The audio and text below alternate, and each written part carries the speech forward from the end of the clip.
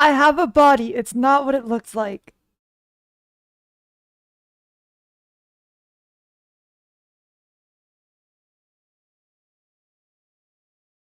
Yes, I just accidentally left it down there.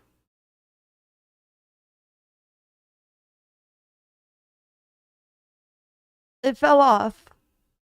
It's back now, though. Don't worry about it.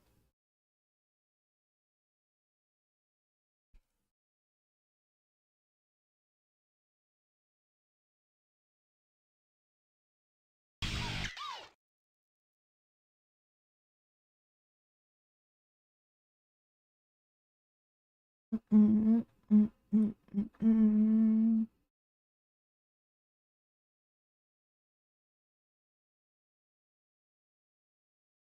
Mm, mm. Wifey. Hello. Thank you, Devin. Thank you, Devin. Devon. Devin. Ah. There's so many ways to interpret everything. Urgh. Mm. I'm gonna order a bikini top right now.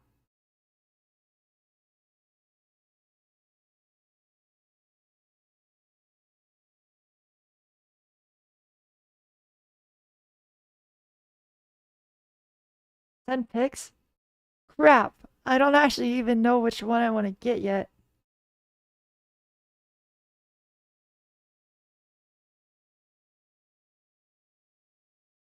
Wait, wifey,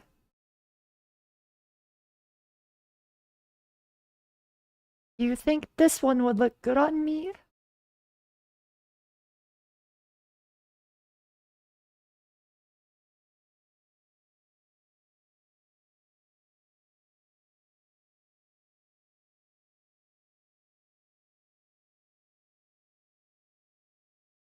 They only have it in medium though. Darn.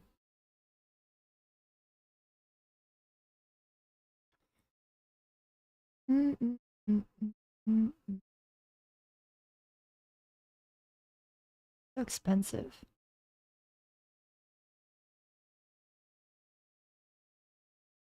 Yeah. Dang it.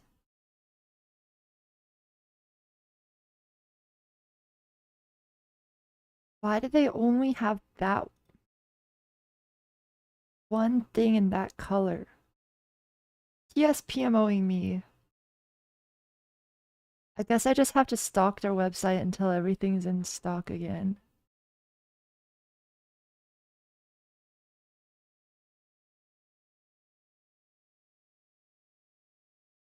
Bikini bottom. Oh my gosh. They have Auntie modeling. She ate that shit up. Wait, holy crap, I have to show you this website. Let me make sure it's not doxing me.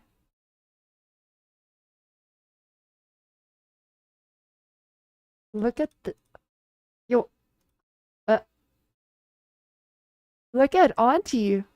Wait, she's eating that shit up. Granny. Oh my gosh, serve. Slay. She's so gorgeous. What the heck?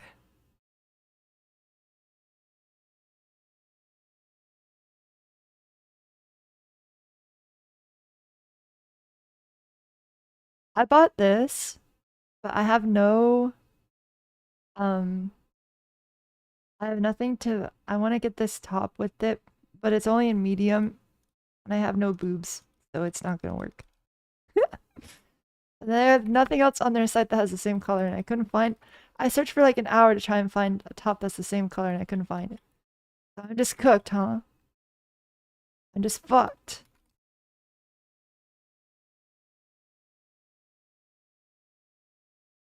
Ah, I'm lagging.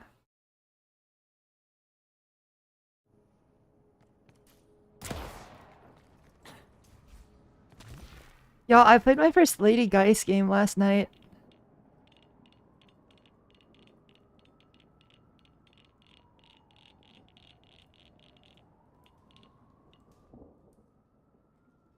Minaha. I went 5-9, and I almost won a 1v2 against Victor and Paige who had the same money as me, and both had their ults up. I killed the Paige, and I got the Victor to 1 HP on his second life, and I died. His character's crazy. I've never played her, I've never thought about how to play her, and I just did that.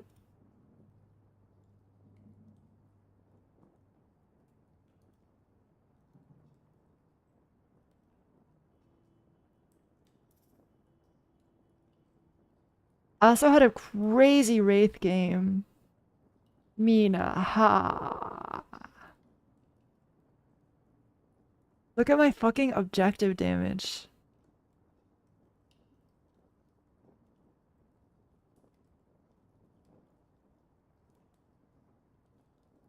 Mina, ha.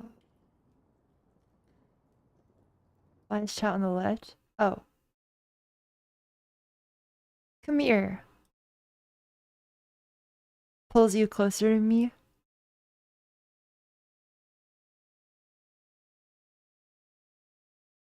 Hey.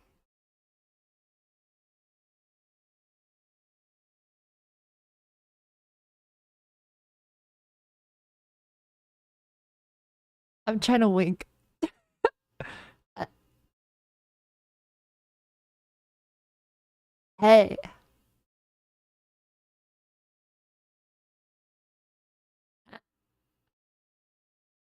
Hey.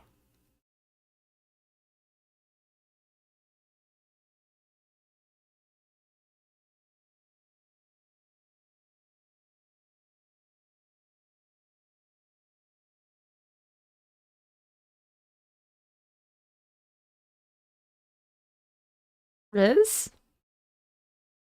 Game? You know, I'm very well known for how much game I have.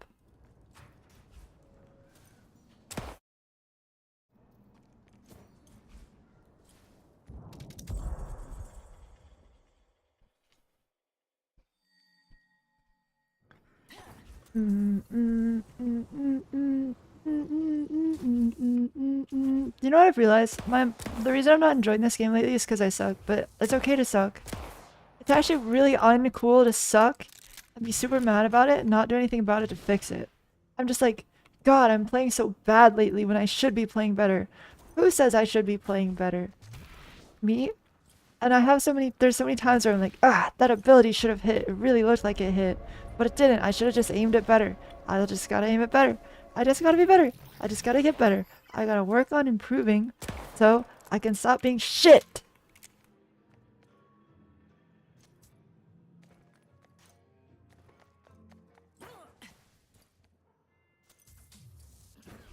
I believe you're missing something.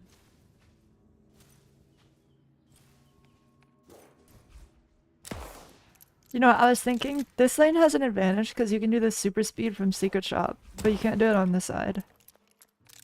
So I'm trying to find something that's equidistant to this. I bet someone could make a mod for this.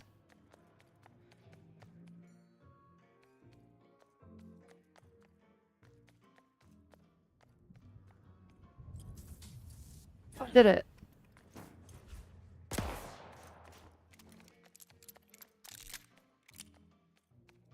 So from here. Oh.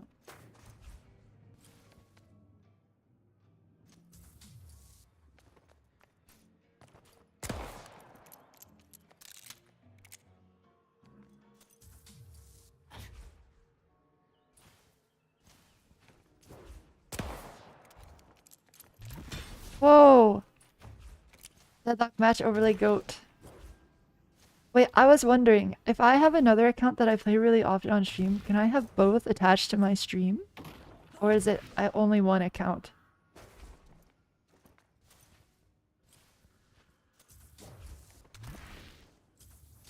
Oh wow! Thank you, Myra. That's my goat mod right there.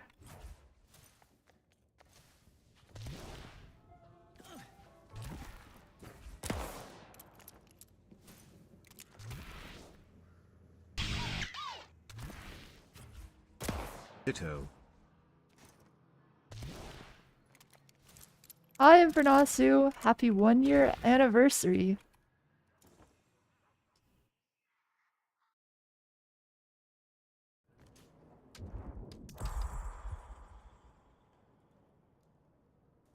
Nah, if I play anything other than 2 accounts, I'm just a fucking loser. Just a fucking chud, so like... No one builds an empire without. And today, 9 commandments will have. Big mistake. Alright, I'm playing M1 today. Good gaff. Now die. But when I talk... Come to me. This is just the beginning. Oh, sorry, I just took Vin off. I just think she's really bad.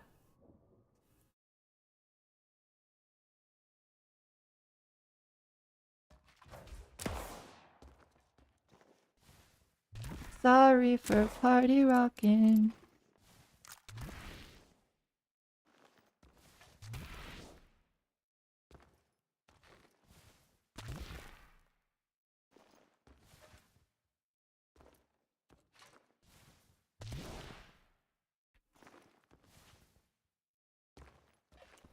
The flark. Ba-na, ba-na, ba-na, ba-na, ba-ba.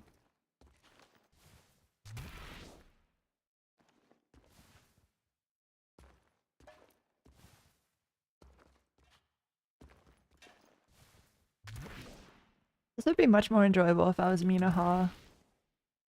Oh shit! Okay.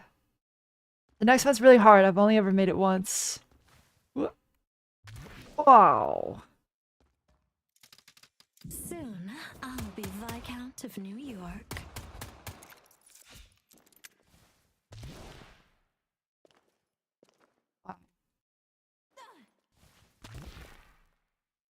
Wow.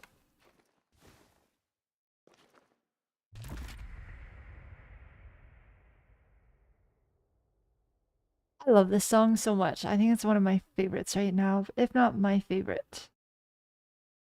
Bum, bum, ba-dum, ba-dum, ba-dum, ba-dum, bum, bum.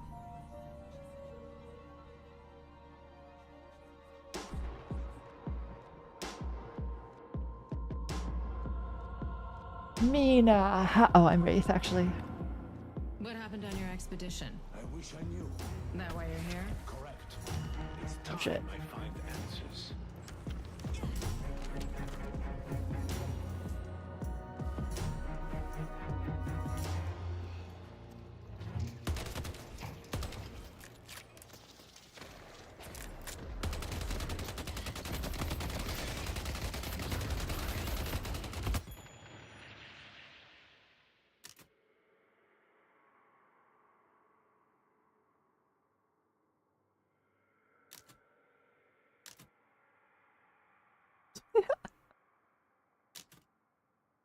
Did you pause just to say that? I'm scared to say hi. Wait, he's revealing my cover.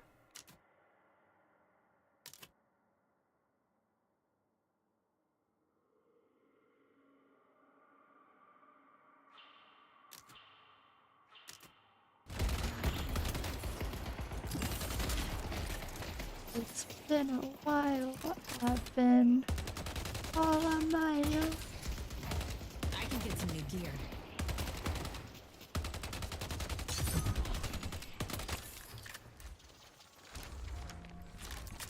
Mm, Going to shop? going to shop.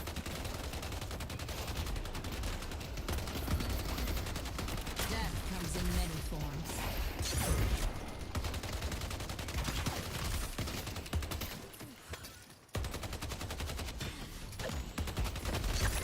Cards out. I'll throw all my cards in this pocket from now on.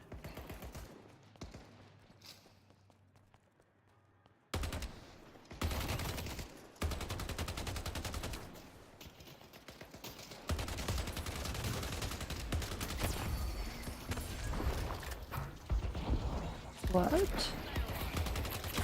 We're winning this.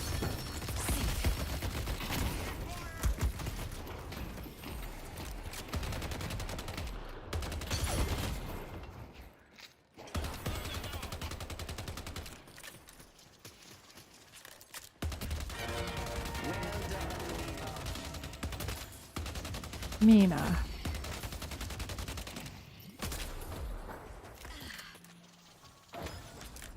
little bit of the divine right here in your comfortable hands.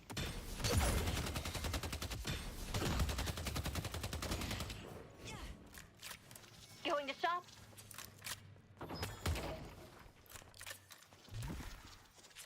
I don't care.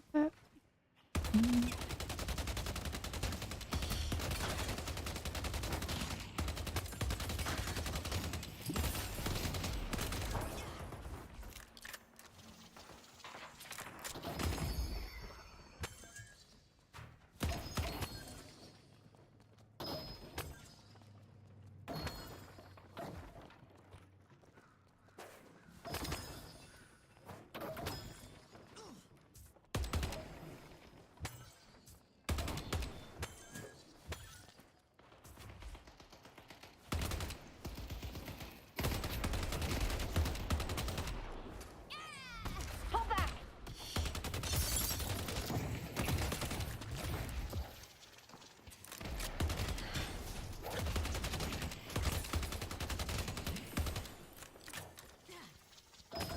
Senator missing. I like it.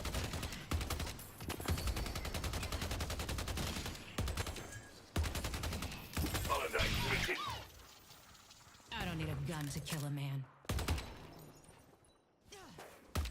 I see Holiday. Abrams is missing. I see Abrams. I'm playing our camp wraith. Should do a little shopping. Rejuve's dropping. I see Holiday.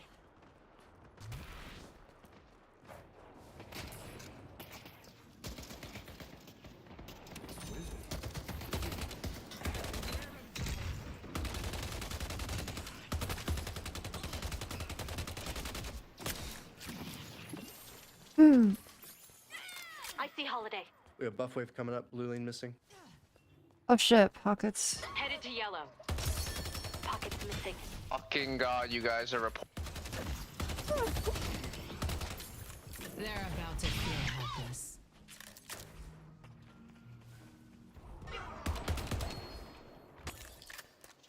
How do I say sorry?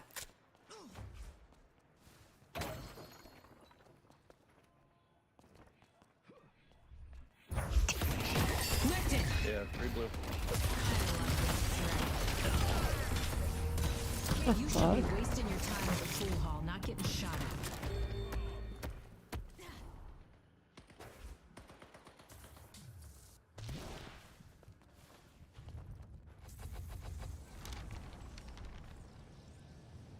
I see Abrams. Let's push York. Rejuve's dropping.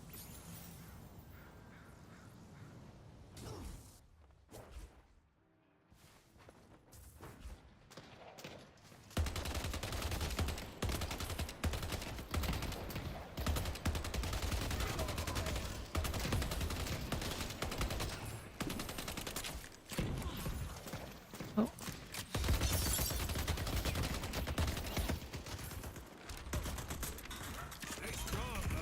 What the? Okay. Oh, she still doesn't have lasso.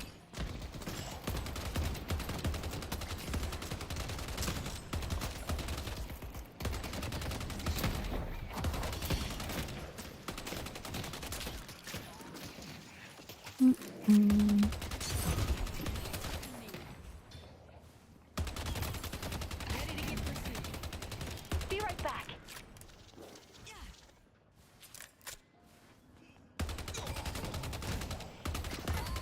The mother will strengthen you.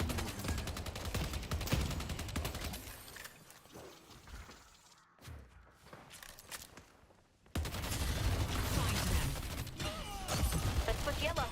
You sure? Holiday's missing. Senator is clearing this camp over here.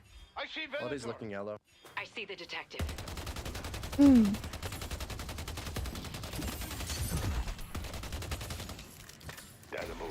I see holiday. There's nowhere to hide.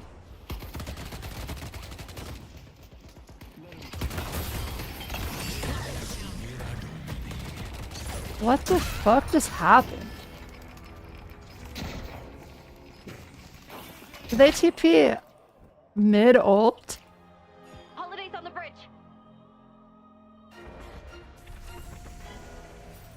They still got stunned. Oh man, I'm so far behind now. That sucks.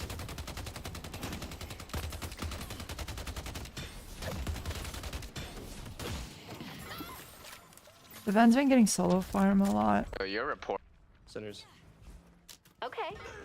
And there's a pocket here for the 20 millionth time.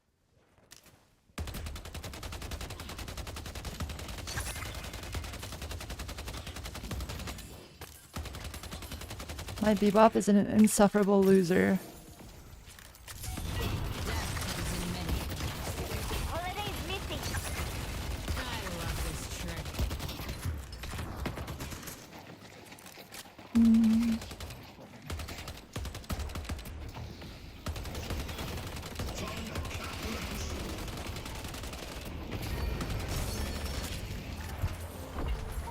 Flying to green.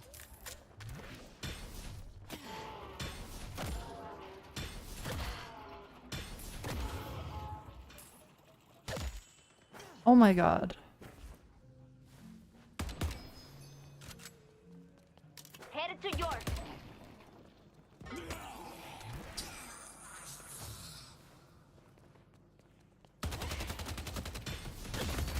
She shall temper your spirit. Headed to York.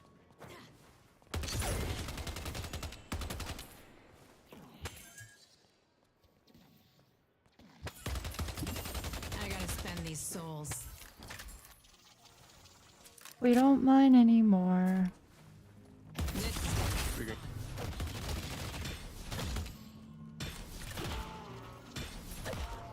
Our centers have been up for a whole like minute 30. We need someone to clear those.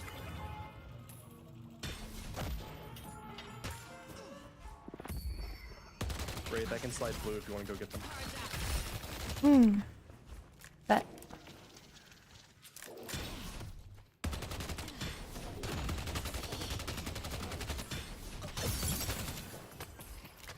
Life's not for the rich and the famous. Burn, I'll burn, slip burn, through their burn, burn. fingers. Mid-boss has Oh arrived. shit. I feel like I'm gonna die doing this. It would be really bad if I died doing this. Find them.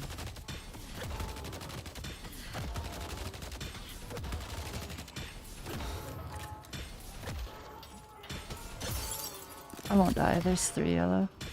3 green. I see everyone on the map. Boxes.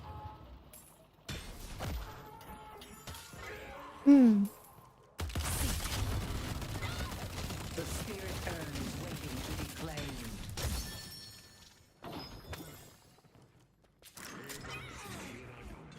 Holy fuck, 4 green? Why?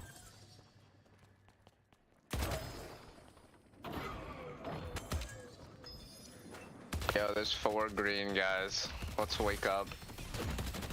I have to mute this guy for my sanity. Has been destroyed. Our green guardian has been defeated. Yo, they're doing the.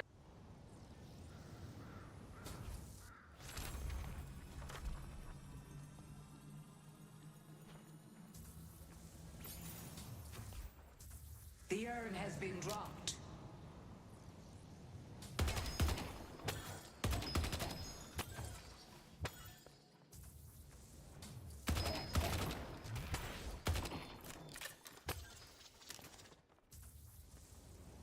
Holiday look yellow. They delivered the urn. Now you see me.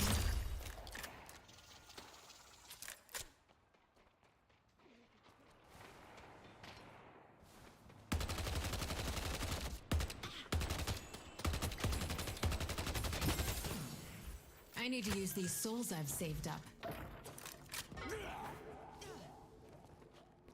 I'm scaling. Well, you know what I just said for next week's game. Light 'em up. Death comes in many forms.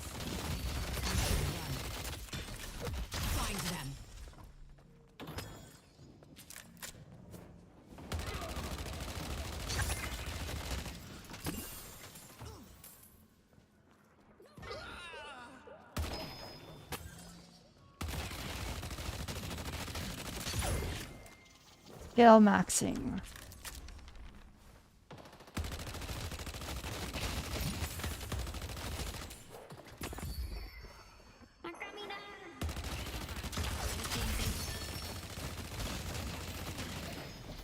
Our yellow walker is under attack. Not today. I'm not trying to scrap. Detective! This is gonna be I'm trying to skill. Money, money, money, money, money. Life's not for the rich and the famous. Headed to York. I can hold this van. I see pocket. I'm not chasing. Okay. Yep. I see holiday. I see pocket. I think we have to jump the vent now, like we're taking a fight. Yep, coming.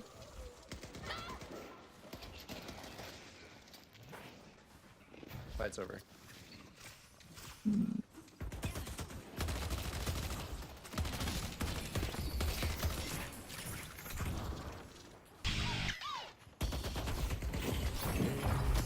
Oh.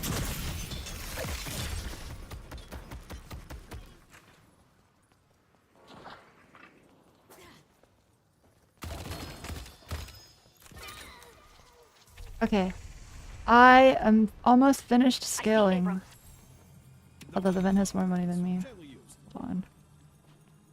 Our yellow walker is under attack. Our blue guardian has been destroyed. We're winning this. No one is untouchable. No one. Good job. Yay. Find them.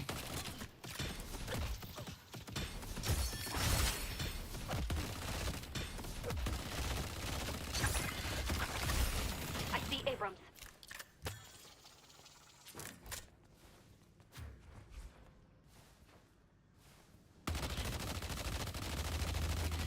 Death comes in many forms.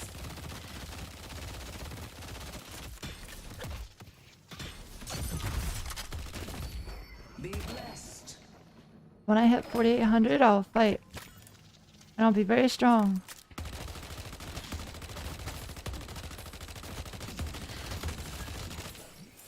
Holiday's jumping our lady. See holiday. If things go bad, I'll be ready. I'm gonna tempo buy actually. If you need more protection, you know where to find it.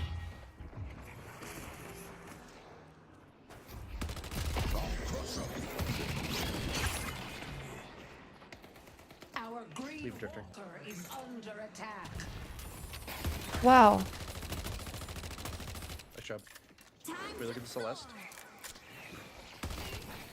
I'll hit as many as I can.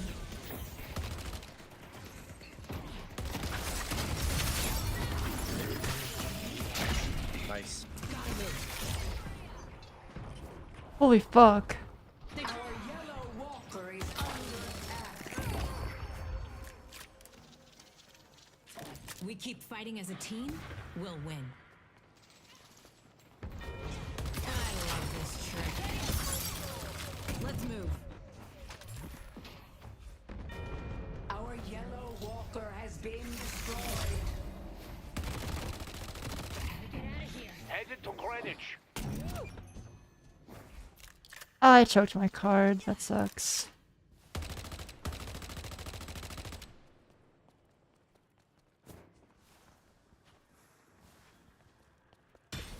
Hey, free souls.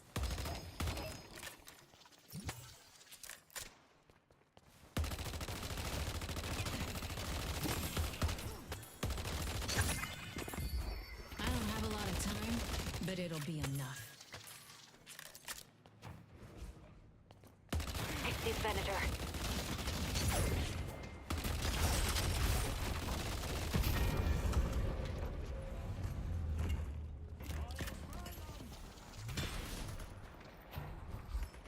I like heavy roaming down here for some reason.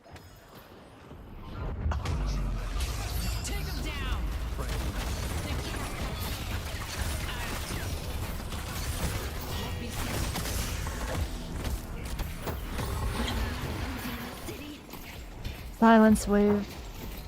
Yeah.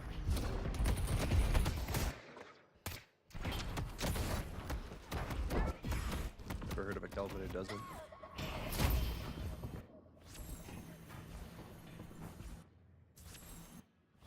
Dang it. They're on mid. Stone form's ready. I don't have dome for this.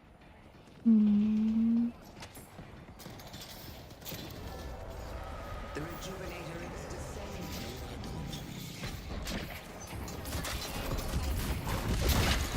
Oh, fuck.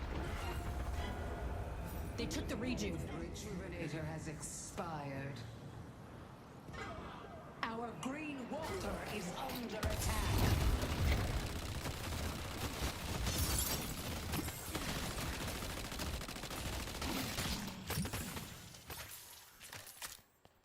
I'll find you.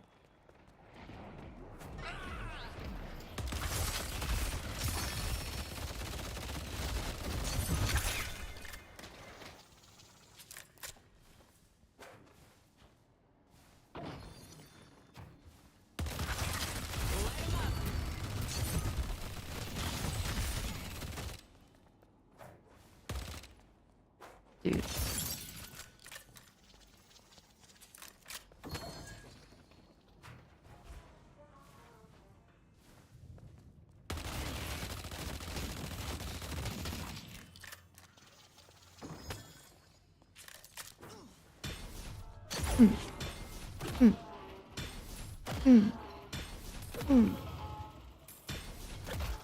But I like pocket space. D1 hater energy right now. Like,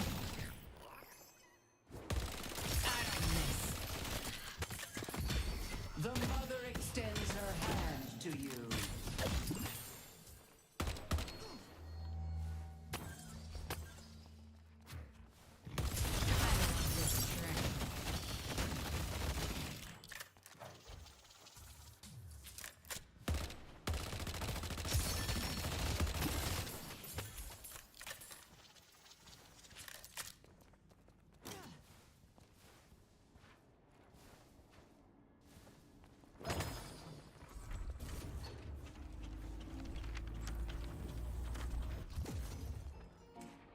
I don't suppose you know what mine just said for next week's game. The urn has been dropped. The urn has been dropped. get his ass, Ivy.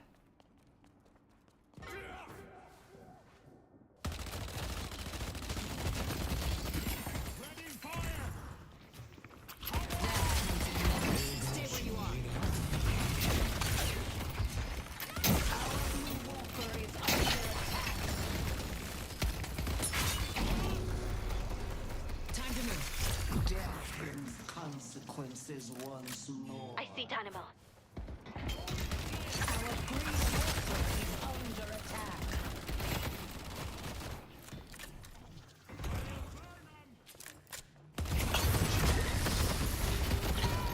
I should have known.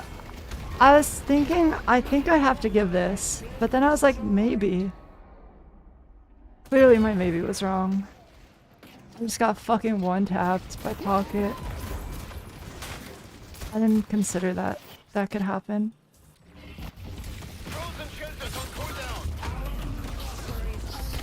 Oh wow. I'm becoming someone I didn't want to be.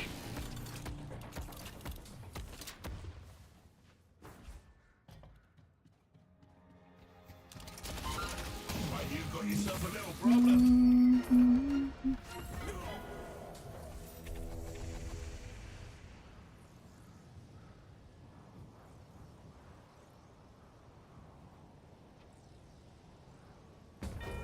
Our blue walker has been destroyed.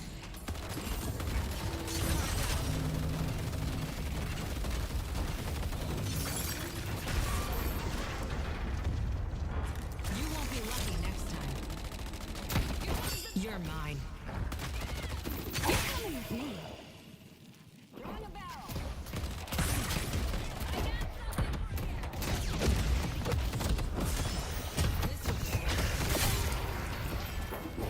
Ow. I should have just CP'd out. That pocket wasn't gonna die. Not unless I had a card.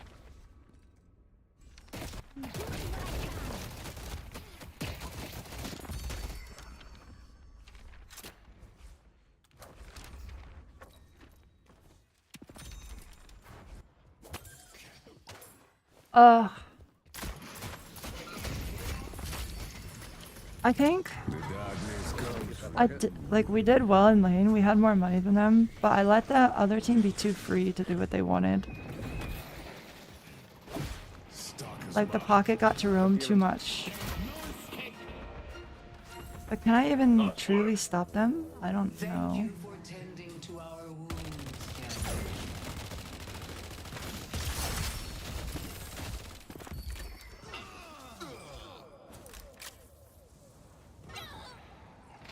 We're winning this.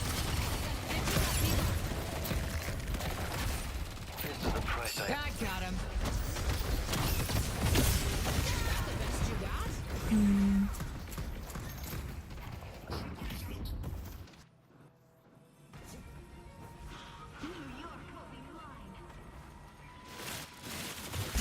Fall off the cart of the hidden king, but they will return. Maybe I shouldn't have cleared that yellow wave.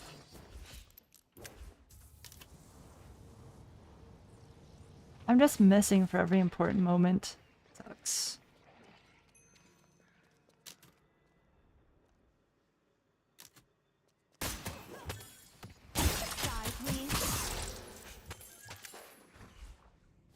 I have money, but the game's out of control already.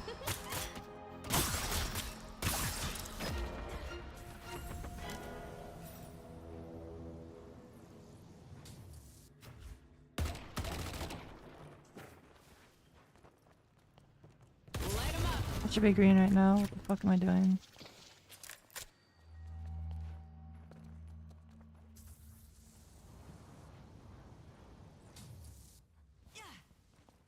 It looks like we're getting it for free though. If they're gonna leave it here, I'm gonna take it.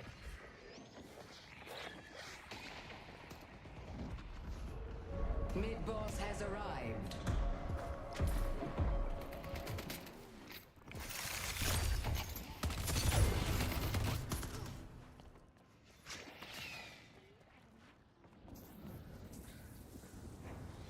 This is where you die. And up they go. You I'll unban. you. Stop me, pocket. That's huge. They took out something. Don't waste your bullets. Roll to perfection. What just happened? No way. I got knocked back from Ven ult into the Dynamo ult. The righteous have nothing to fear from me. Break the Venator's face. I'm like behind them all. I can't get over there.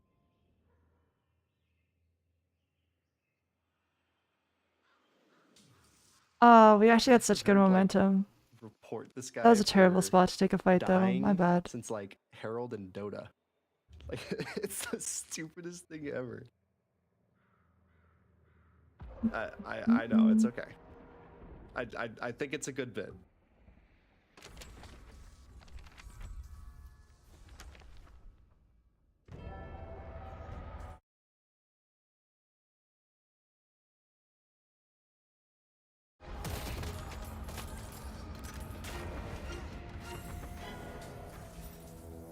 We're fucked.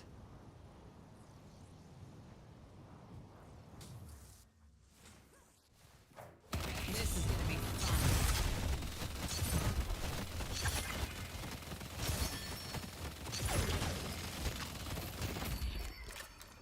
We'll mow them down.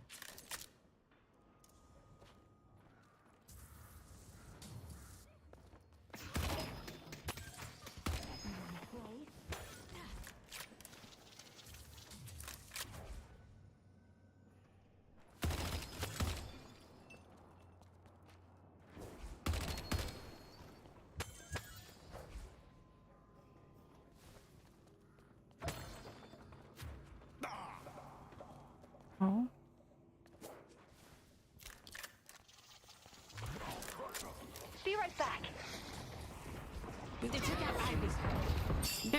think so. I have my orders. Death comes in many forms.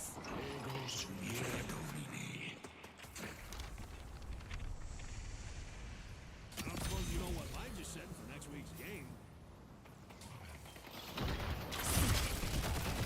They took out Calvin.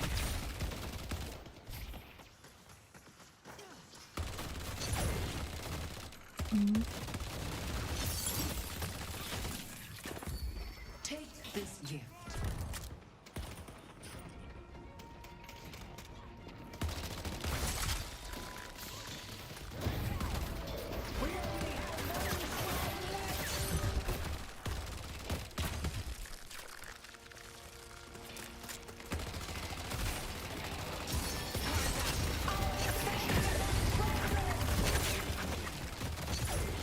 You need to make Taking flight. Uh, You want to buy a mug to go with your gun? Have fun, my darlings.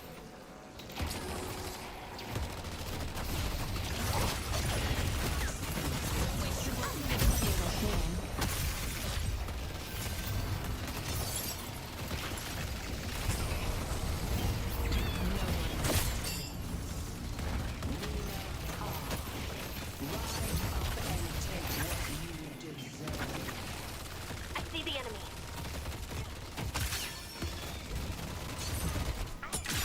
You need to make a stand and stop them. me. Yo no. guys, there's an urn on the right. We should probably get. Need anything else? I knew the guided hand could count on you, Kelvin. Mm.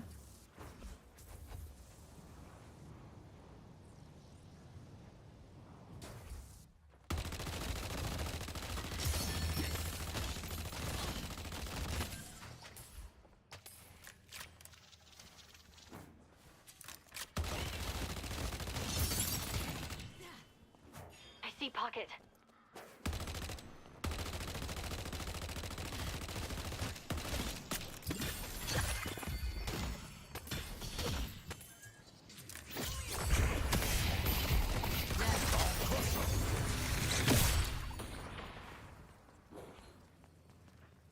Okay.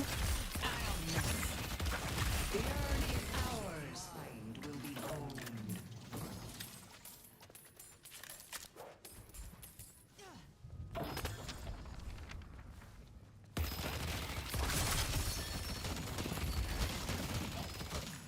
There's no escape from me.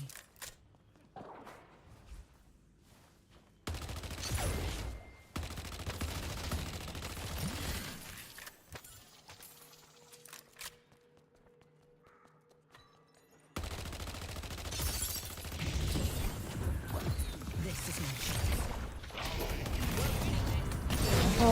Oh no.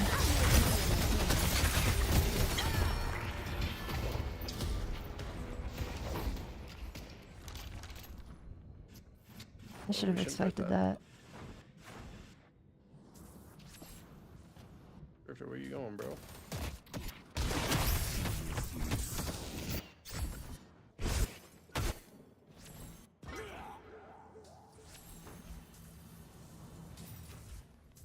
Pull back.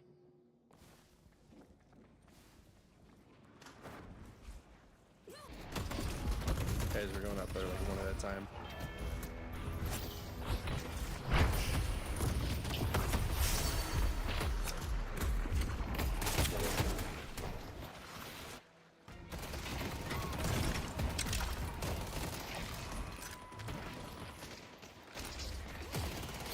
This is cooked.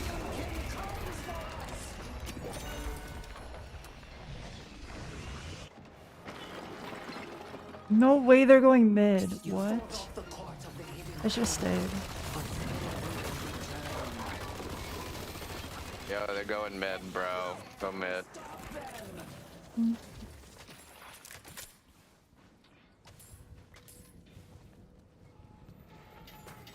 What? Mid-boss has arrived. Lifted! This is gonna be. Just gonna back No. up with my Kelvin Dome, but we just gotta be in the middle. The rejuvenator is descending.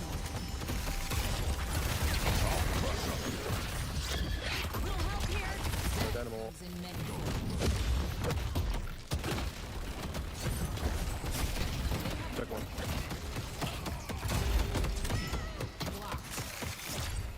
The rejuvenator Gotta keep my has eye you on. need to make a stand and stop them. Dude.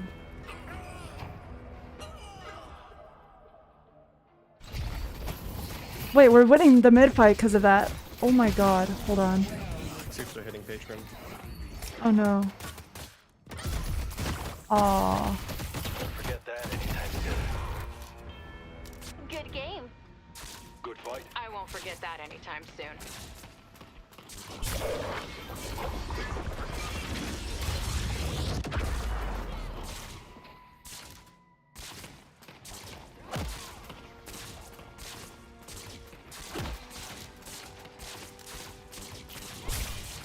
It was a year ago.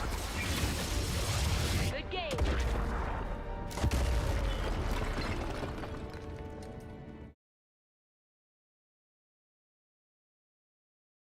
How do I check his message history?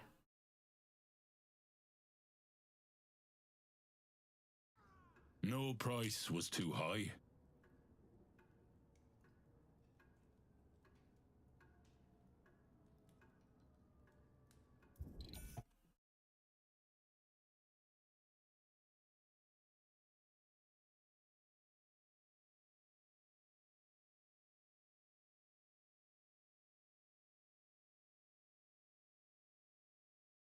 Slash user Uli second. Oh, I personally banned him.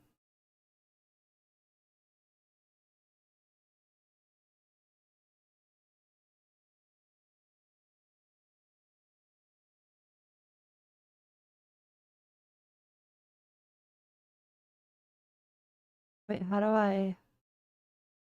I see?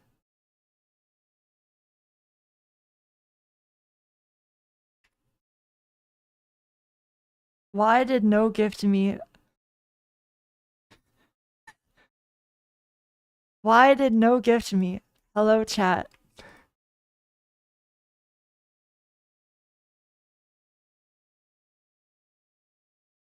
View unban request.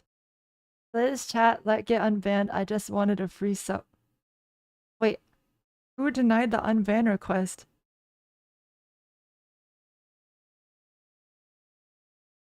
My bad. Fuck.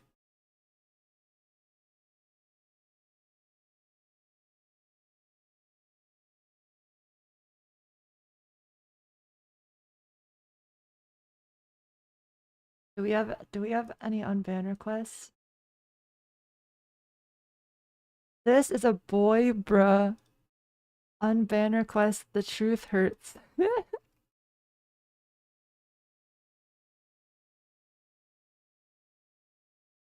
I think we can deny that one.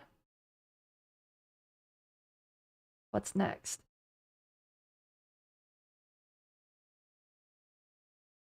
You considering an OnlyFans? My friend was just curious. I was asking for a friend. Relax, everyone. Doesn't sound like the answer is a no. Okay. Deny that one now. Okay, what's next? Very strange situation. Dude was arguing with me perma and wouldn't stop throwing shade, so I threw a little bit back. Very now. I don't like your tone. I was banned from your chat from your mod losing. I don't even want to read your messages. What the fuck?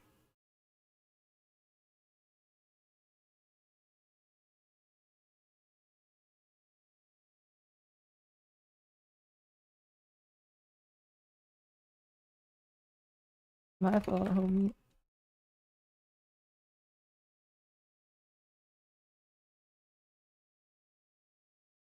Huh? What study can she play ball max? Can she drive that ball like an F1 car? Drop out. At least tell me she become doctor. Well, What?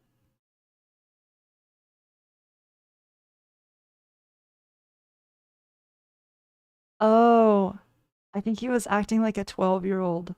So I banned him because he was annoying me.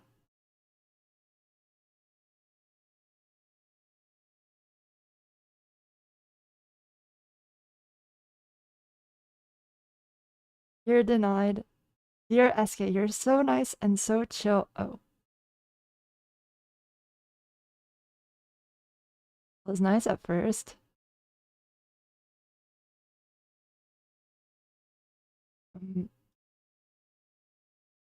Ego might lose. Abe, Ego might lose the team the game. Oh, he was flaming my teammate. I want to be awesome back. Sure, buddy. I understand why I got banned. Give me another chance to prove I've changed. Okay. Go back to Overwatch or the kitchen. Just tell me, what did I do wrong? To learn from my mistakes and become a better person for this chat, for the world. I respect your dedication to improve for chat and for the world. You can be unbanned. Oh, isn't that like a slur?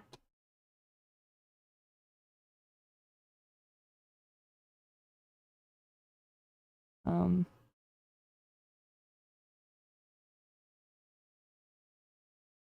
Get good noobs, bye.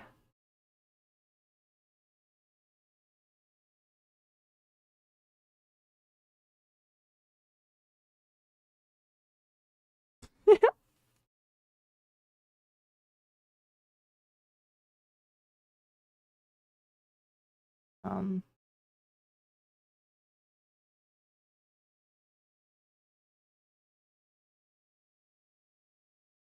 I don't care. I can't be bothered to read. Wow, we have a lot of unban requests. Are you Asian? SK banned. Hello, Uwu. Happy birthday. Those fat bao buns looking juicy today. Your cheeks. Are you at Myra? Are you Asian?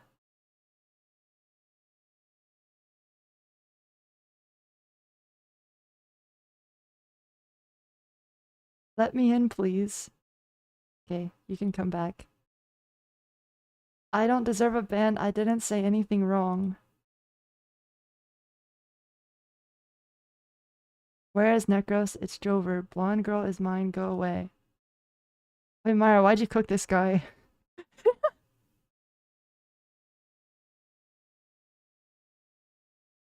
Oh, he was saying that about Lulu Lovely, not about like Sue from Marvel Rivals.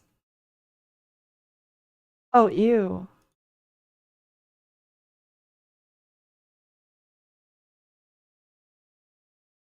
SK washed.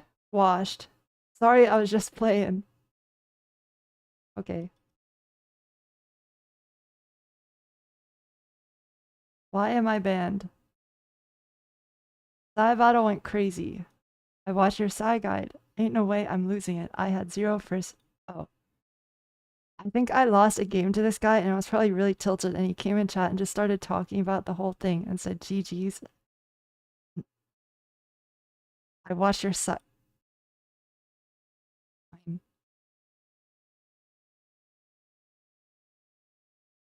What is this? Oh, you just seem super annoying. I called out George for type. Okay. Does Necros play with female players?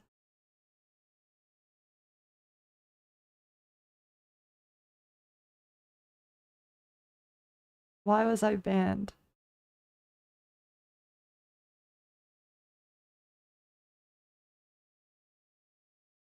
Alright. You can come back. I'm talking about a comic book character. I'm crazy for saying Asians are white. Dog, what the fuck is going on?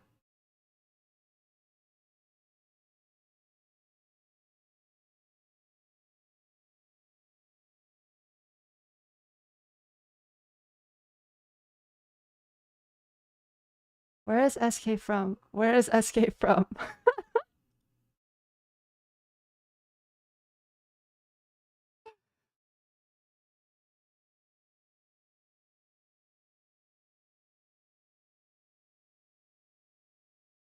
Wait. Guess you can get unbanned. Whoa.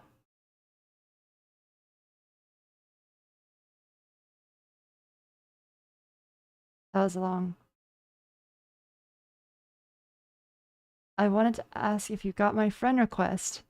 I'm sad you denied my friend request. You mods are truly unhinged. You're unhinged, Myra. If only you had a team. Oh, I think she was saying, I think this person said that while I was playing with my friends.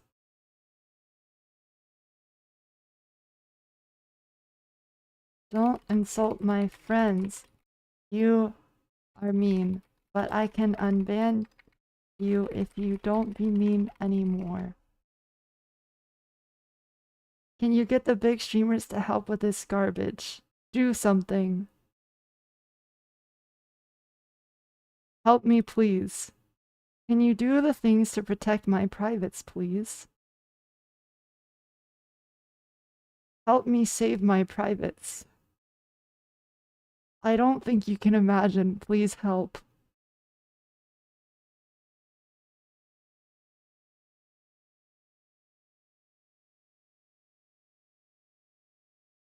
I'm sorry.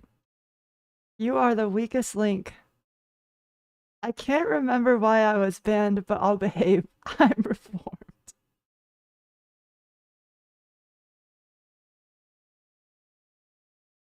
I used Twitch emotes and bits and got banned. What the fuck? Why did I ban this person?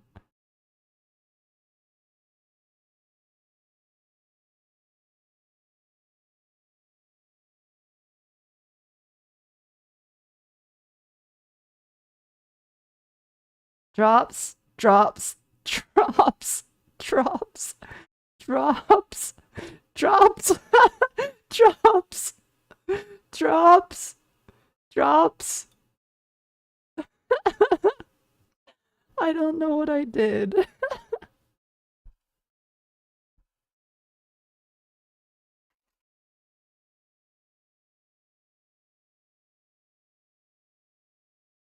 Hell is so bad. How does one sex offend in Rivals? Oh, I thought Iron Man backshots. Okay, you're probably just 12. You can get unbanned. Your voice is nicer than your face. Oh, your voice is nicer than your face loaded? I have grown. Okay, sure. Eskay, please react to new Psylocke skin. Opinion on leaked Psylocke skin? Eskay, react to new Psylocke skin, please. Have you seen the leaked Psylocke skin? Eskay, please react to new Psylocke skin.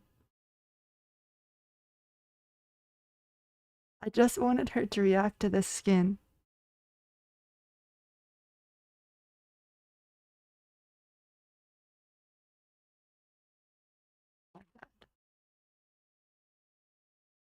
Hi, can I please be unbanned? I will behave and would like to be able to read chat.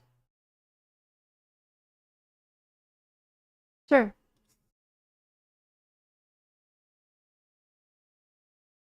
I don't care. I'll unban you. What the f- Didn't mean to go on reverse 2K stream and chat like that. I just hate mean people and that guy got me. Okay. Oh, I think I banned a bunch of people that were shit talking another streamer in their chat because we were in a game together. Eskay, Eskay, Esther, Esther, Esther.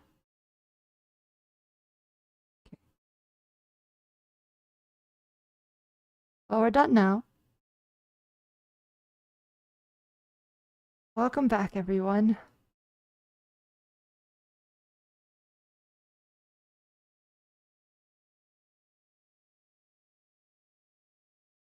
What a trip.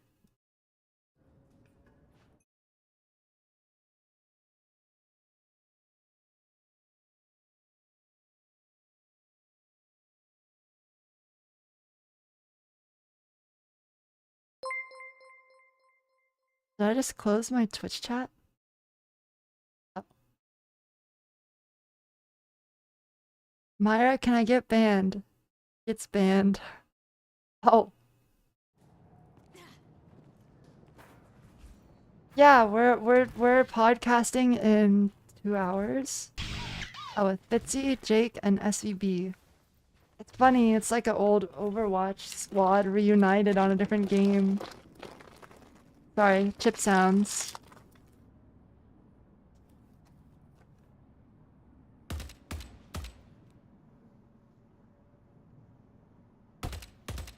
Yeah, it's a Deadlock podcast.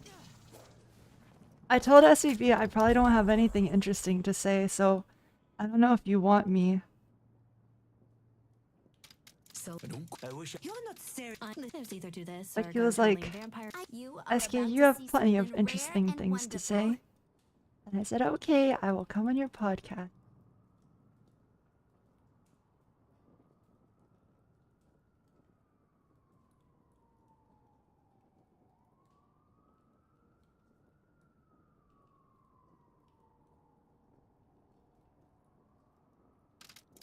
I'm working. The great part about being a degenerate. The Lord. Prepare yourself for what's to come.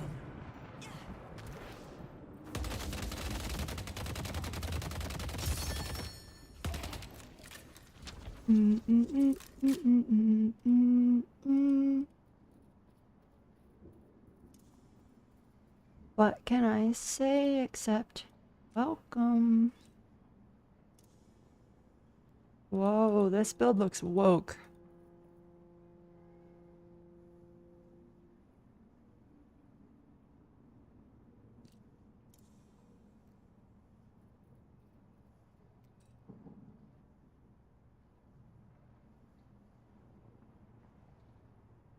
Yeah, guys, let's buy Tesla bullets and Ricochet. And Capacitor. The AI builds, dude.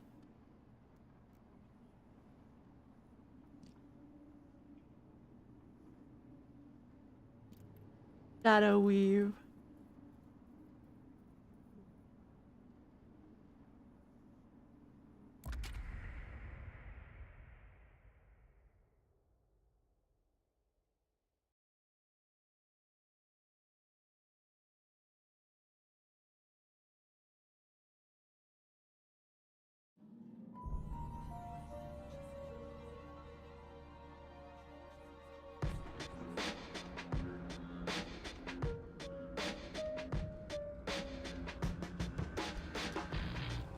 Glad you're I on our don't side, know Jack. how to play bebop. That's what I love to hear from my Bebop player when I load in.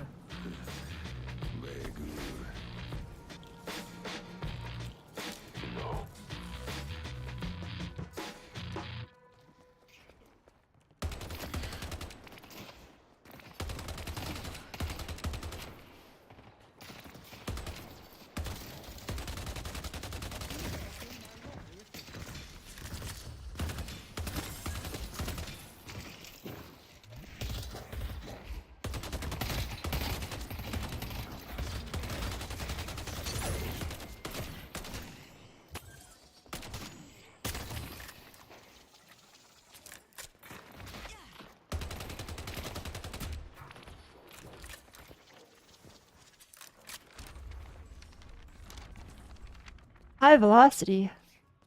I don't want to buy high velocity.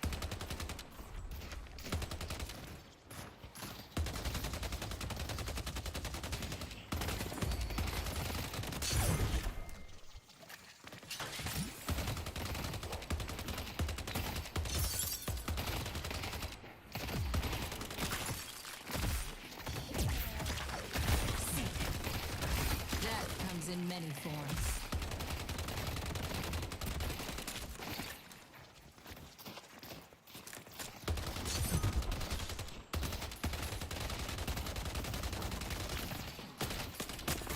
Gotta remember to use this after I have some lifted.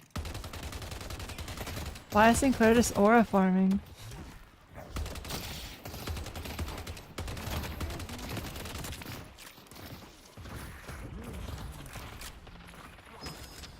Excellent choice.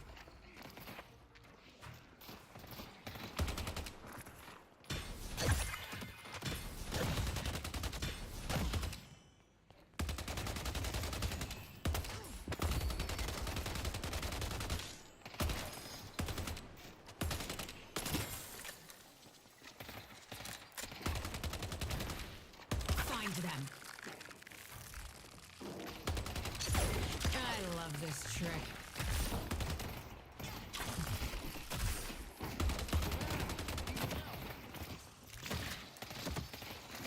Ow.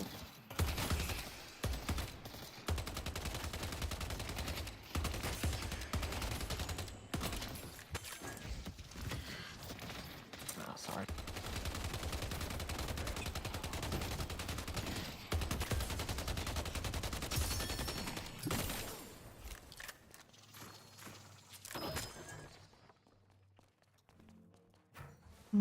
Got solo?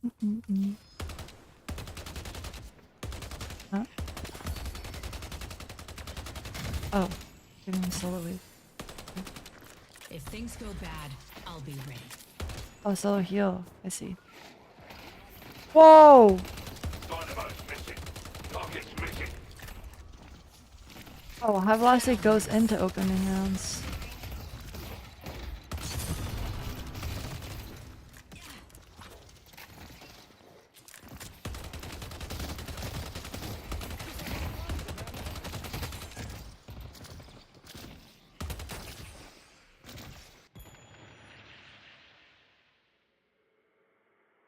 They're gonna go on me here.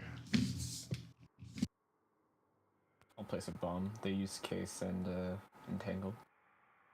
Do you have hook? 8 seconds.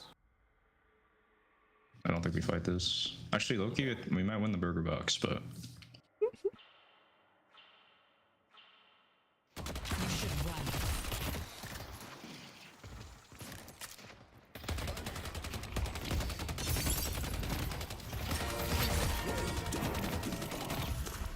Good stuff.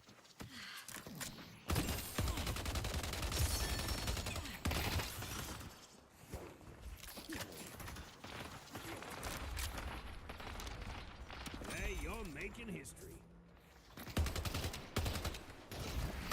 Dealing.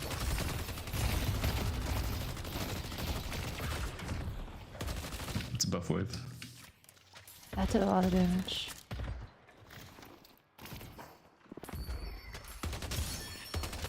Who doesn't love a good card trick?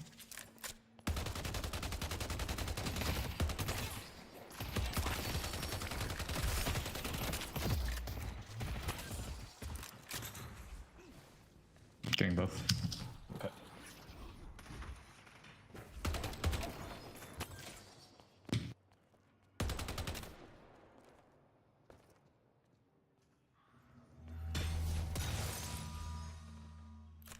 I'm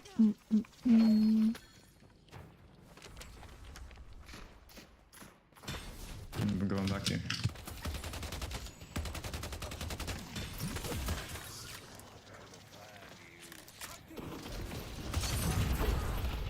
What the fuck? Yo! Wait, the tower actually cooked my shit there. Why? He swung so early. Oh man, they should both be dead.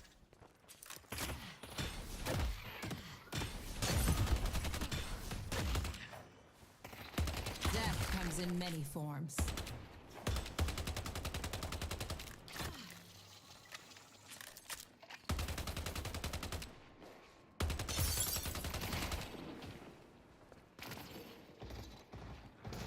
Dealing.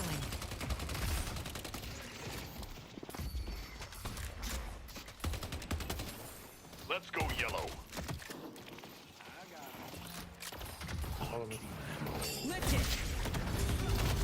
What? Bruh. I'm afflicted. Hold back.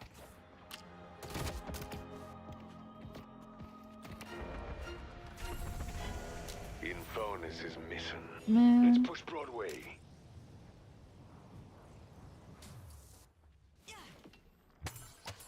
That sucks so bad.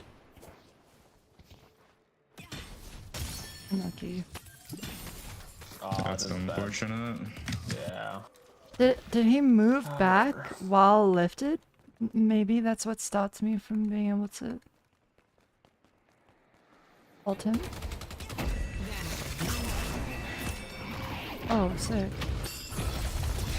Oh, sick.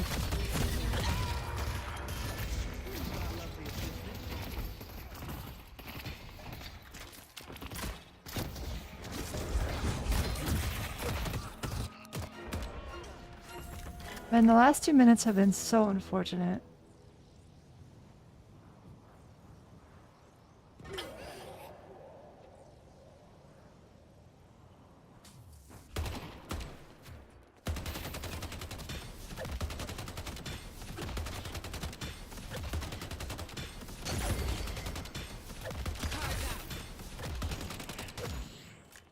I'll tear through their armor. I'm leaving. I'm looking for their center here. In spawns.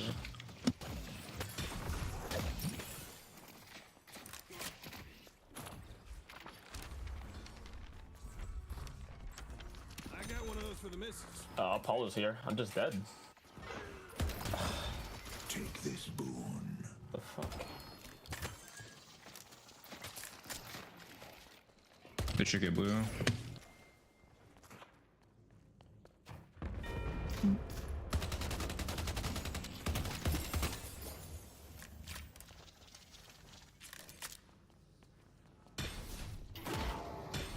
Oh, quantum or satchel.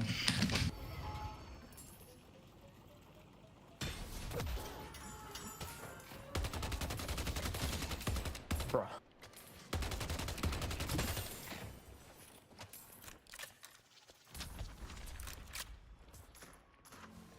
Exquisite, isn't it? You know what's crazy? I still have more money than them.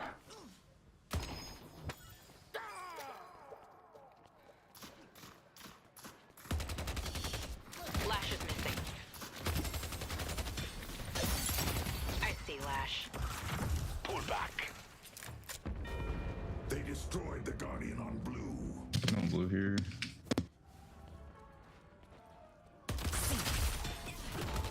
Lash is missing. I think Lash is gonna jump me on doubles. I see Lash. Just back up if you can. He's gone. He's coming to you, Drift Character. I'm just dead. I'm dead, you aren't. Oh no, yeah, there's 4 right side right now, just get yellow.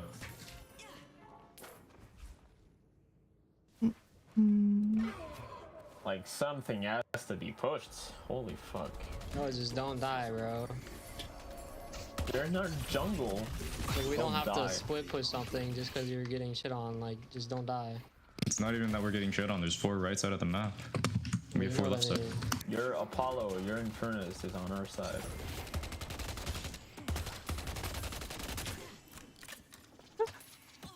They're beefing.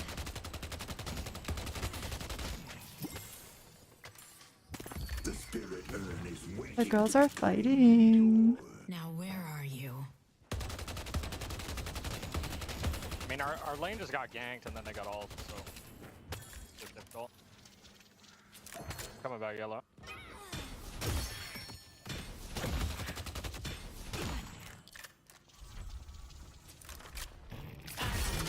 They destroyed the Guardian on yellow.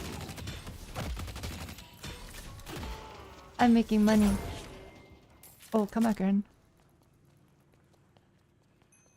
If you can lock it. I see the enemy. I need some new tricks.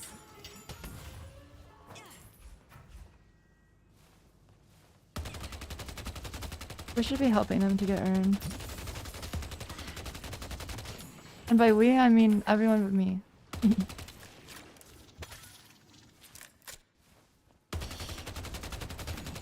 help on yellow. I'm pushing blue and coming over. Follow one. I see the enemy. I won't lie. I don't know what that does, but my kid says all the mystics are buying it.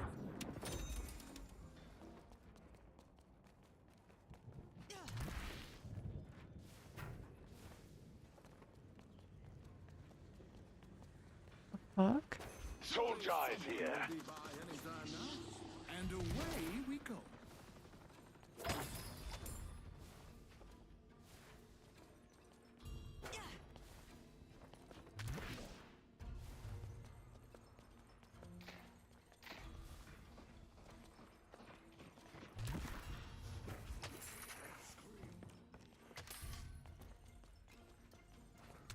I see Focus the on Urn, enemy. please.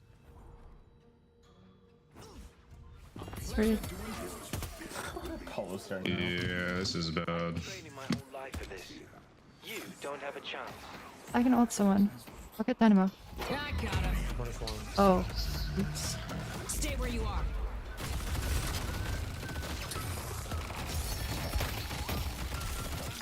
Flash.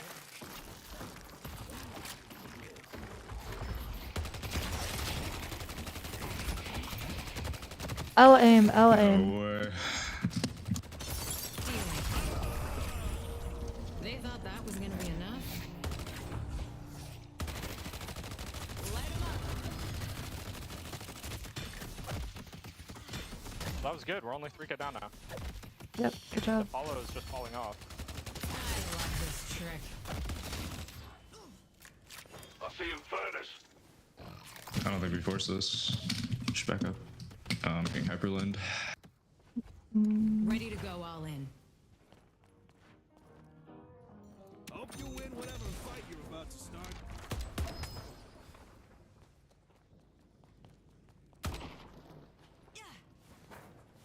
We're winning this.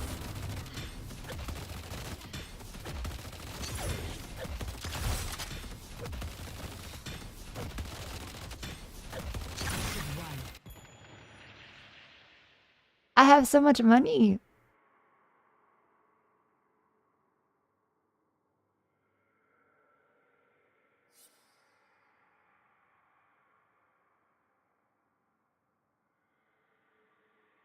Colon 3.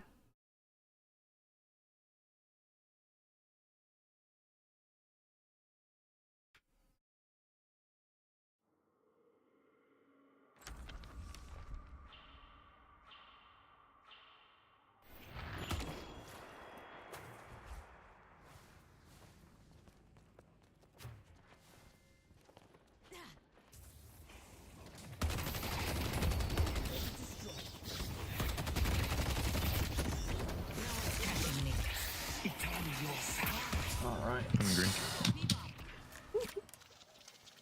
You have no idea who you're up against.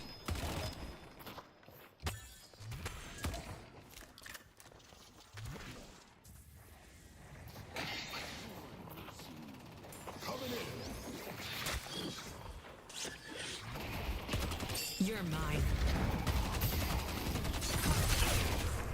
Fuck that guy. Good job. A blue walker is under attack.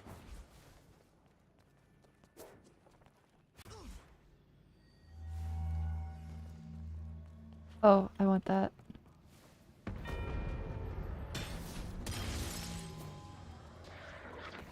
I see Lash. They took out the drifter. Pull back. I've been very inefficient for the last minute. Spirit eyes here.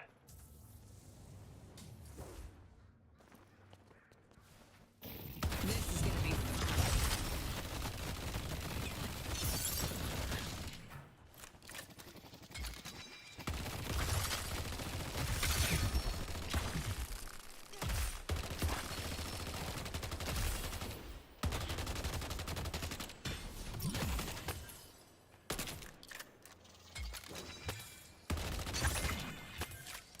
I'll find you.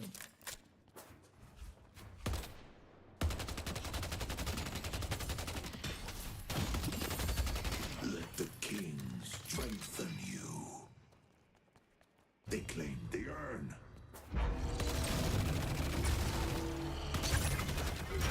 Just get out, Dude. bro. We get green. In many forms.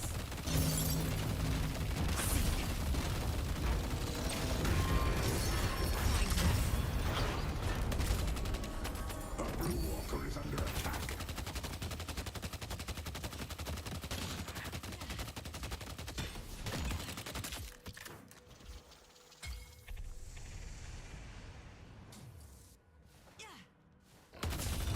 Nowhere to hide.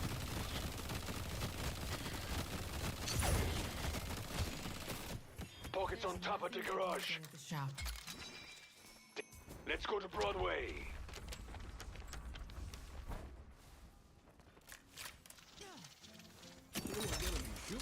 I'm so strong. Existed.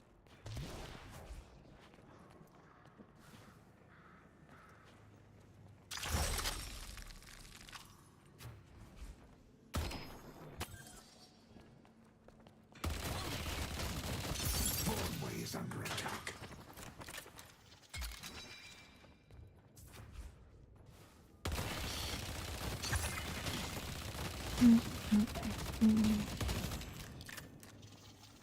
I'll take dynamite.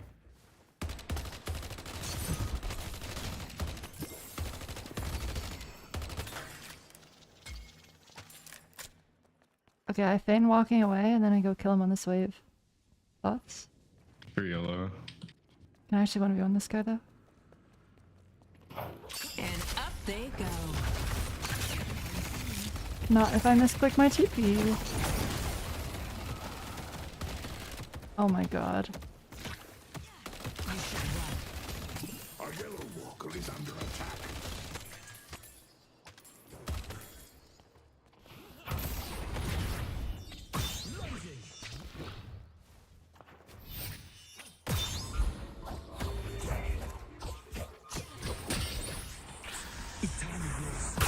Headed to Broadway. Man.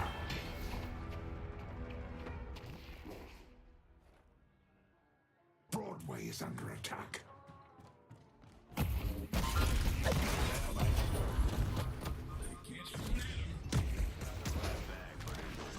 This wooden keyboard actually fucks me over more than it helps me, I think. Maybe my hands are becoming less steady. It never used to be like this, but I misclick all my stuff so often now. Obviously lying. Does Indomitable stop you from being dynamo ulted?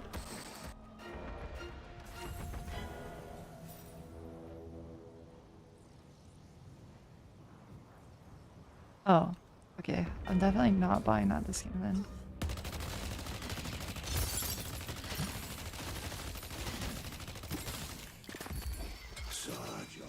I see Dynamo revealed to you.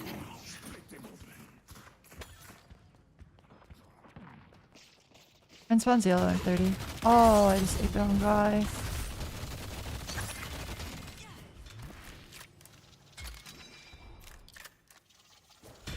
Every soul helps.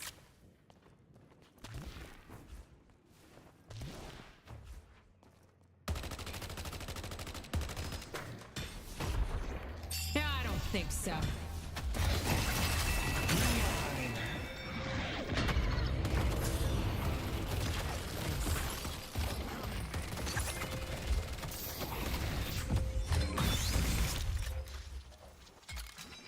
I see the enemy. Someone needs to split yellow while I hold this.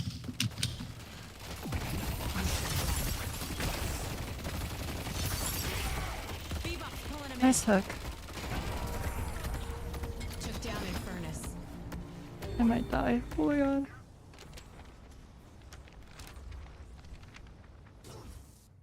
God, that makes me feel alive. Someone's gonna be bleeding on the concrete. It ain't gonna be you. They're almost in. Careful, Ivy.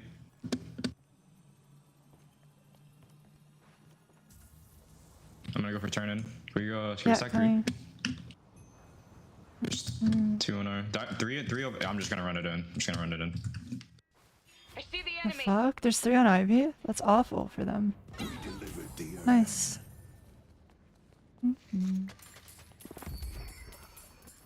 Hopefully Lash will pull up to the fight and I'll forget that blue exists and I can take it.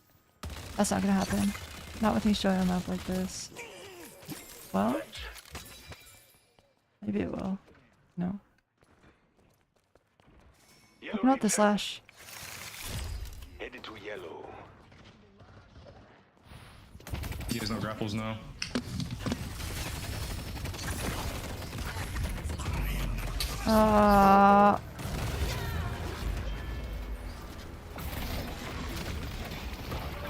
My aim is abnormally bad right now. Our yellow walker is under attack.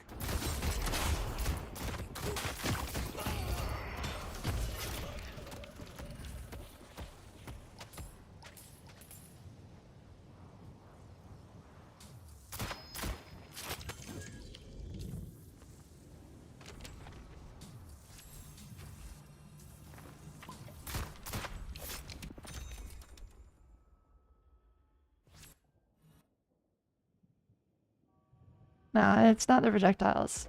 Where I'm putting my mouse.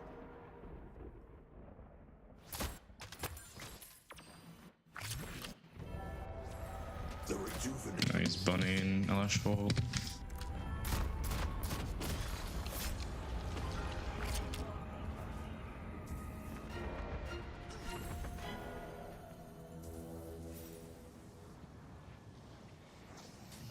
A blue walker is under attack. We're winning this. I love this trick.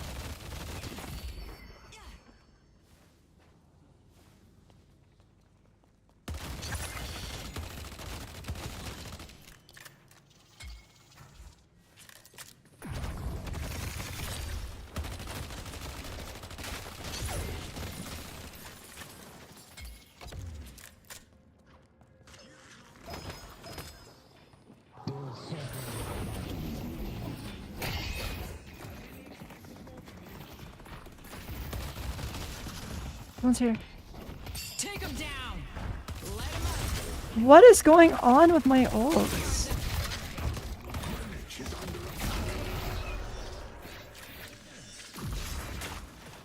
York is under attack.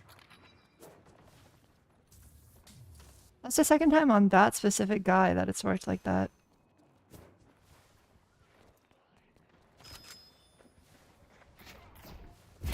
This is gonna be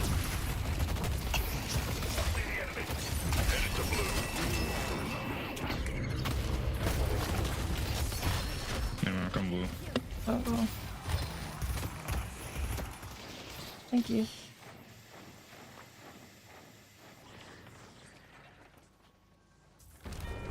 They've taken our blue walker.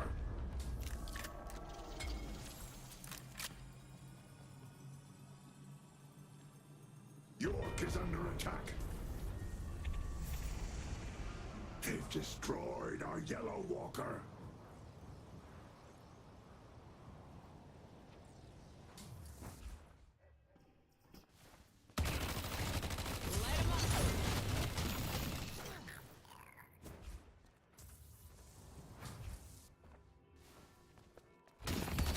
The Hidden King's power is yours.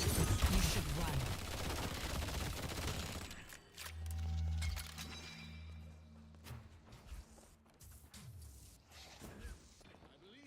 This wave's too dangerous.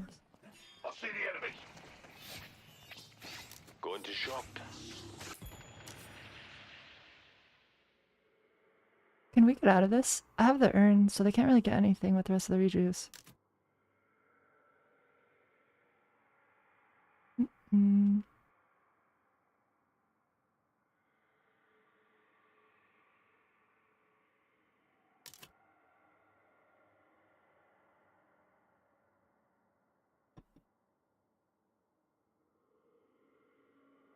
Damn, I can't believe it's not come back right now. Thanks for the pickup.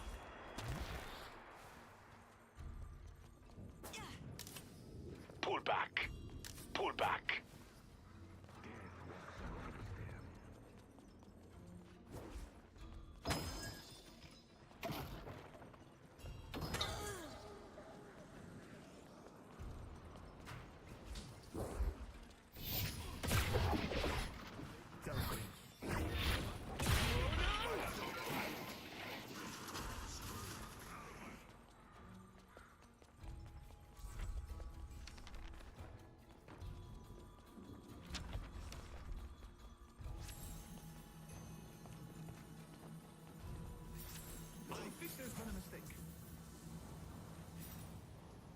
A green walker is under attack.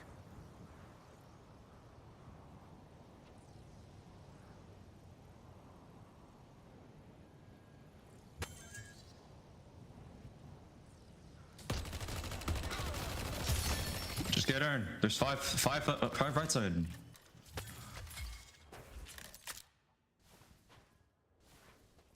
No, there's no. Oh, we dropped it. They destroyed the walker on Greenwich. We're winning this. Stealing. I mean, they could TP now.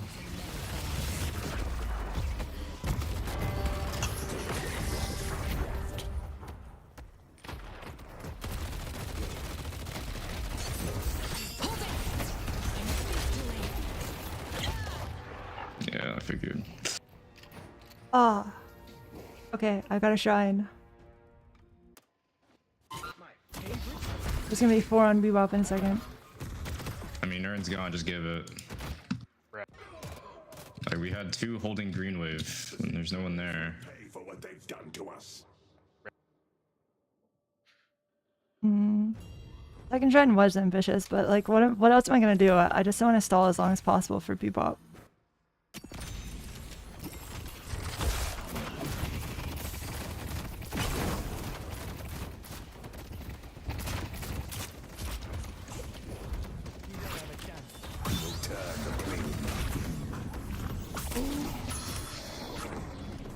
And if I run away towards Bebop, then...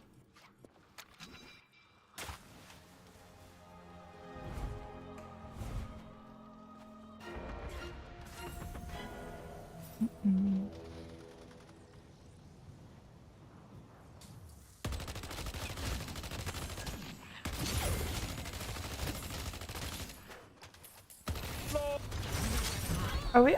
They're actually like pushing us? My bad. Sometimes I don't believe what I'm seeing.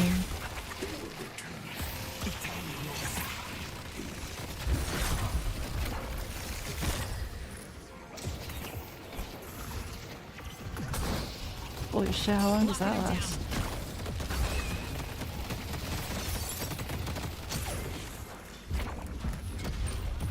That did not hit me. I'm in the fucking skybox. Okay. Thank you. Wow.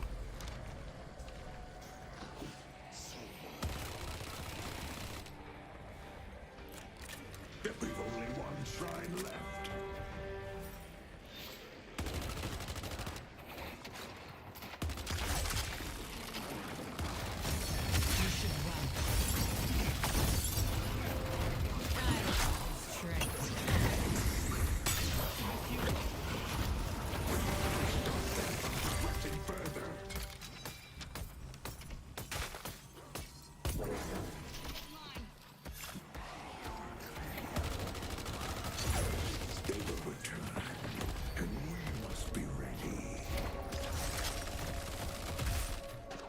Rockets one. Wall. What? What? I have the TP. What? They're coming to help him. Messing with Digi. We want this fight. Mid's up. We're strong. Go mid. No, wait, this slash can die. Okay, yeah, let's go mid. Oh, sorry, I went too deep. Run! Wow. That's my bad.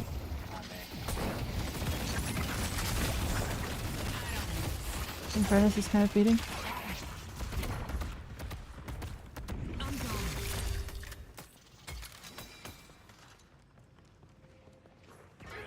The enemy could be here any second.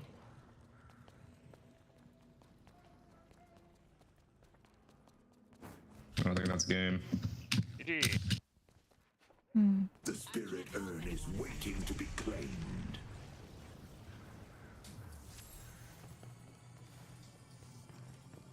We can contest mid. They're so slow. What the heck?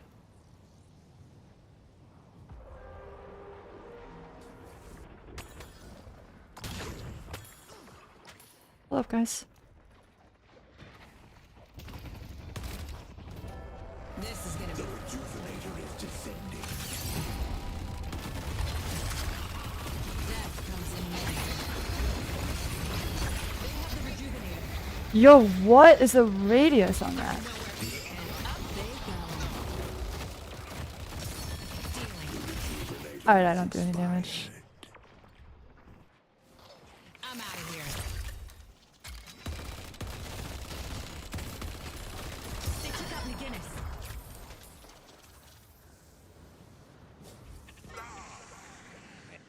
Might as well just fight.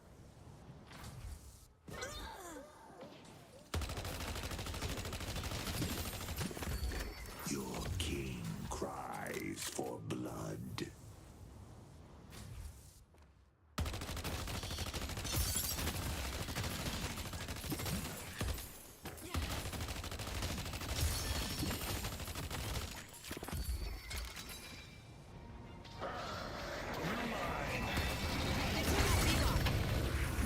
I think Claire's just the goat.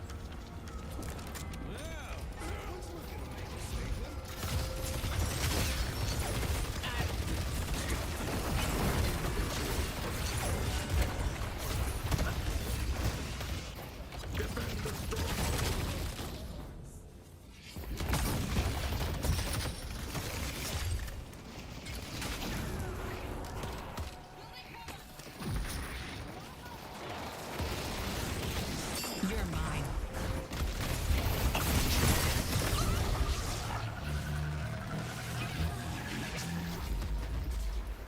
You're making me do this.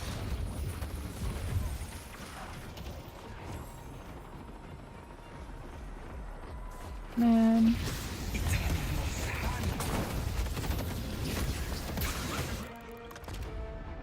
Good time. Everyone gave it their all. You were a wonderful audience. I'll remember that.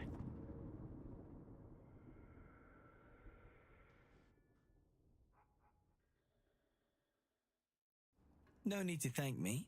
Victory is its own reward. That sucked. That was Ascendant 6 and I couldn't carry. Oh, I demoted. Light 'em up. I don't miss.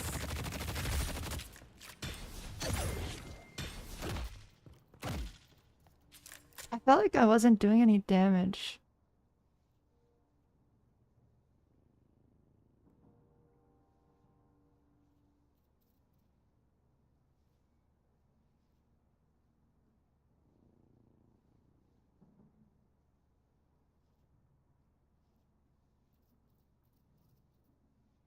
This is definitely way more gun than spirit.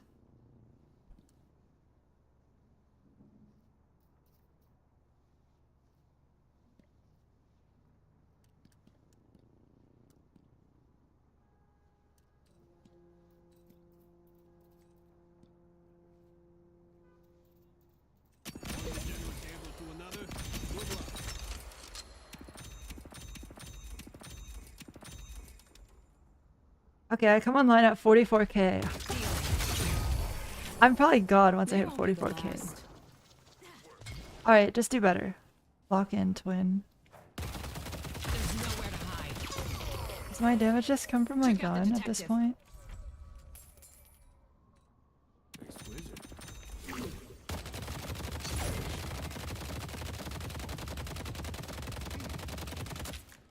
My mind is a weapon. Sometimes there's things to be said for brute force.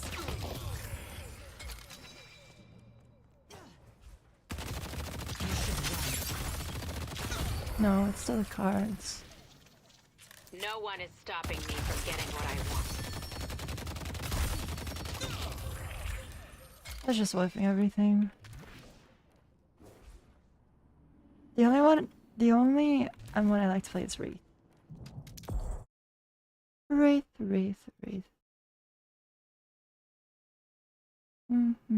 Why does it sound like you're using a voice changer? Probably because you're not used to talking to women.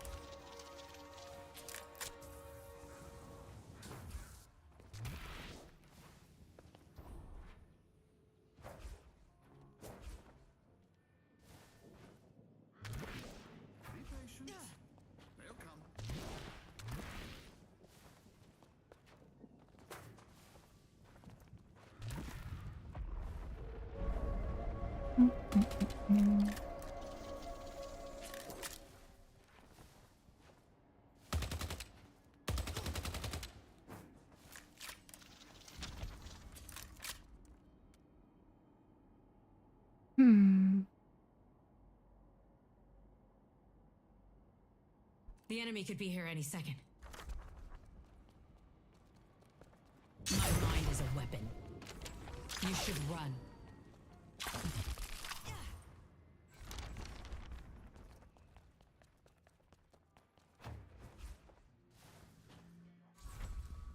Good luck.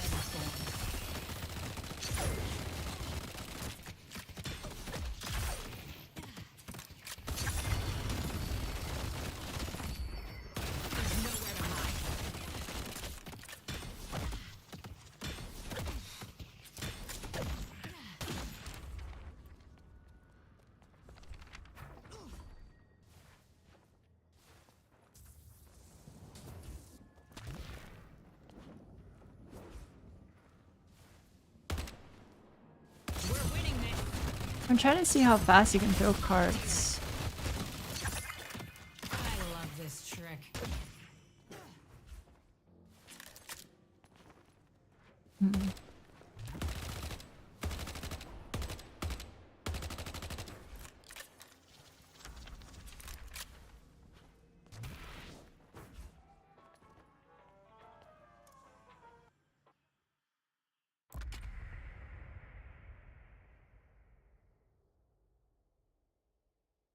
I need to win! Lock in!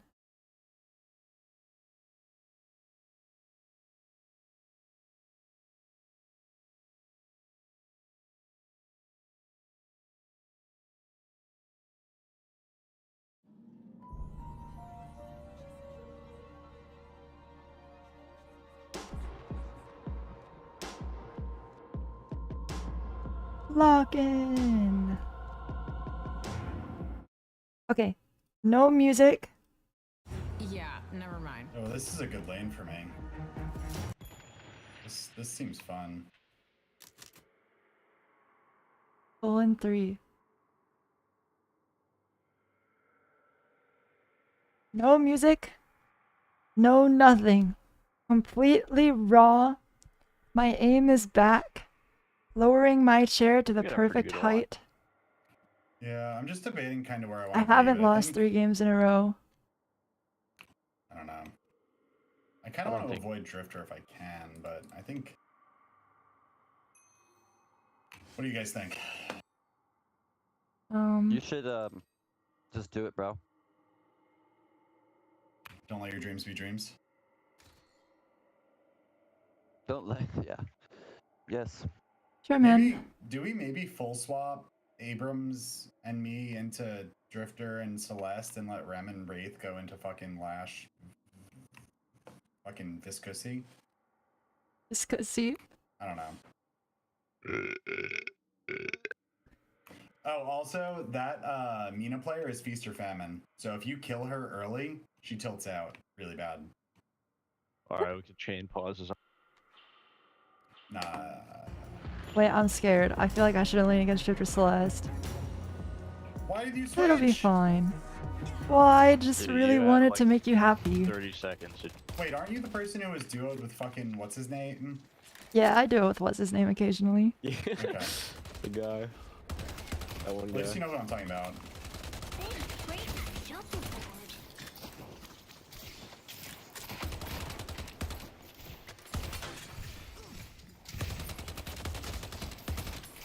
We actually cooked though. Rem is good into roamer lanes because they can't leave.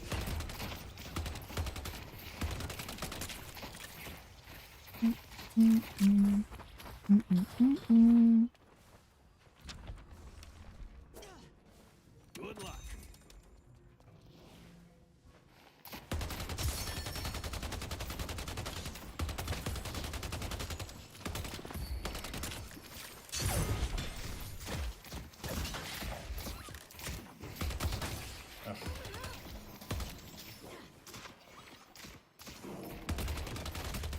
Alright, one. Can't do anything off it, but... You should run. Alright, it's for morale. Death comes in many forms.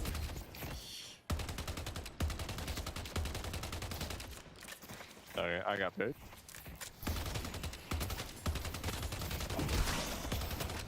Yo, help.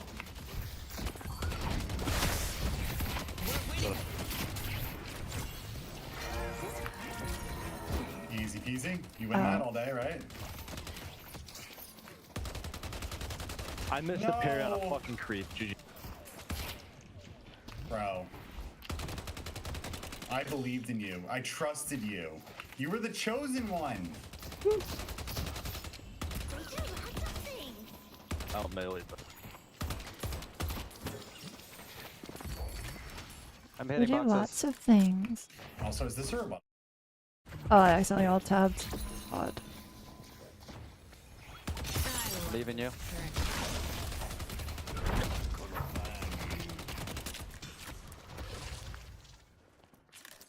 Hey, you want to clear this so we can box? Okay.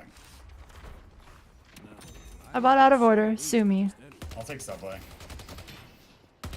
Thank you.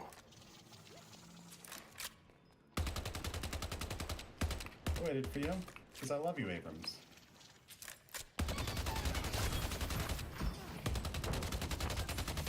They can't hide forever.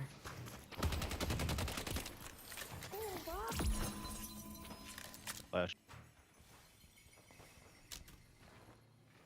Celeste is Sorry, missing. Abrams, I might just be deaf, but I kind of felt like I was getting like air traffic controller statements from you. I didn't really hear like full. Celeste missing. Good job. You I know, see the enemy. your camp's up in 10. There's nowhere to hide.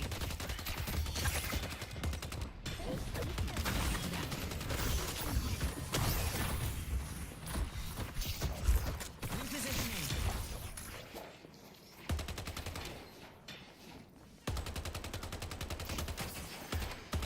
Light 'em up.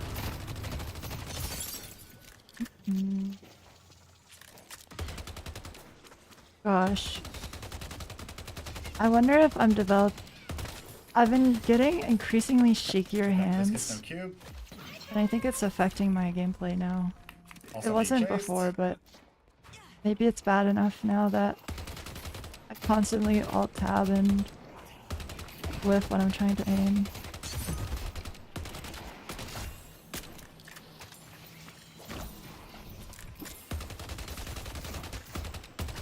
Hey, Abrams, I'm kind of getting touched here.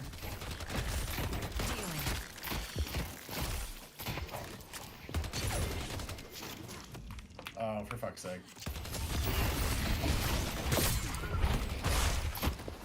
I'm out of here. Can you grab the other heal?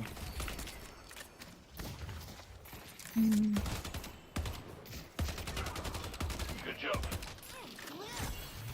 Oh wait, we can kill that, or we can kill one of them for sure. This gets no cube. Bro. I There's couldn't get nothing in to do there, range. bro. It's 1 HP. Abrams, do your thing. I'm gonna go kill Drifter and Celeste. I'll be better on roam here. Mal, can you stay alive for like 5 seconds? Rem, No. fuck 'em. I'm here. Rem, They're I'm both here. low though. Nice. No. Good job. The Drifter just does like 500 damage You to want to say me. yellow? No, I'll go back. Okay. Bridge buff is up. Bridge buff. Yep, I'm gonna go for it right. Meow. Every time he hits the TP, I just don't dodge it. I'm homeless. I'm about to buy a fucking egg.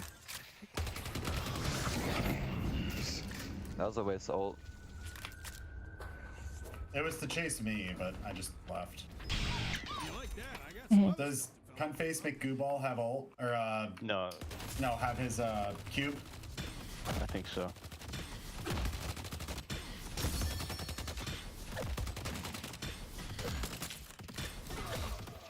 $400 or $600 damage on someone and whatever.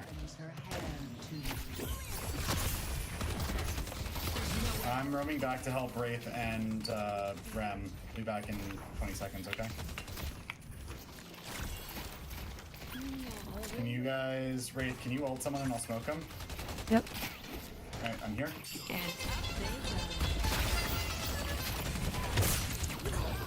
Celeste next, Celeste next. Oh, I got silenced. Okay, I'm leaving.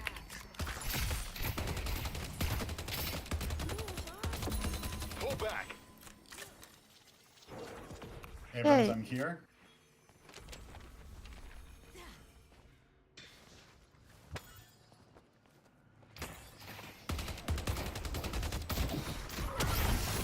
Sorry I said anything.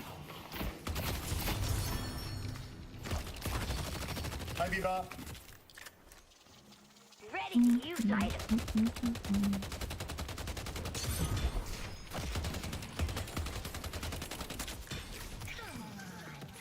Carmina, she's going blue, I think. Wonder what I can get. Gonna regret that.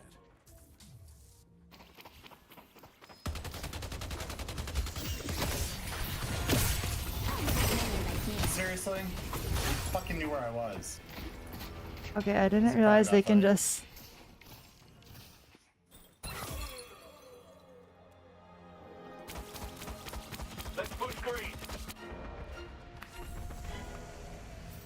My bad. Drifter first. Just hard dive. Ready? Our blue guardian Yep. has been defeated. This is gonna be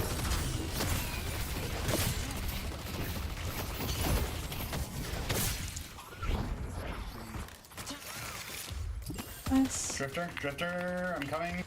Trying to kill minions. We'll win. No. Let me show y'all how it's done. Wraith, please.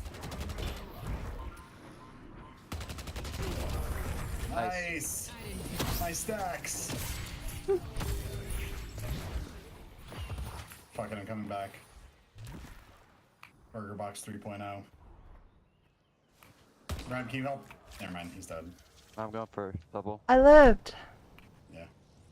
Why did I buy an egg? You wanna buy a mug to go with your gun? I'm so poor. Holy shit, I'm so poor. Could we go Mina? Or...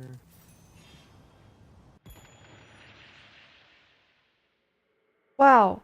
I have no She and money. Mash are both pretty fed. Probably gonna be the biggest issue, but I think that we win late with them. As long as we don't suck donkey balls.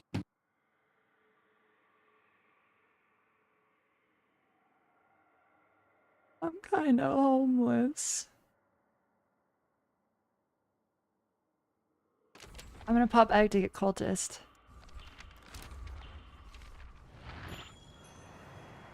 Our green walker is under attack.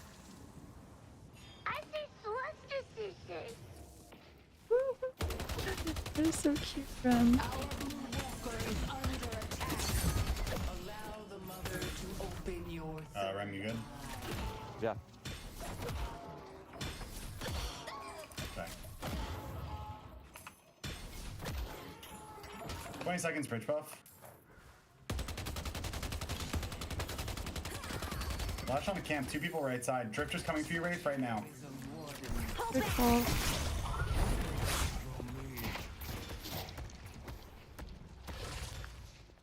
Ow. We're winning this. For fuck's sake. Okay. I see the enemy. I love this trick.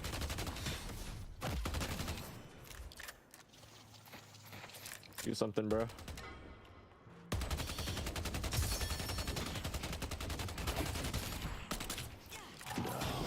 You're a hero. You are a hero.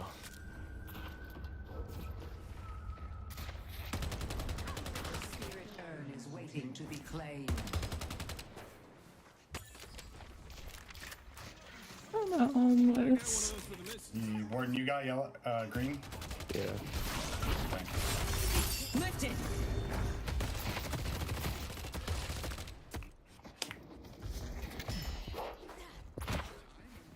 Our green walker is under attack.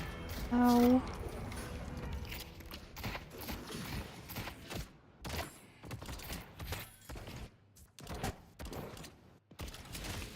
Yeah, they fucking hurt. The gun buff's still up. You think I'm getting over there? Shit was there for a while. Yeah, Mina's right about me doing our shit.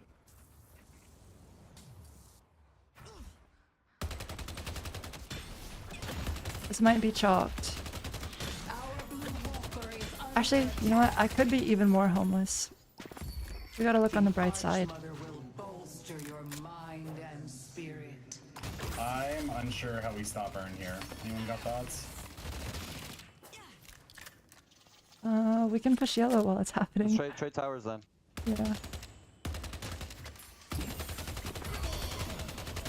There's 2 yellow. Wait, there's only 2 at Kill Earn. this Mina if she goes on you. Kill the Mina, kill the Mina. Like 200 HP, man. I'm coming for this. I don't think we can. Yeah, I'm going for drop.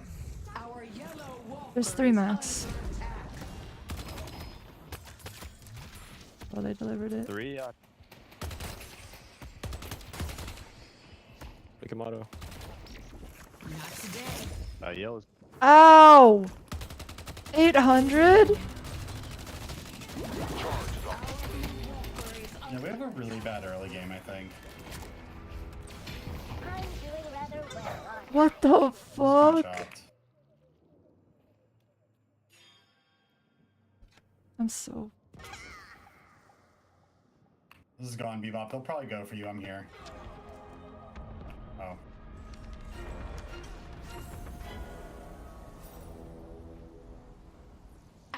Why does it do that? Why does it do that much damage, man?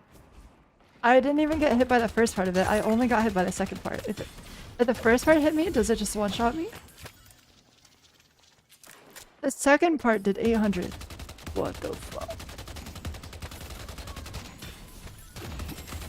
I gotta spend these souls. I make my own I'll opportunity. be able to get this. Like super low though.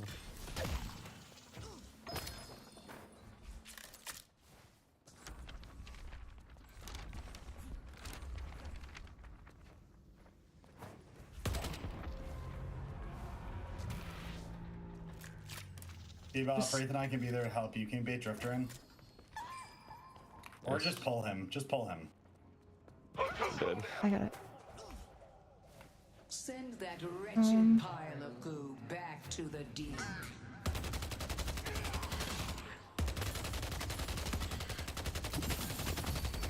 You have earned the Archmother's It could be worse. I left Bebop. Sorry. Green Walker is under attack. I'm gonna need help green really fast here. Speeding. Okay. Am I gonna trade my life for a tower? Flash no wall. Good.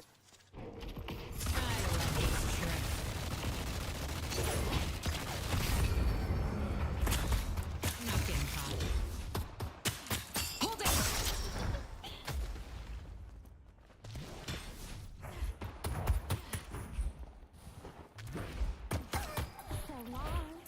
Coming. Earth. Ah! There's no CDs. I'm gonna go take care of blue. Good job, guys. We slowed the bleed. Oh!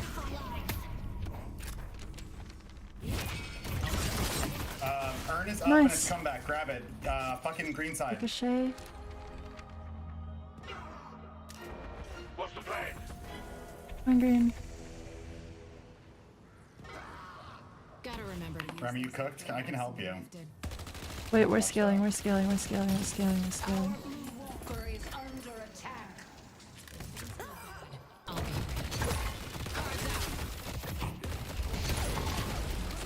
forms. Are you fucking kidding? You did nothing, Abrams. You took both bags?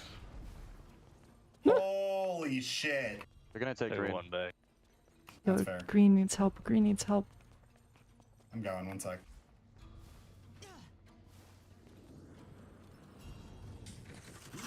Wait, why is it even? What the fuck? Because I just killed 2 people with basically no damage from anyone else. Rem just gave support. Rem, I'm here. Aura.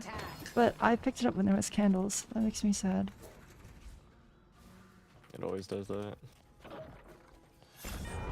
Our Green Walker has been destroyed. Stay where you are. Uh-oh. Nice. Alright, I can do good damage. I'll push this. I don't get Move it. in somewhere else, My I'll do that. bad. I'm just fucking awful. Like, what can you do, really? Oh, well. That was fun. I'm not gonna have enough damage or power to Why wasn't it come back? I'm really pissed, man. like you're the Can it, problem, like, dude, you tell- know that, right? Can the candles go? Can the candles go away if it's not gonna be come back? Like, I don't Also, I don't pretty get it. sure that you I have don't like get it. 3 band accounts for Pussy toxicity. doesn't Like, get come it. on, man. I don't get it. Whoa. Lore. Lore drop.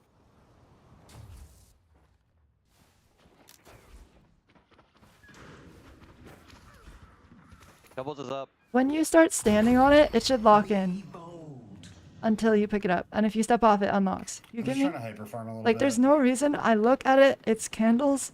I stand on it. Take doubles. I look away and I pick it up and it's not Okay, come back. You just take it, honestly. I don't need the stats. Okay, fine. I'm coming. I'm PMO'd right now. from, dude.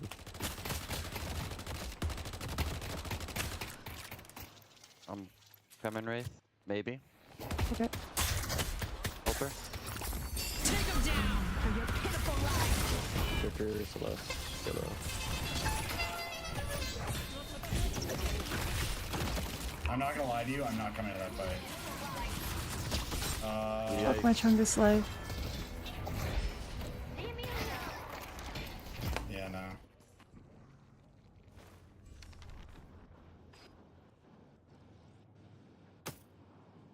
I can't even kill a Mina. Oh my gosh. He's supposed to be squishy. Our blue walker is under attack. Drifter on me. You should stay in yellow for me. Just Whatever, turn the music back on. This shit's over. basically, just gotta get there. What do we do?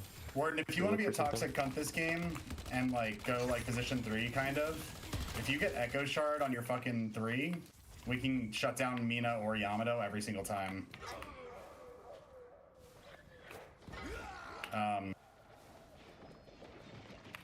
Yeah. Okay. I've got Merc Mag. Vanishing. Kind of weird prioritization in this game, but whatever. Walker is under attack. I'm gonna boost. Our blue walker has been defeated.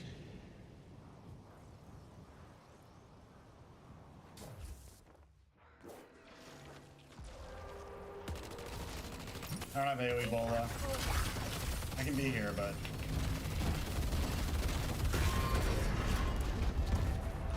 The rejuvenator is descending. Nice. okay, worth. They got This the one's dead for a bit. Not great, but Pull back. this out.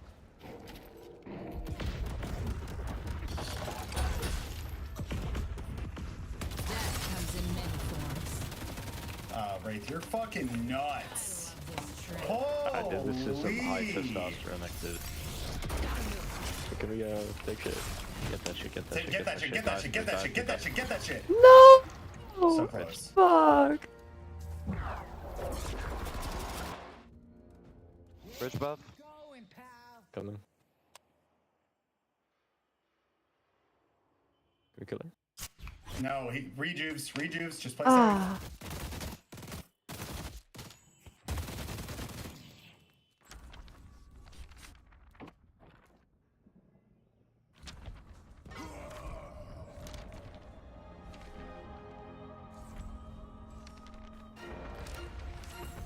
Would have been good if.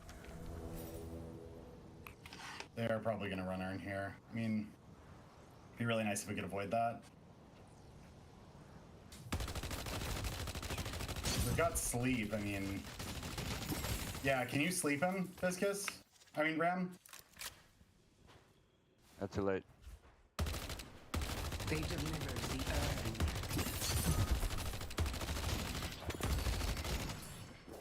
Stay away from me, stay away from me! I mean... Doesn't give up. You're mine. Deal.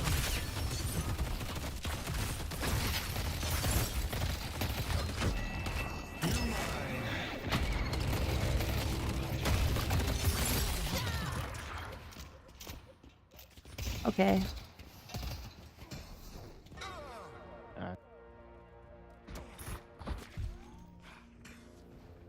I like it.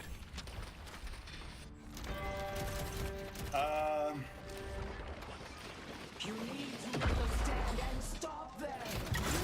We got the time barrier, I can maybe do something.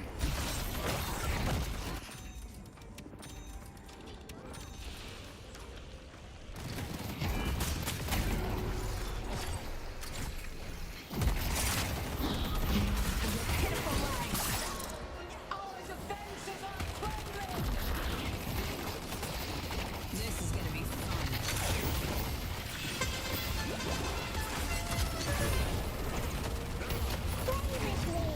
I see the enemy.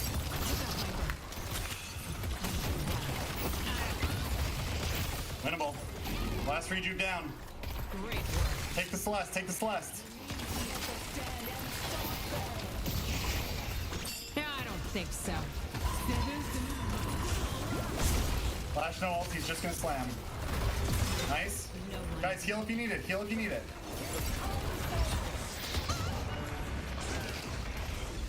Oh. Out to the wrong person.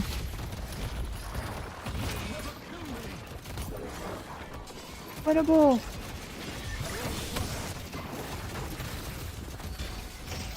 Holy fuck, the amount of minions.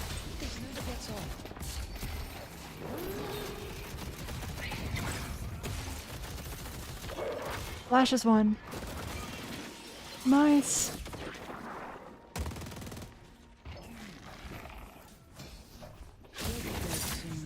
Yes! I see Lash. That's a really good pick. We got this! Dude, I'm fucking trying. Yeah, look. Okay, I can just murder her. She got line. Be blessed.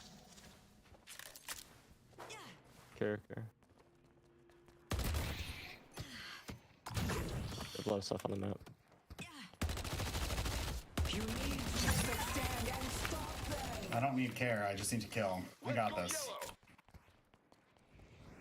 Our base. We got it. I need one person with me to take this shit.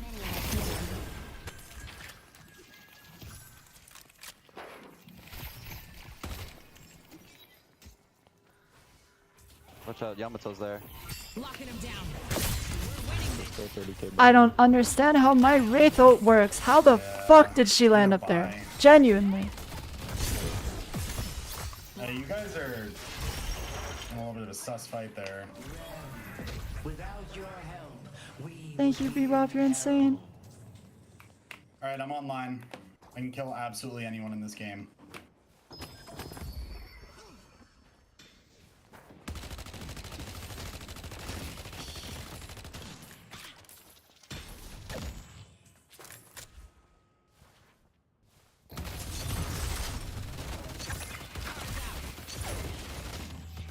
I'm coming. No one's catching me. Those are gonna win. That's probably coming soon.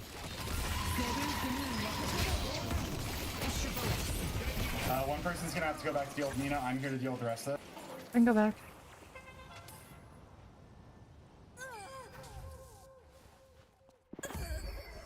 We need to keep this up. Character. Urn would be huge here. Help our Bebop, help our Bebop!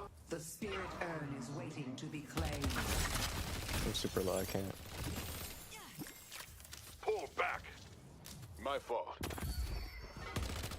Fuck me. I shouldn't have tried to help Bebop there. I just threw the game for us, I'm sorry. It's true. It's even at least. Okay, it's so winnable. Running Urn.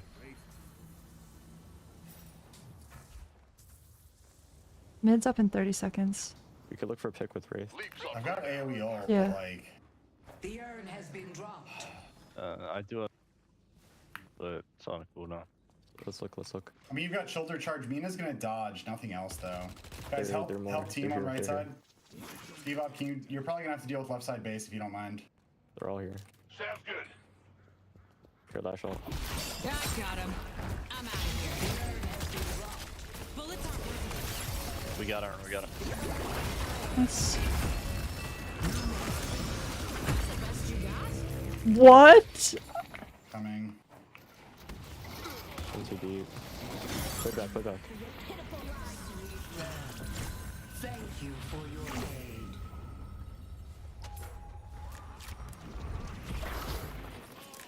Pull back.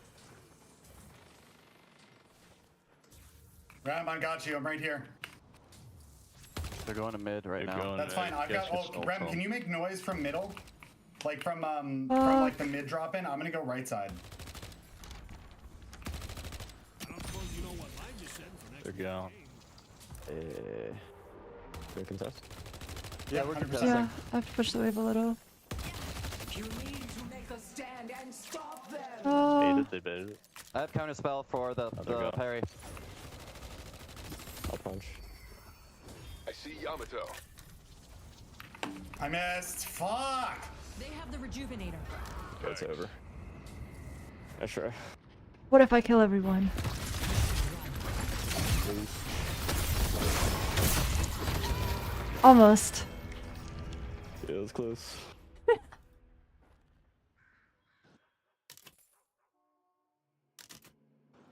Dude, I'm not gonna lie, our bebop kind of threw a little bit.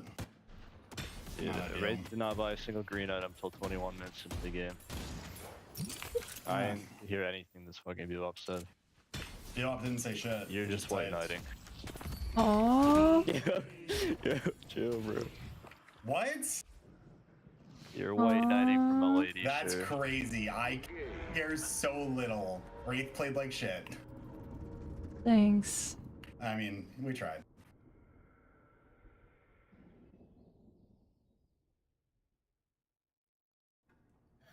Hooray.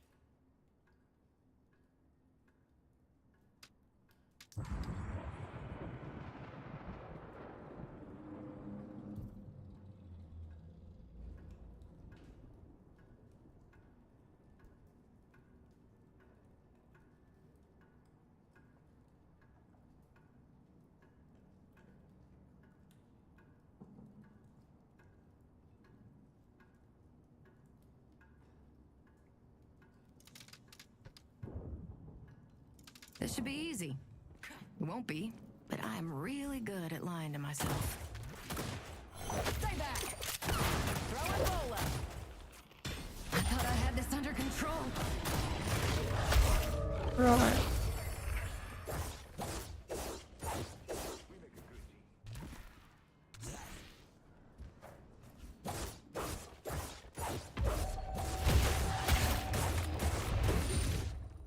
Back off!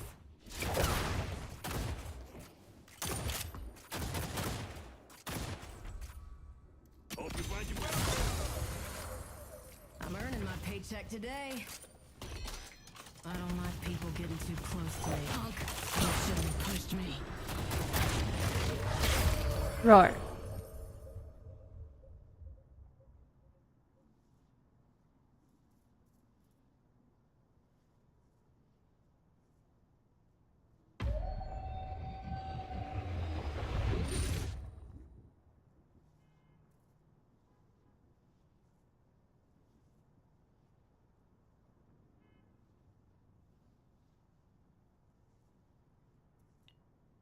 Wait, the Abrams who said Viper was white knighting was the guy who asked if it was me at the start of the game. Let out the beast. Oh, was that Warden? Oh, I thought it was Abrams.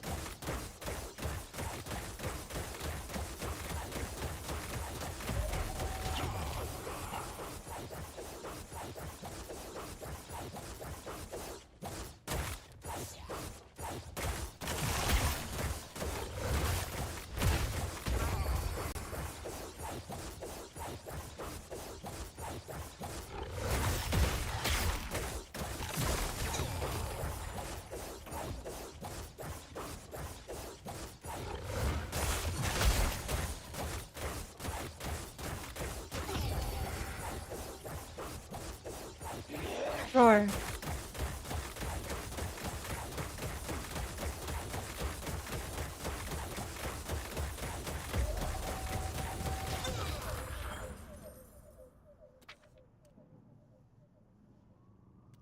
I got more where that came from.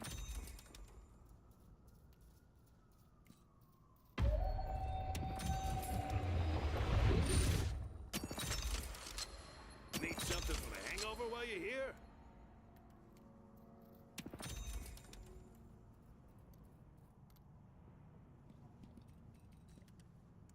Hope you win whatever fight you're about to start.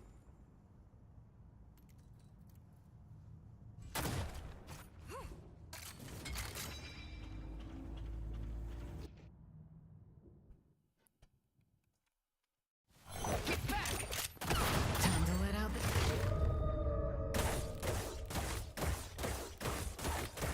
Oh, my items. You wanna buy a a mug to go with your gun?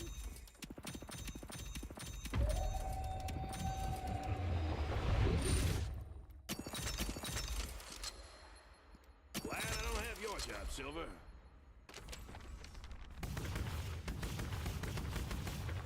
Here we go.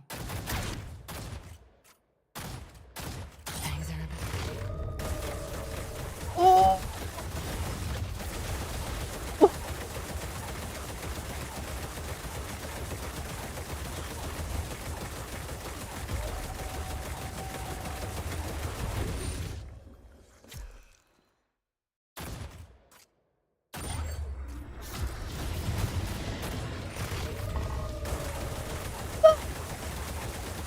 Roar!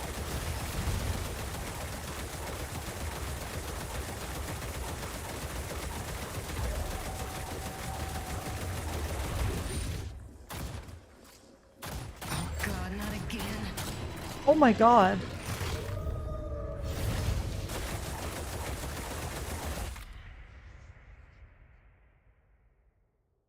Roar!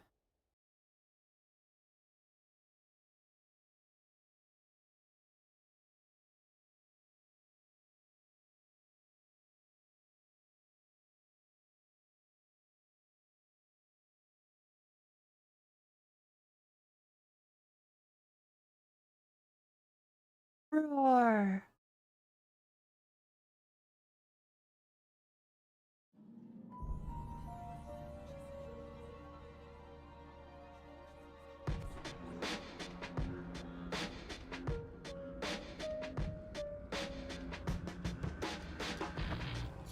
Alright, don't fuck up. Don't be homeless in the first 5 minutes. And your desire to be loved. Today you will be both.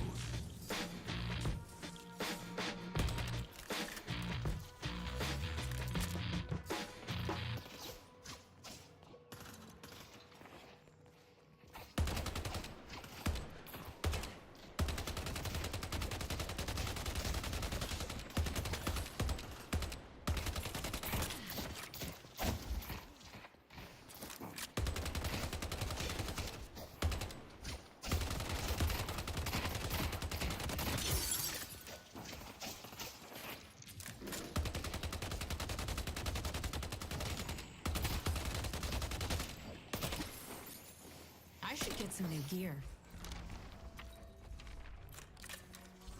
Hey, you're making history.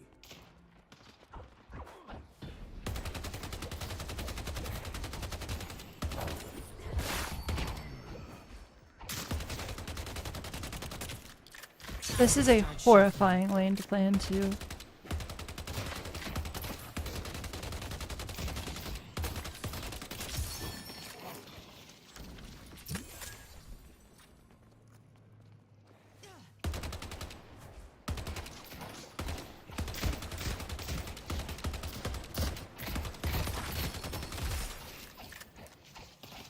Death comes in many forms.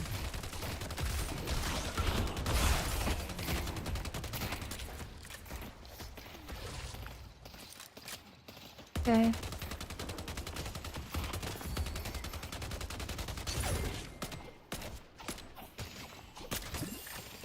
If something's stationary, it won't last long.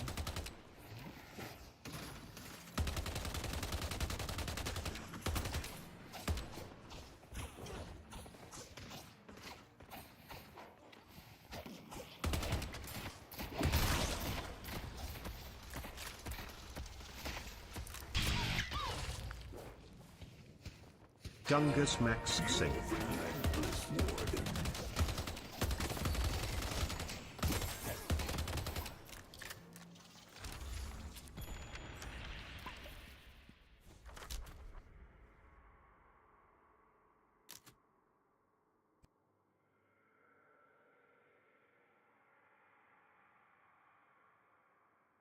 Thank you, Bumzak.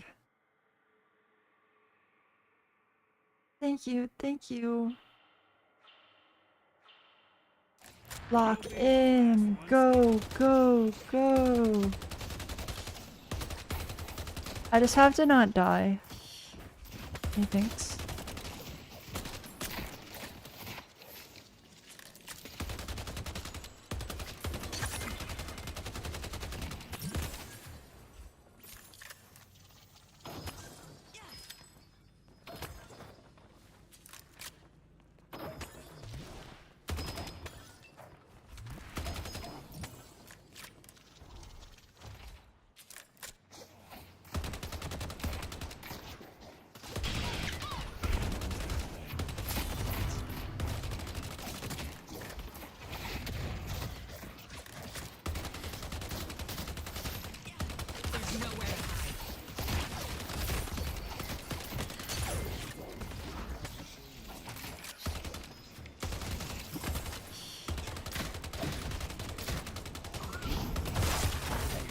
What?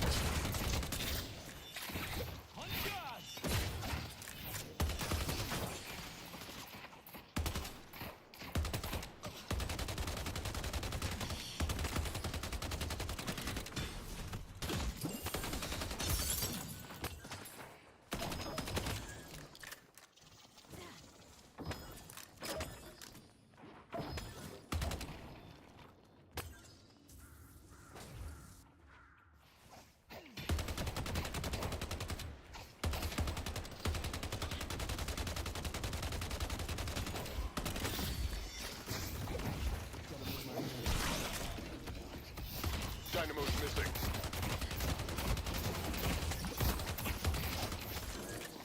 How did I heal so much?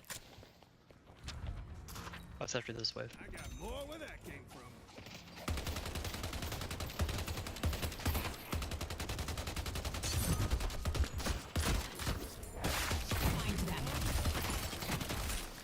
Dynamo's missing. Going for right though.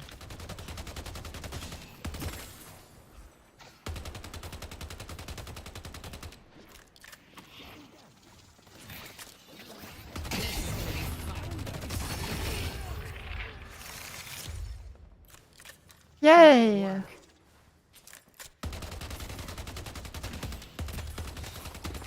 Thank you.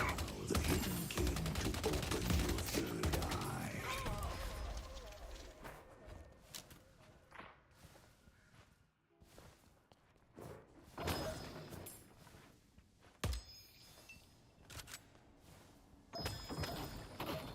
Should do a little. Pull back. Ba-na, ba-na, ba-na.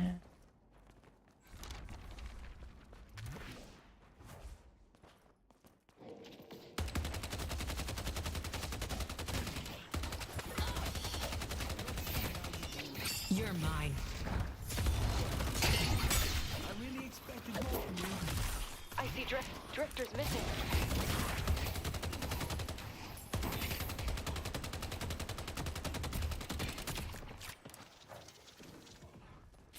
Not today. Drifters missing. Headed to York. Hope they got the message. Sometimes there's things to be said for brute force. Yay! Ready to watch perfection in action.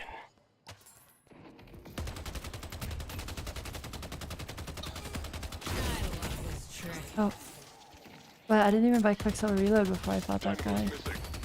That's troll. What?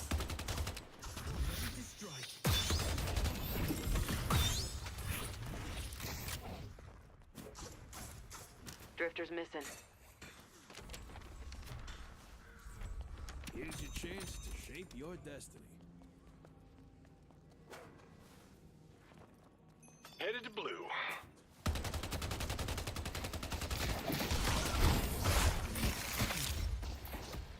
Scary. Great job.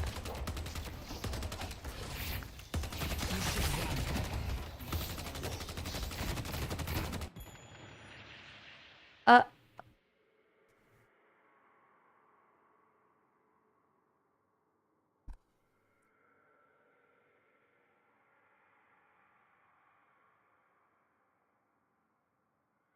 GG.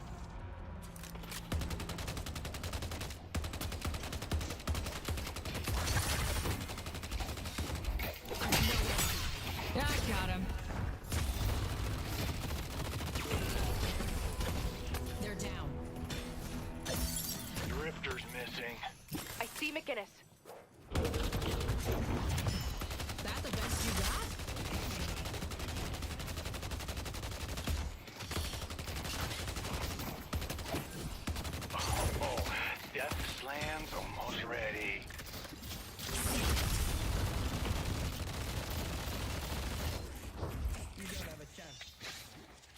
Whoa.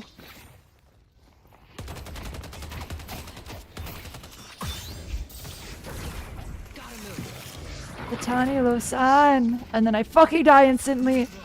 Oh my god.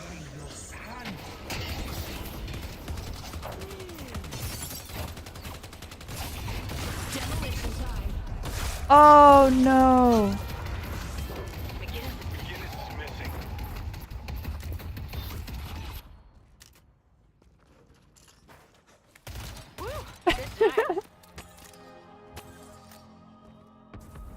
They destroyed the Guardian on Blue.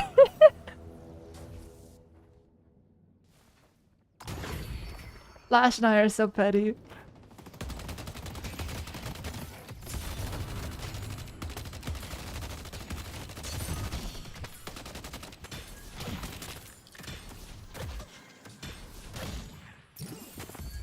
Your mind and spirit will be reforged. My mind is a weapon. Mid-boss has arrived.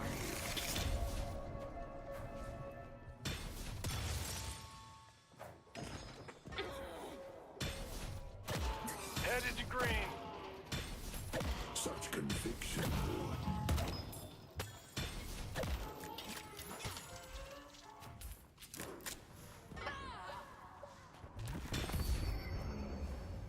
I don't have a lot of time, but it'll be enough.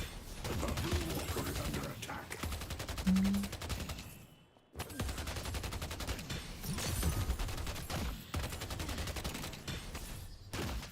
I gotta spend these souls. Cards out.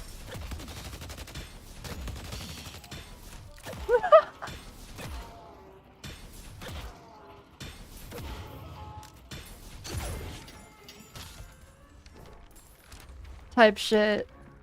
Now you what? I'll throw in a free kick. Dynamo's missing. Haze is missing.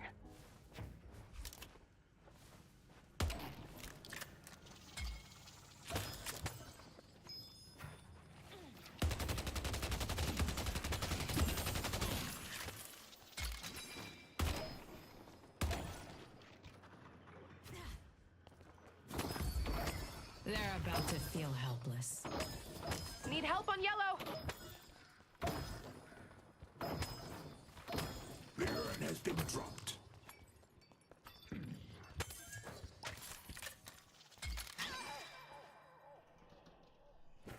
Headed to yellow.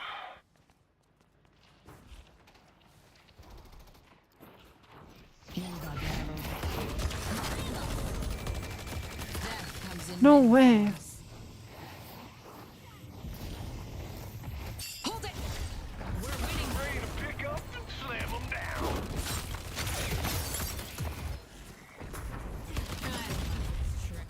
Transfer. Taking you out.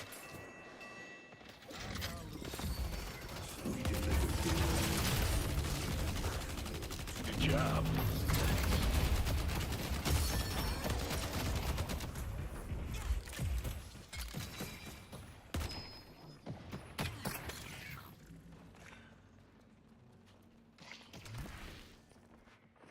I'm headed to Greenwich.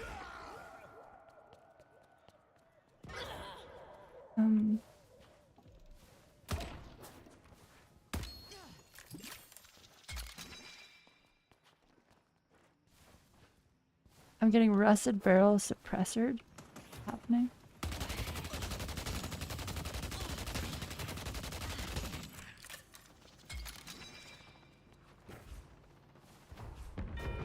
They destroyed the Guardian on green. I'm not getting caught.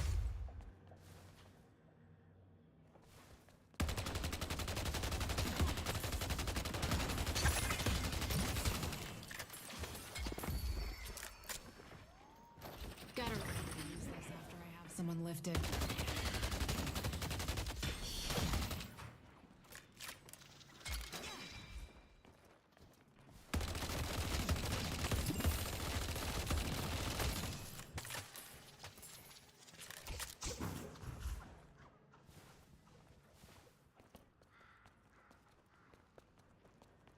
Headed to yellow.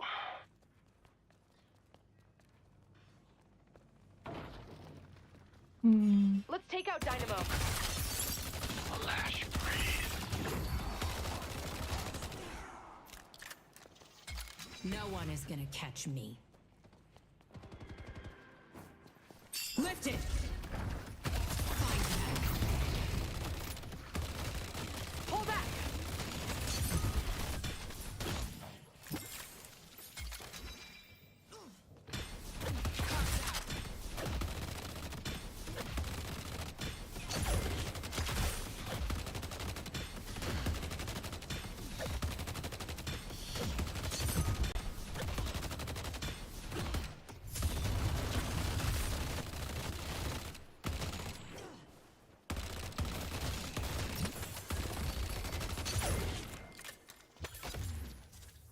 Holy sh.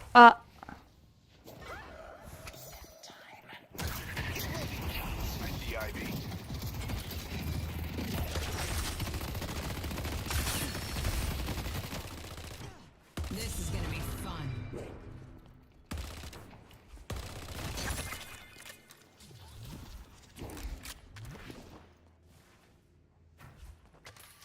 This is my chance. Dealing. Oh. I see Ivy.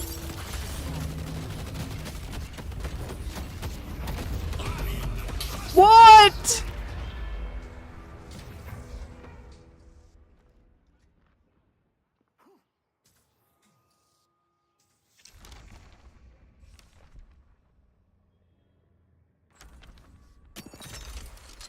No Dynamo ult.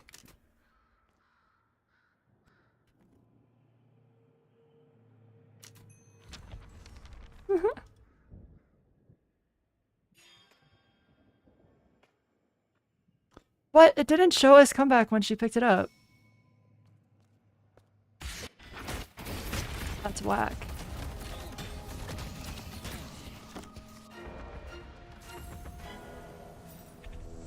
Oh shit. A green walker is under attack.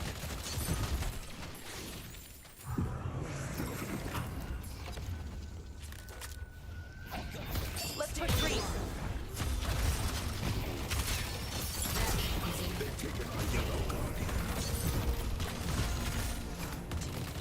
You're in silver.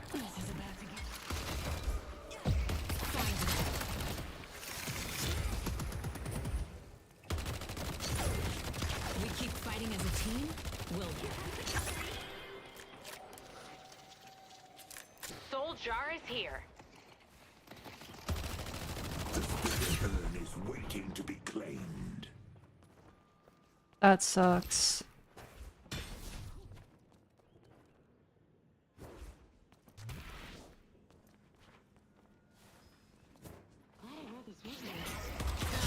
This trick.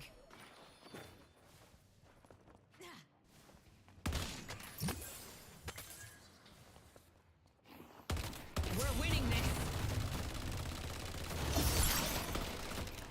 Time to move. WTP.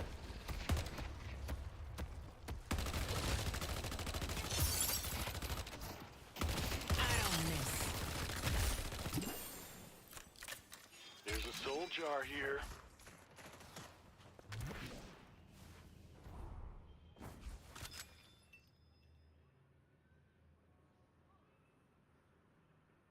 They claim the urn.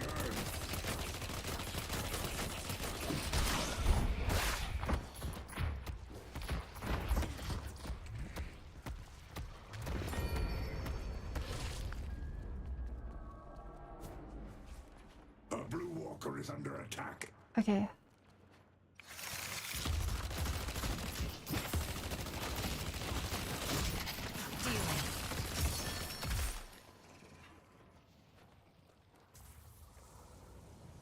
Wraith maxing.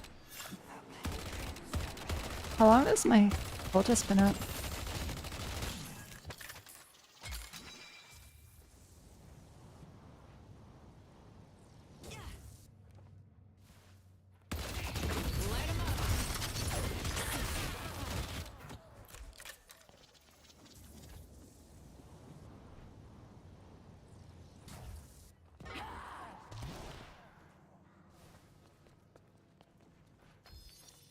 Should I have been there instead of going for cultist?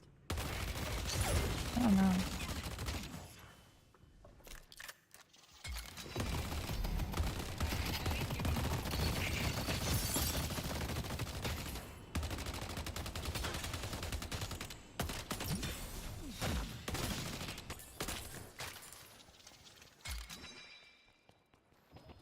They can't hide forever.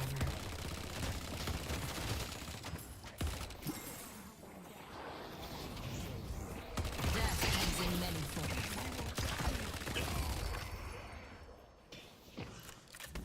Good job. I see Ivy. You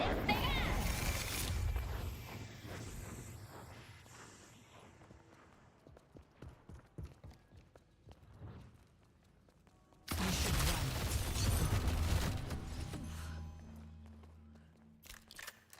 I see Ivy.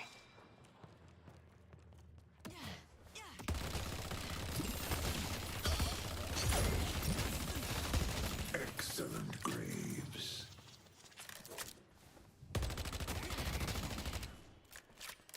I don't know. There's a soul jar here. I could buy a 6400 green right now.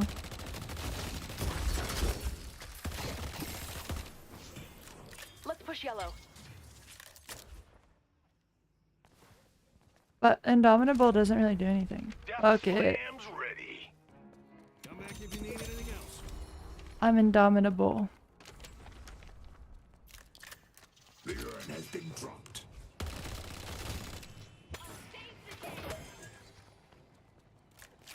I see the enemy.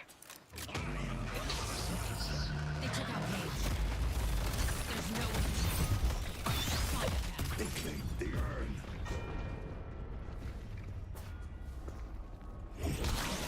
Let's push yours. And up they go.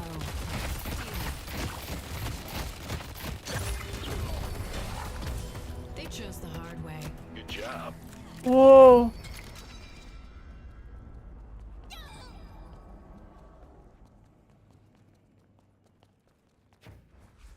I'm lucky I got Yo, out of where one did my piece. grave spawn in 8k souls? Hello? She was like 3k ahead of me just a minute ago. Wait, she's just 1v4ing over there. Let's go mid.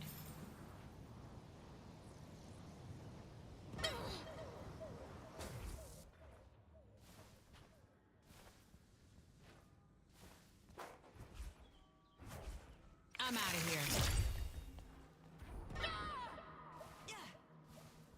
Make McGinnis suffer. Hold back. Where?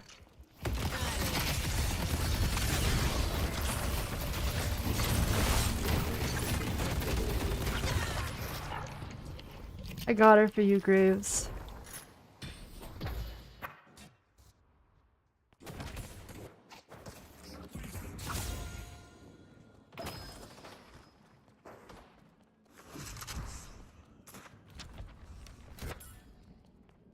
Headed to yellow. How do you use spiritual overflow? I just spam buttons, right? Like, I don't even have to think about it. It's right down here. You know, I haven't procced Indomitable once. It's alright though. Pretty good.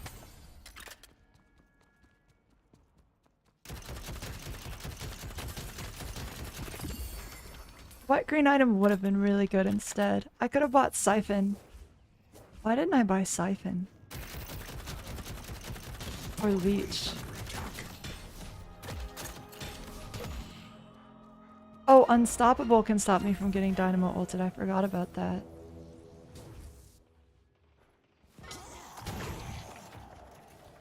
Don't let the professor live. Silver's putting on a crazy performance this game. I've never seen someone die so much so fast.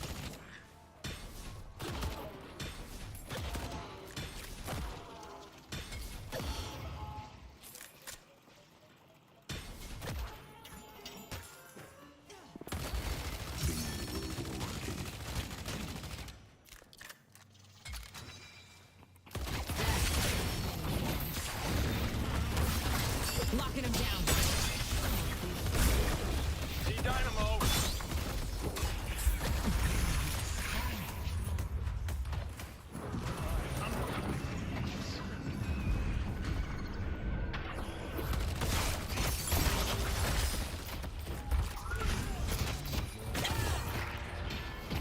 Fuck.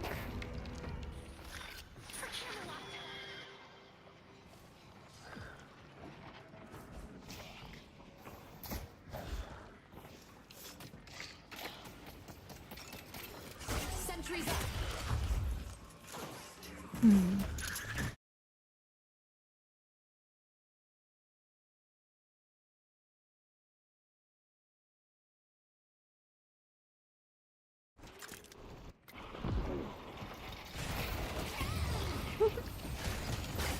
The Dwifter. My last two deaths have been really bad. I think I played well until that point. Also, the Indomitable Buy was troll. Spirit jars here.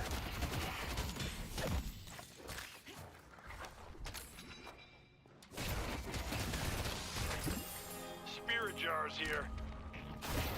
Maybe it'll stop me from getting dynamo ulted. Maybe it'll automatically cleanse it. Spirit urn is here.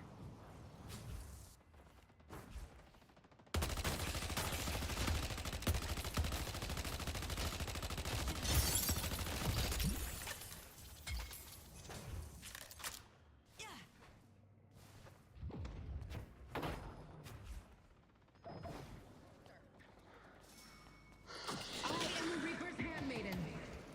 Repositioning. I don't think so. Greenwich is under attack. Forward is under attack. Headed to Broadway. Hmm.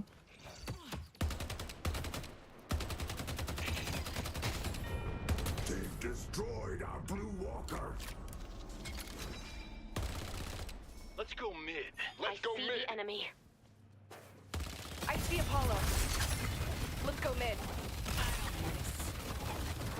Let's go mid.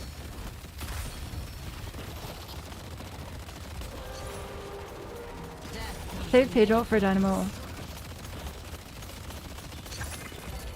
The rejuvenator is descending. Nice. Oh shit.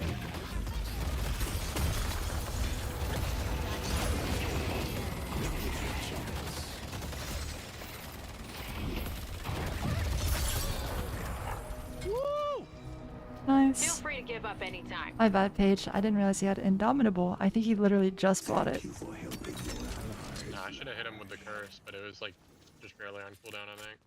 Mm-mm. Gotta keep my eye out for the enemy. Wait, I'm fed. Light 'em up.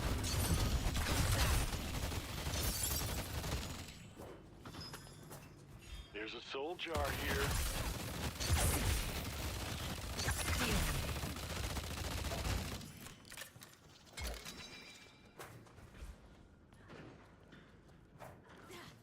I'm not getting caught. Run. I can pick it up. I have Sam. Headed to green. Little protection goes a long way. Oh, it should have been Metal Skin and not Dispel. Well, Dispel's still useful.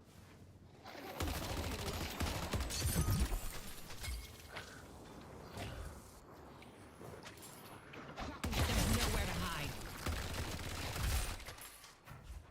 I'm not with you guys. I'm coming back.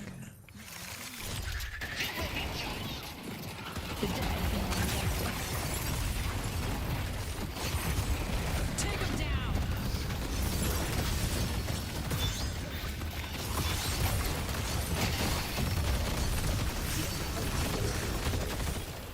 I have one behind.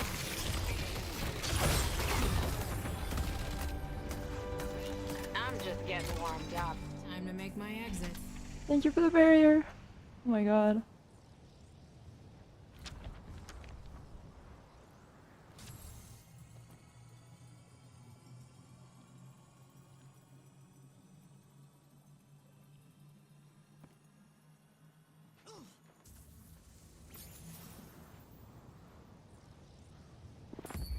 Bring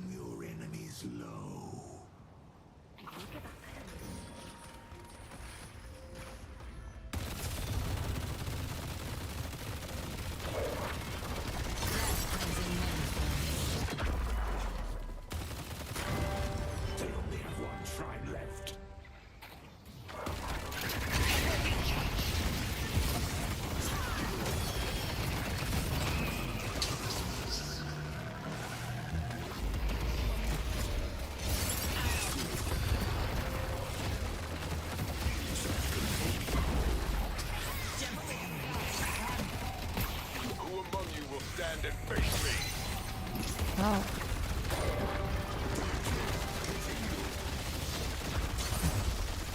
The dead's wrath will be felt.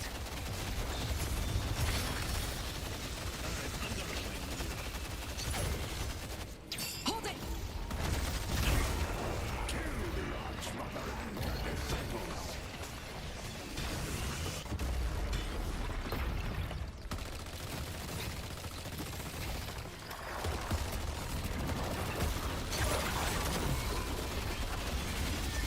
This is gonna be fun. They took out Warden. Yeah. The lash approves. Good times. I won something. That never happens. The ritual is complete. Yay. Wow.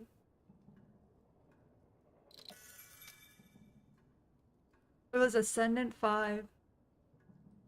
God. I did good though. You have excellent taste. Mina. Ah. Rise. We have a podcast in 16 minutes. I'm gonna warm up food.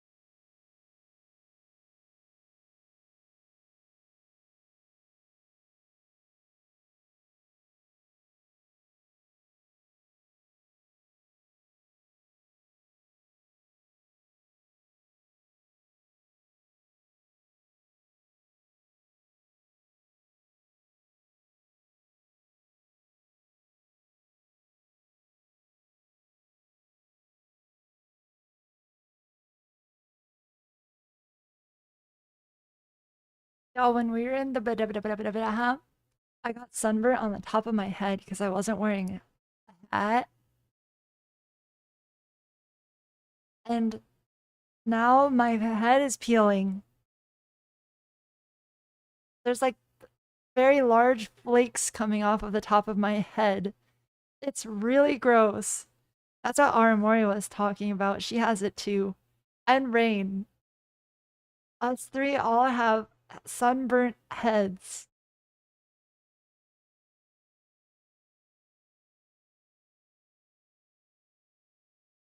I thought my hair would protect me, but it didn't, man. Also, I got sunburnt on my knee, and I've developed these like red dots all over my knee now, and I'm worried. Do I have skin cancer? That would be bad. But I googled and I looked at all the pictures of every form of skin cancer, and this isn't that. It didn't look like any of the ones. So like maybe I'm just having some skin reactions to getting sun for the first time in years. Oh no, I was using sunblock. The UV forecast said it was 11, which is extreme. And even when I put sunscreen on, I got sunburnt in an hour with SPF 50. I mean, and yes, I was reapplying.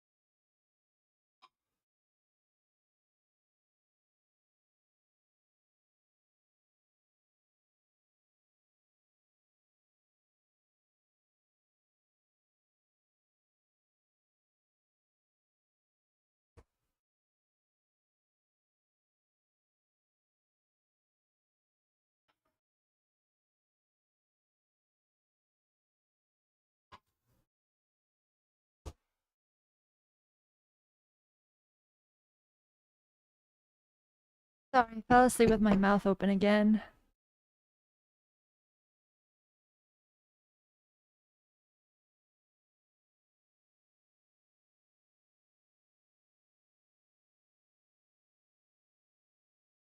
Okay, I gotta figure out how to use my VTuber Chungus on Discord.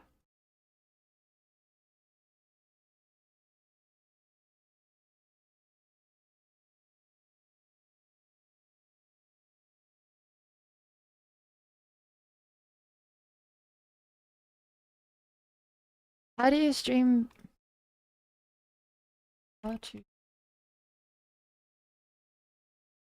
activate the built-in camera? Your icon. Camera. Choose camera.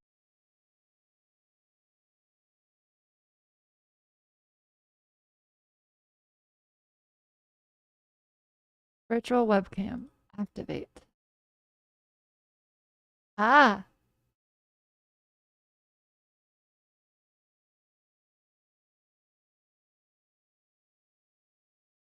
Wait, chat. Does anyone know? Hold on.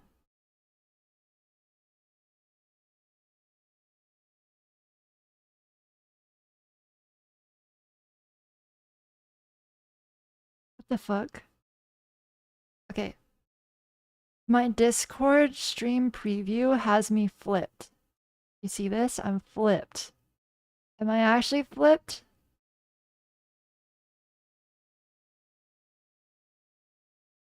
Or is that just for me?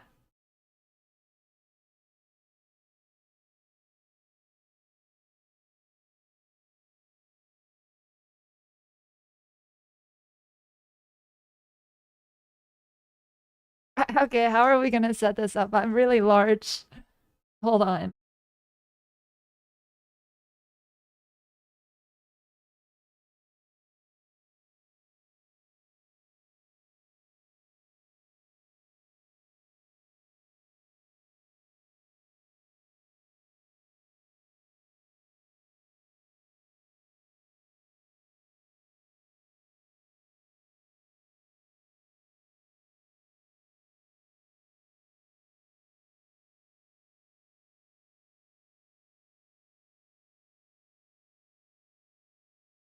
How are you as a human being? Hey, Eskay, how's up, life for Eskay? you? Hi. Fitzy's here too. Oh Welcome, everybody. Oh, squad turned up. Gang's all here. Oh, nice. I had the overlays and I guessed correct where you guys would end up, so that's Wow. good. My Professional my stream- podcaster over here. I know, almost like I do this a lot. How's everybody, man? It's so nice to see you guys. How's my gang? Big sigh. I'm good. Grand. Yeah. Yeah, life is good, It's man. Cinco Life is de good. Mayo. It's Cinco de Mayo. Is that a huge margarita? He's big chillin'. Life is Yeah. beautiful. I haven't seen you guys in so long. Not because I haven't Eskay, seen I you in saw so you're long, on- but it's beautiful. I saw you were on vacation. Where'd you guys go? Dude, we were in the Bahamas. Oh my Ooh, gosh. Bahamas. God damn. Yep. That's nice. Yep. I got How sunburnt was on it? I got sunburnt on my scalp. That's the worst. I On the never had that scalp. happen. I never had that happen. It's because you stay protected. Hashtag protected. Mm-hmm. You keep Yeah. that thing on you, the thing being sunscreen in this context. Sure. Eskay, don't did go you get to outside like for it. enjoy beaches and shit? Yeah, dude, we did so much crazy stuff. I went scuba diving for the first time. I swam with Ooh. dolphins. I swam with stingrays. My wallet's cool. empty. I sat by the beach and read a lot. It was great. It was great.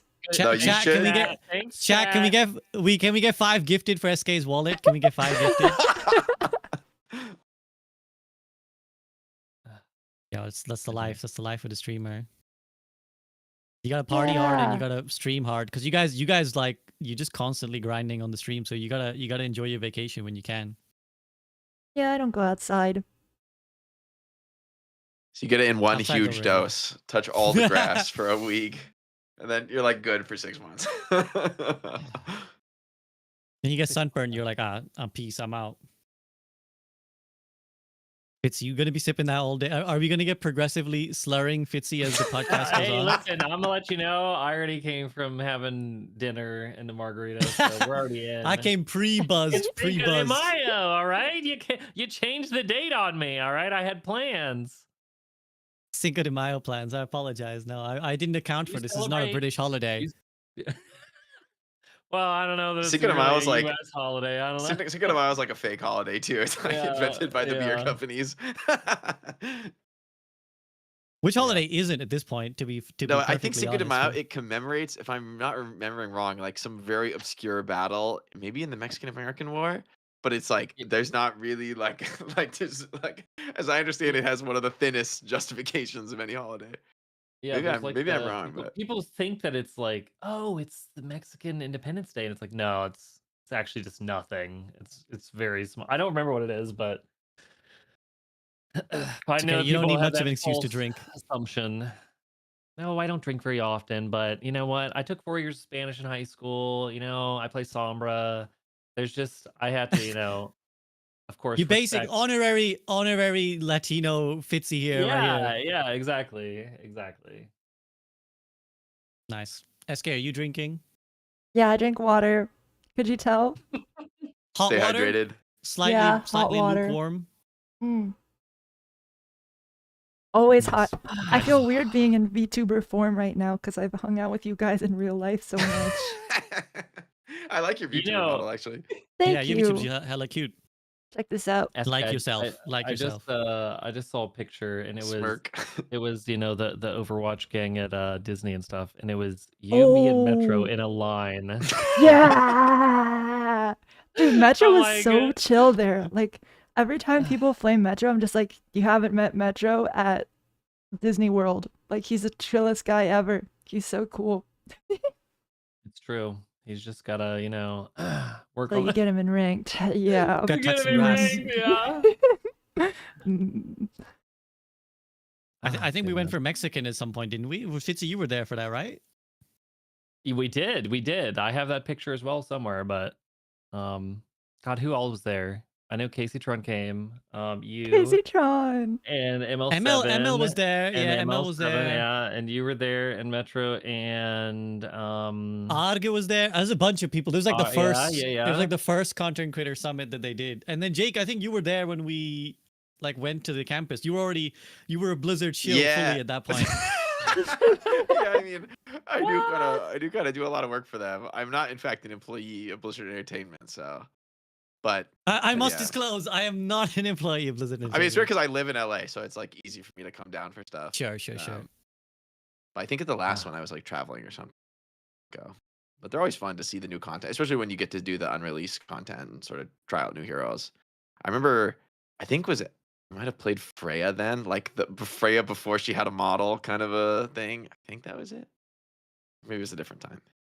I think that's way when I mean I haven't been to any of these for like 2+ years, so yeah, like, it's long time way ago, longer. so I don't even remember. Same. I think that was when they showed us Life Weaver. Like that's how old it was. Like that's when they showed us Kiriko. We watched the Kiriko cinematic, and it made me quit Valorant to come back to Overwatch. Free Overwatch 2? That was a mistake. Oh, we did a bit. It's like it all blurs together, honestly. No, there was the first one. Enough times. The first one was pre-Overwatch 2. The first one was for Overwatch 2. So, but you quit Valorant, did you? Eskay so you quit Valorant Yeah, my for team Overwatch, disbanded while I was at the hotel bar. I was like, hold on, guys, gotta take a call. And I joined Discord, and they're like, Evelyn, we're disbanding. I was like, well, I guess I'm gonna be an Overwatch streamer now. Gotta do what you gotta do. Yep. was it Cinco de Mayo? Did you go straight to the drinks, get the margaritas? I did get drunk. Emma was like my dad. He was like, do you want some water? Do you want some lunch? Do you want some food? You should eat up. Here, drink this water, Eskay. Here you go. Aw. That's very And Boger's like, here's this. Boger with the Bulgarian. Let's do shots. What was it? Rocky, something like that. That's what's ringing in my head, like Rakia or something. Right. Yeah. Yeah, that actually I think sounds you really got right. it. I don't drink, but I still remember because I remember Boger being like a drug dealer, smuggling people into his room, like 2 by 2, to be like, "Yo, come get that good shit in my room."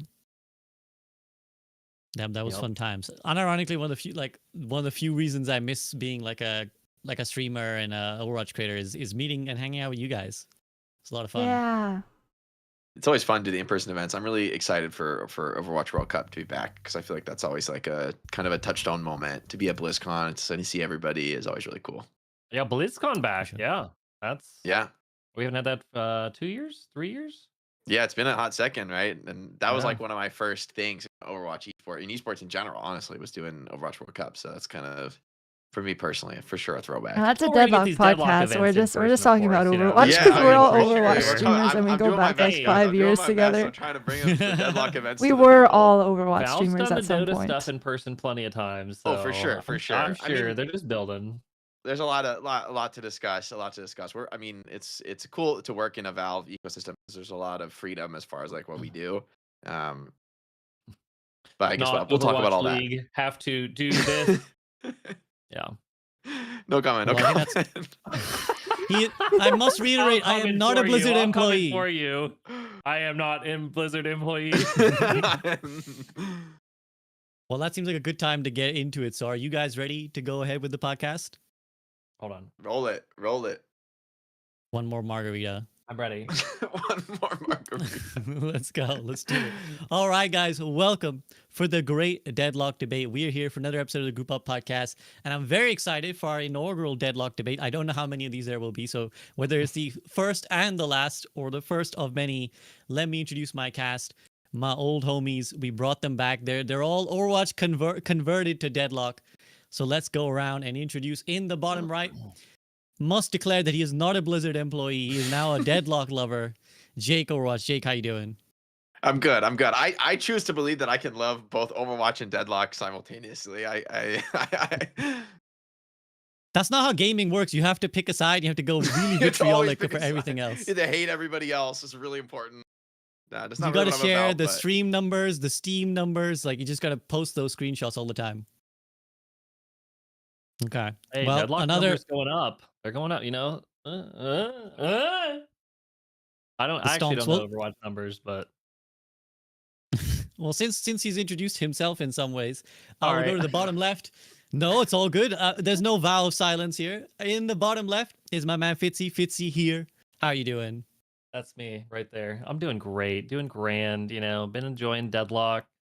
We get patches. You know, Overwatch has been good too. Of course, you know, there's like 5 new heroes, 6th one coming soon or whatnot. But yeah, Deadlock's been great. Been a Valve enjoyer for a long time. I mean, I love Blizzard and Valve, so you know, it's great to have the Dota Overwatch Deadlock. So yeah, glad to be here. This is true. What you guys don't know is that like 3 out of 4 of us were trioing in Dota for a period of time because that was our MOBA of choice. It didn't last long because at that time I was like plat and these two were like both in essentially the equivalent of like master. They were What? That's I the still equivalent of, play like, Dota. Grandmaster. Come on, come on. I still play Grandmaster. Dota. I'm like ranked 3K in NA now, so I've been, I Okay. continue to play Dota. Man's I haven't grinding. touched Dota in a minute. It's been a minute. I tried playing. I got a new keyboard and I tried playing Dota, but it's like a 60 keyboard, so it doesn't have the F keys. So it was an absolute nightmare. I hadn't. I hadn't you use function accounted What do you for use it. the function keys for? Like for like the control courier, groups, the or- shop, the shop, like quick buy. the courier, the shop, the quick buy. True. You get really good if Pause. you use 60% long enough. You get good at using the FN. Get used Yeah, to I it. had to like rebind in the middle. So I was playing Mars, and I'd have to like throw a spear out, and then like quickly rebind my control group so I could actually like micro shit. It was a nightmare. Anyways, the one Don't give person this not man in that Meepo. quad, the one person not in the quad, who is very patiently, very silently be waiting for us to shut up, is Eskay. Eskay, how are you doing? Hello, I'm Eskay. I'm doing great. I have ascended into a different body, and I now have a normally sized head. Very cute head and butterflies. How do you get them to stay? They're just my friends. We hang out. They can turn red They too. choose. Friends. Yo, This is like that's so angry, cool. angry. Angry Eskay. Oh my gosh. Or I can lose my hair. Oh. You look This like only an happens when I'm infant. on a big loss streak, though. You look like an infant, yeah. Little baby. Well, let's get to the meat of the substance, and as we always do, we'll try and go with like some introductory brief thoughts because I want to get where you guys are on Deadlock. Basically, like I said, we've all migrated to this game to varying extents. I know all you guys have been grinding, so I want to hear your thoughts. And just as a setup for listeners, this podcast, I'm going to try and start off as accessible as possible. Like we're going to start off really big picture so that if you're someone who's like, I have very little idea what Deadlock is, like I've only really heard of the game and I've maybe barely played it or never played it. I want to give you an idea of what to expect from Deadlock. And then the longer the call goes on, the more we're going to get a bit more like in depth. For those of you guys who already play and like Deadlock and want some more, you know, talk about the game state and balance and format and all these like, you know, in the weeds discussions. So starting big picture, just where do you guys feel the state of Deadlock is right now? So I'm going to go with Eskay first. So Eskay, in a brief, you know, it doesn't have to be too long. Brief, how do you describe the state of Deadlock right now for you personally? Oh, it's still very new. I have no idea how close we are to release. I feel like right now it's some secret underground game that if you know it's good, you know, you're like, you have ball knowledge, but not everyone knows yet. They do not. And how are you finding your relationship with the game? Because I know you've kind of, you know, like you were kind of a bit anxious. I will say, like, you're a bit anxious when I hit you up for this call because you were like, I don't know, SCB, like I'm not that knowledgeable on Deadlock. And the irony is I was watching your guides on how to play the game as you're saying this to me. I'm like watching Eskay's guides on like how to move and how to play and all this, and Eskay's like, I don't know shit about the game.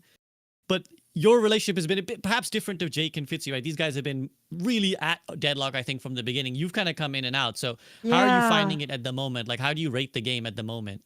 Well, okay, for the last few months, I've been completely addicted. I slowed down a little bit, but ever since the 6 new heroes came out, the old gods patch, I've been locked in.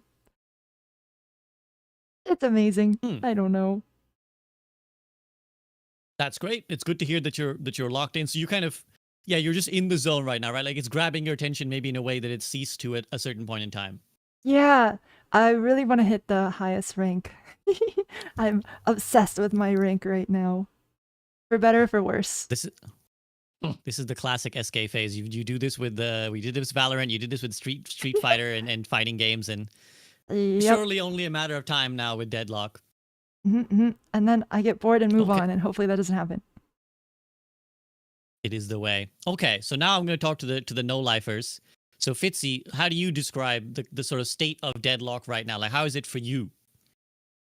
I mean, it feels like very early Overwatch, honestly. Like there's just not just in the game, but just like the community, the complaints, if you will, the like the passion for it, of like the drive to want it to be X. And the interesting thing is there's so many people from so many different games that are kind of trying to pull it in different directions. You know, you've got the League of Legends versus Dota, you've got the Overwatch, you've got like Valorant people coming in, you've got old like Halo people coming in. There's all these like varying different things, and it's good and bad that there's a lot of different people, because like there's a lot of not necessarily conflict, but a lot of opinions on what is right and how the game should be. Not only should be played, but should be balanced on like,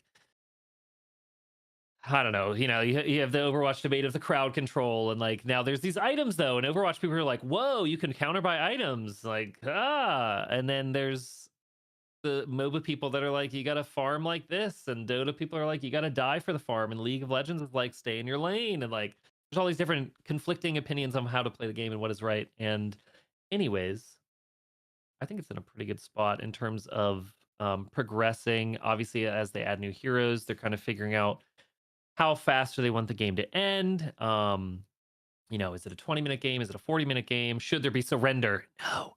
And then it's just a culmination of so many different people from different genres. So yeah, to sum this up, we're kind of in an early stage of Overwatch feel where there's a lot of passion, and it's almost like pre-release Overwatch, like Eskay said, of like not being like it's this underground game or whatever. It's like if you want to play, you can very easily get access. Like, hey, add me. Right. Okay, I'm in. It's not like it's like difficult, but it's just hard enough that like the plebs or like the normies won't like just boot it up and play it because I have to get an invite from somebody. Oh God, it's gonna take me forever. So yeah, I mean we've seen it in every patch, just the growth of going up and down of from the initial release and every new batch of heroes, that there's more and more people that are interested in every wave, just like Eskay coming in the most recent 6 heroes. Yeah, and me like 2 weeks ago. So it's coming. It's all the crowd is coming. It'll be good because we got people of different stages here. Almost like I planned these things. I'm kind of relatively brand new. Eskay is kind of coming in and out. Fitzy, you've kind of been playing as a streamer and a player, and then Jake, you've been kind of both playing and esports side. So we kind of got a good mix, I think, of different experiences, which will be good.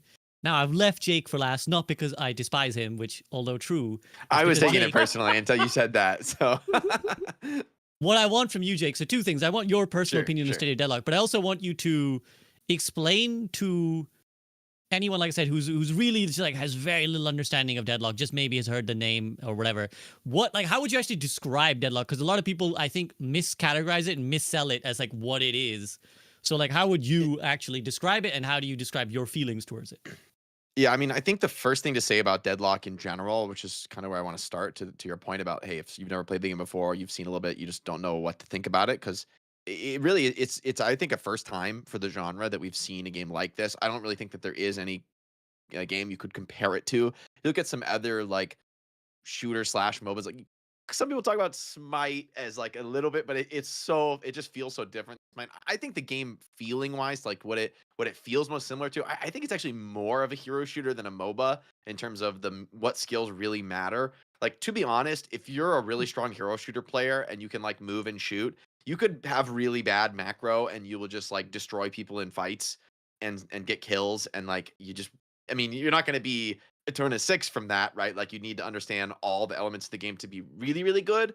But I think honestly, it's probably more transferable skills coming to hero shooters than any other genre. But then I think it brings in the MOBA in a way that no one's ever really done. It's like a full-on MOBA. There's a full item shop, the full economy. And so once you reach the level where everybody's pretty good at moving and everybody's pretty good at shooting, now the MOBA aspect becomes like really, really huge. I mean, arguably it's always pretty huge, but again, like because movement is so important in the game, like even if you're doing the right thing from a macro perspective, like you're at the right place on a map, in a conventional MOBA, if you're at the right place in the map and you want to like run away, it's not I mean, there's some skill involved in like doing that thing. Like I want to run away to my tower, you know? But in Deadlock, it's like you could be twice as fast speed wise if you're a better player, if you have better movement mechanics. So that's why I think it's kind of a hero shooter first, despite all the MOBA elements. That the fact that there's a huge like MOBA, there's very little skill in walking from point A to point B. Like realistically, there's subtleties if you're really advanced, but I think you're splitting hairs to say that. Where Deadlock has like anywhere you go in Deadlock, you could do it a little bit faster and like a little bit cleaner. And even people like us who've been playing a ton probably are really aware, like, oh, there's always more to be had in terms of more perfect movement. And so, yeah, it kind of reminds me of games like TF2, which was like my first competitive game in terms of the movement is so central to everything you do. And when you add in MOBA elements, now it's like, hey, you can farm faster if you can move faster. So everything in the game ultimately ties back to those hero shooter moving and shooting. So if you like those games like longer time to kill, moving and shooting at the same time, I think that's for me what Deadlock is at its core. That's what I would say to like a new player. Like play Street Brawl, you will know how the game feels. There's a lot more subtlety in the real game than in Street Brawl, but in terms of the economy and the splitting lanes, different team fights, such. But you get a feel for the game, which I think is really good that they added that mode. It's the most accessible way to like, for a first timer, I would say like play 10 games of Street Brawl minimum, play different characters, see what you like, and then start thinking about the real game, quote unquote, with the economy and the lanes. That's very interesting. I'm actually curious at that point to hear from the others because I know because I sort of saw Fitzy also raise his eyebrows because I'm not sure I would describe Deadlock that way, but your points are very salient. Like I think that's actually a really pertinent point about how much like the movement and execution matters because I think different people struggle with different elements of the game, right? Like everyone I talk to, people who come into my chat, they're all kind of like, as someone with zero MOBA experience, this is unbelievably alien to me. And then there's people who are like, as a MOBA player, the movement and all the shooting is alien. So I'm actually curious. Eskay, unfortunately, I couldn't tell if your expression changed, but let's go to you first. Get the red butterflies. Did you? Yeah, you got a really red butterfly. So you want me to know you're unhappy.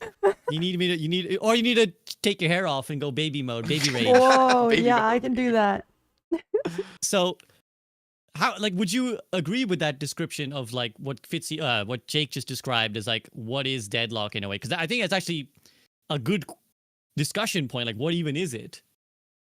Yeah, I agree. It's so intricate. I think the addition of movement and all of these hero shooter-esque mechanical things is what is making the game so addicting to me.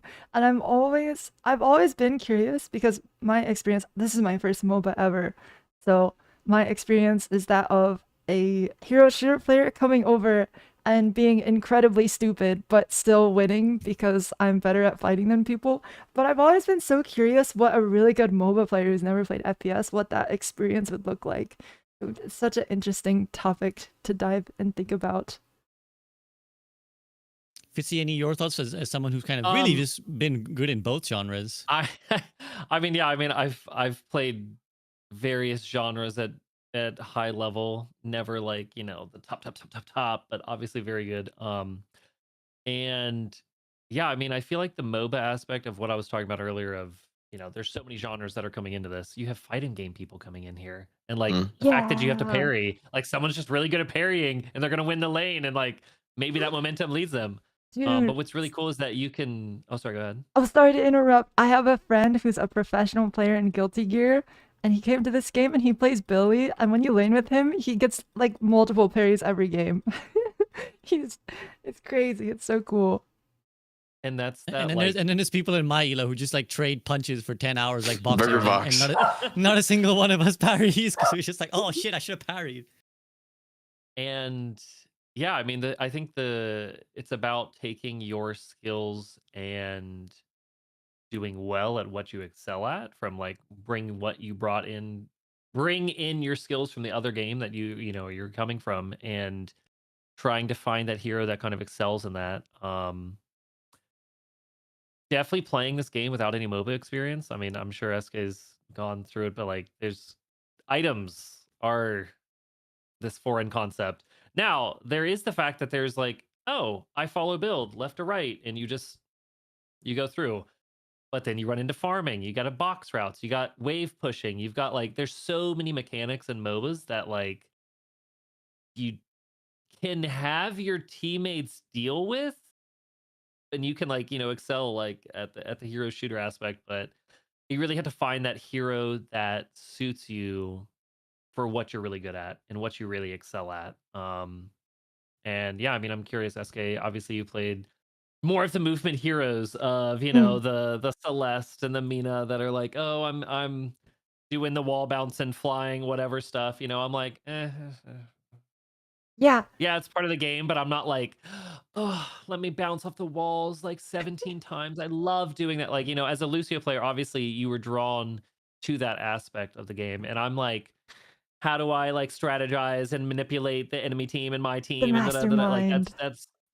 that's what I've always tried to kind of excel at, because that comes from my RTS background of this strategy and how do you manipulate the whole game as a whole as opposed to like single situations. And obviously there's the people that are very good at aiming and like they just take every 1v1 because they can hit the headshots on repeat. Yeah, I don't remember what the original question was. I'm rambling. We were just describing how you would describe deadlock. Eskay, I'm going to treat your boldness as a hand up. Yes, So what's my on hand your is mind? raised. I think the game's still so early on, and everyone's still learning so much that you can all in your points into like 2 or 3 categories that you're good at and completely ignore the rest of the game and still be insanely good. Like, I'm at Turnus 3 right now, and I buy left to right on build guides. And sometimes I forget to buy my green spikes and then get flamed. But I'm good at the movement and fighting, and that carries me really far. And I think that's awesome. And I think that is a good way to summarize it. I think it really does. In what Fitzy said as well, like it's kind of like early Overwatch where people are coming at it from different genres and they bring a different skill set. And the cool thing about the game is that there are characters that lean into different skill sets that you can find. That there's the M1 carries. If you just want to shoot all day, just pick the M1 carries, and you're just gonna shoot through everybody by the end of the game. And then there's the I kind of gravitate more towards the spirit heroes because I like more of the spell casting rather than the straight up shooting.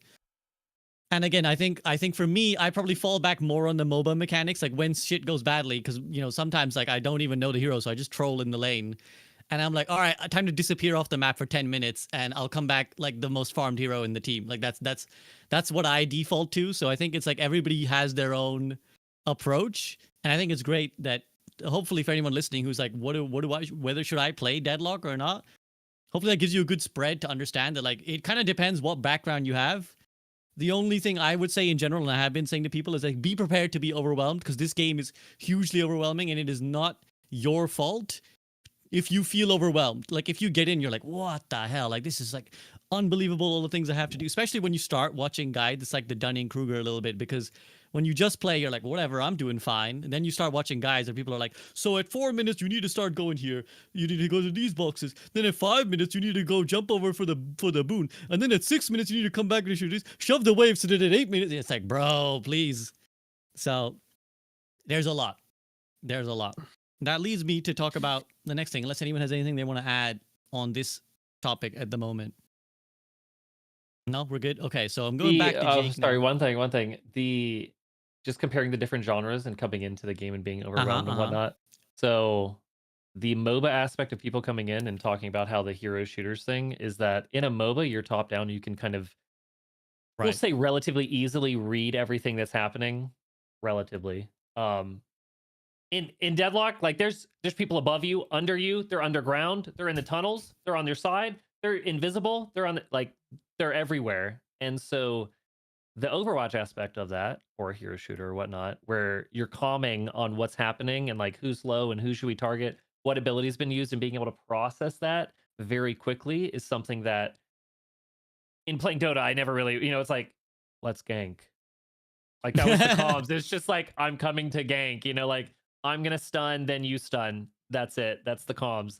Whereas in Deadlock, it's like you have that very like stuff changes very quickly. This ability's on cooldown, go. That Overwatch we're so used to, of like, all right, Suzu's down, get in there, it's time to go. So that's something that I think the mobile players, I almost said mobile, MOBA players coming in probably struggle with a little bit. Anyways. I mean, sounds good in theory. I can't relate because essentially my game comms are like 20 minutes of quiet and then 5 minutes when we're losing. There's this Russian screaming in my ear because Valve game moment. Europe Valve game moment. Okay, so I'm going to take it back to Jake now because now, we kind of talked about how potentially overwhelming Deadlock is, how many different genres it blends, which leads me to talk about where will it stand as a game and as a potential, like, what is going to be its market reach? What's the sustained power when Deadlock releases? Now, of course, we don't know when that is. I don't think, anyways, unless someone's got some secret information. We don't know when that is. We don't know what state it's going to be in. But let's say that it releases in somewhat like the form it is now, right? Or you think what improvements it'll make before it releases, and you're like, okay, this is what it'll look like. Yeah, what's it going to be like as like a competitor? Is it going to be top of the charts? Is it going to sit there and dethrone a bunch of the big titles? Is it going to be somewhere in the middle? Is it going to be a very niche game? Jake, how do you view its position? Yeah, I think it's honestly, I'm pretty bullish on Deadlock, which I have been for a long time. Mostly just because I think there's something for everyone. I think to everyone's point about like partly, I think my own perspective is a little warped. The way I look at the game of like, oh, like at the highest level, the thing that will really differentiate you is like mechanical excellence, because you can get pretty far with the MOBA fundamentals and getting like a little bit better at MOBA things. I mean, partly it's just has fundamentally different mechanics than MOBAs, but again, I digress. Ultimately, this is a question about what makes the best players the best, which I think going to be more about your movement and your aiming than other mechanics at the very, very top level. But for the main like 95% of players, which is like, this is the player base, this is what determines if the game is successful, right? There's going to be like hardcore players no matter what. What about like, people coming from different genres? How willing are they to try it? I think the fact that the game has a pretty respectable player base, when I know he said like, look, it's easy to get a Steam invite, but I'm sorry, it's actually crazy in this day and age that you have to get a Steam invite to, like, you can't just like click download. You know what I mean? Like the barrier to entry on a modern free-to-play game is like almost zero. It's like, do you have an internet connection? Like that's what it is. And so to even need to be like, you feel like you need to know somebody. I mean, still to this day on Night Shift, there'll be people in the Twitch chat saying like, can somebody give me an invite? Which is like, you're going to Twitch chat to like ask for an invite to a game that, there's a few 100,000 people. Like I don't know what the monthly players are, right? But like the current active players are like 60, 70K or something. So okay, it's insane that there's that many people playing active right now. It's like, let's say, I don't know, it's like a top 20 something like esports game when you can't play without a Steam invite. I think is a little crazy. I doubt they've spent a single dollar on marketing yet. And I feel like Steam, because it's Valve, they can like flick the switch and send an ad to like every Steam user for free because it's their platform. So I think they're like, the game has done so well in such a, with all the limitations on it right now, which I think are pretty significant, that you have to get a Steam invite and there's no advertising, and it is like still a niche game. The fact that it's done as well as it has, that it's brought in people from every different gaming community, I think is a really strong sign. I think the game could do better than people think. I think it could be really popular. Is it going to be like number one? I don't know, but I don't look at it that way. The way I look at it is like, is this game going to be like a 10-year hit? And that's where I think the answer is yes. I don't know about like how high the peak is going to be. Frankly, I'm not that worried about it, but I do think this is going to be a game that has staying power, that like builds a fan base that endures over time. And for me, I think that's like, honestly, that's like, as a player, I think that's what you care about more, right? Like a lot of these games that recently, think about like High Guard or whatever, it's like flash in the pan and then it like just burns out and there's just no one playing. And because it's a multiplayer game, it's just dead. Like it just doesn't exist unless there's a community. And I just don't think there's any risk of that with Deadlock, that the community is already here, even in the limited state that the game is. So even if the game launches like today with 0 changes and like all the creeps are like the same little alien blob guys, like, which I don't think I don't think the game's gonna launch like candles. that. Oh, the minions. I mean, the neutrals. Like the jungle creeps, right? The lane creeps, I think look pretty good. Like I think those are like ready to launch. But the jungle creeps are like these little eye monsters. They were snowmen at one point. Exactly, right? So you know, I do think there's like certain assets that are gonna finished. I think they'll do like skins probably before the game drops. I have no inside information. That's just what I expect. Like they're gonna have a way to monetize the game before they launch it. So I think there's probably some time before a real launch goes off, but I just think the game is going to have that long-term staying power, and it's going to be around for a long time in esports because anyone who's really gotten into it knows there's something really special about the core mechanics, and then you add the MOBA element on top of that, and you're like, you know, it's one of those games where I think it's pretty obvious that like 1 year from now, people are going to look back to like the current competitive professional play and be like, oh, we were so bad. That's like Overwatch was. We look back to like early competitive Overwatch, we're like, wow, we were so terrible at the game. We were all so bad at it. But we thought at that time that was like the cut, like that was the cutting edge. You would be the world champion at that skill level. And now that skill level is like mastered in like modern Overwatch, you know, like which is just a crazy reality, right? That the game has so much room to improve that literally no one is close to being, you know, truly great or reaching the skill ceiling where, you know, you see that in game like CS, you know, maybe 10 years from now, people will be. Very, very well put. Must emphasize that he is not an employee of Valve, listeners. This is not a paid for plug. Any doubters in the call? Any doubters? Fitzy, Eskay, doubters in the chat? We kind of picked a bad group for doubters because we're all playing the well, game. let me put it this way then. Well, I mean, maybe you could have some. Let me frame it, and I'll allow Fitzy and SK to respond to this. One concern that I potentially see, again, I think as my experience as a relatively new player, is I think that there's a absolute chasm between the brand new casual and the current no life community of Deadlock, right? And I think it's not a huge problem per se, but I do think it's a problem, which is that the current community of Deadlock is like so far outstripped. Like the people who have been playing it for like what, a year, 2 years now, however long it's been out, have like reached this point that's like so far in the horizon to somebody who's like brand new that I wonder if when it launches, it's like almost you're like two different communities. Like I know every game has a big difference between, oh, the pros are way better than the casuals, but at launch, it's not that stark, right? At launch, it's like, okay, well, there's, you know, people who are better with other games, and there's the casuals. But in this game, it's like there's the casual who's like sniffing glue, who's just like, oh, what is the parry mechanic? And then there's the guys who are like, so you gotta like wall bounce, keep your momentum, B-hop, and then like, oh, you can't do this. You when you like, I was describing this to chat the other day to kind of give an example of what I mean. I was like, I picked up the urn, I'm carrying the urn. And then I'm almost delivered it. Some guy punches me, like quickly light melees me, makes me drop. And then he's doing a thing, and I try to parry to like count. I think he was either counter spelling or parrying his punch. And it didn't come out. And I was like, what happened, Chad? Why couldn't I parry? And they're like, oh, when you drop the urn now, there's a cooldown for how long you parry. And I was like, what the fuck is that? And they're like, oh, well, that goes back to when you'll have to heavy melee to drop the urn. And so people were like dropping the urn in anticipation of someone heavy meleeing, and then you would quickly parry.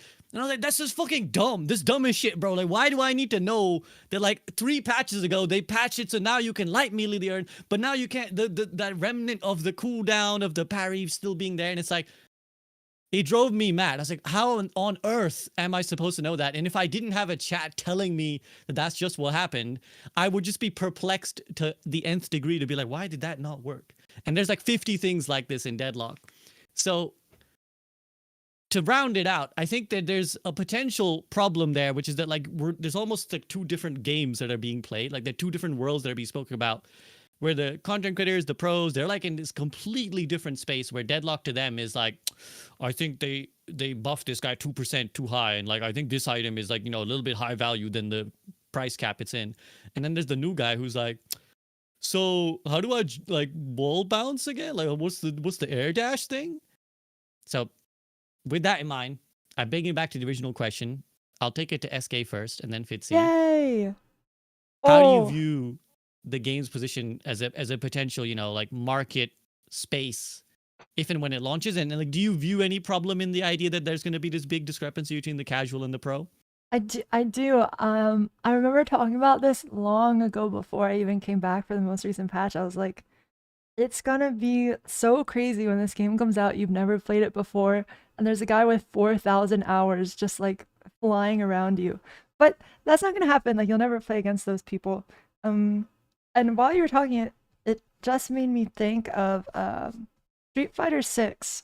When the game came out, for like a year before it dropped, there was a crack version that like the game was accidentally leaked and you could download it and play it. And there were people that put like 1,000, 2,000 hours into the cracked version before the game ever came out. And when the game came out, of course, they dominated the tournaments, right? But within like 5, 6 months, a year, they were just eclipsed and irrelevant. Like everyone surpassed them. And I think the level that people can climb in a game, the speed at which they can do that is dependent on how good the player base is, right? Like it takes so long for the people who are at the very top to discover new things and discover what's better. But when it's out and they already have all that information, you can just watch them and be like, oh, that's correct. And then you can learn so much faster.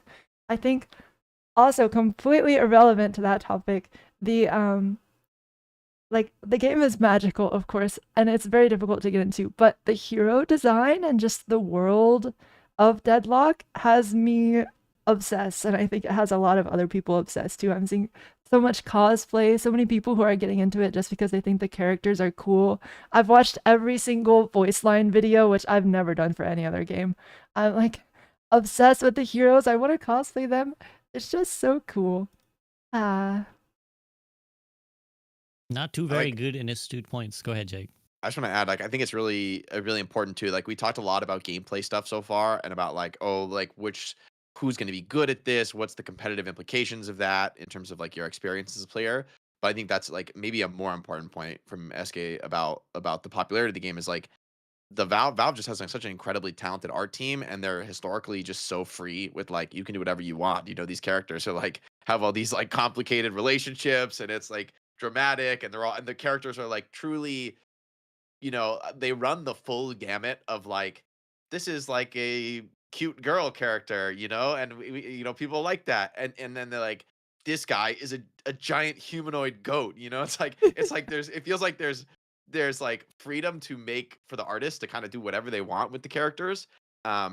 Where I mean, like I know I think some of the criticism on Overwatch has been a little unfair about some of this, but I think it's just a reality that for most studios things are a little bit more like focus grouped, you know what I mean? To be like, and things end up being feeling a little more samey. Where I feel like in Deadlock, there's a lot of characters that's like seems like it was just like somebody's brainchild. Somebody was like, I'm gonna do this crazy thing, and I don't know. It's like where I look at like Viscus, and I'm like, who would make this character? It's like so silly and so absurd. He's like a cute little guy made of goo, and like the personality of the character is so strange. He's like a little alien.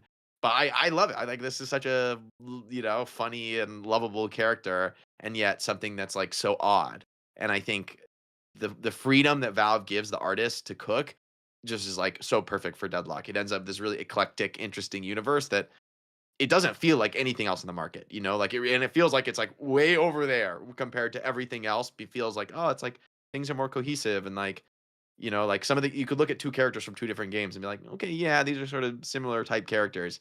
There's a bunch of Deadlock characters. I don't think you can make any kind of like, oh, this is that character from another game. It's like, no, this is just something really bold and artistic and new. And I think that draws people in who, irrespective of the gameplay, like who cares about the gameplay? Viscus is cool, you know, like that's not me as a player. I care a lot about the gameplay, but there are a lot of people who I think that is partly why they would enjoy it. Yeah, I think great points from both you, and to only add, and then I will let Fitzy chime in if he has anything to say on any of these topics. But I think that like this is gonna sound like an insult, and it's only slightly meant to be, but it's like the game isn't designed for Zoomers, which is what I think a lot of current like multiplayer games in particular, they're like, how do we reach these kids? You know, like how do we design a character that is, you know, like for the 15-year-old spending their parents' money watching TikToks, like how will they, and it's like super surface level, like they all do the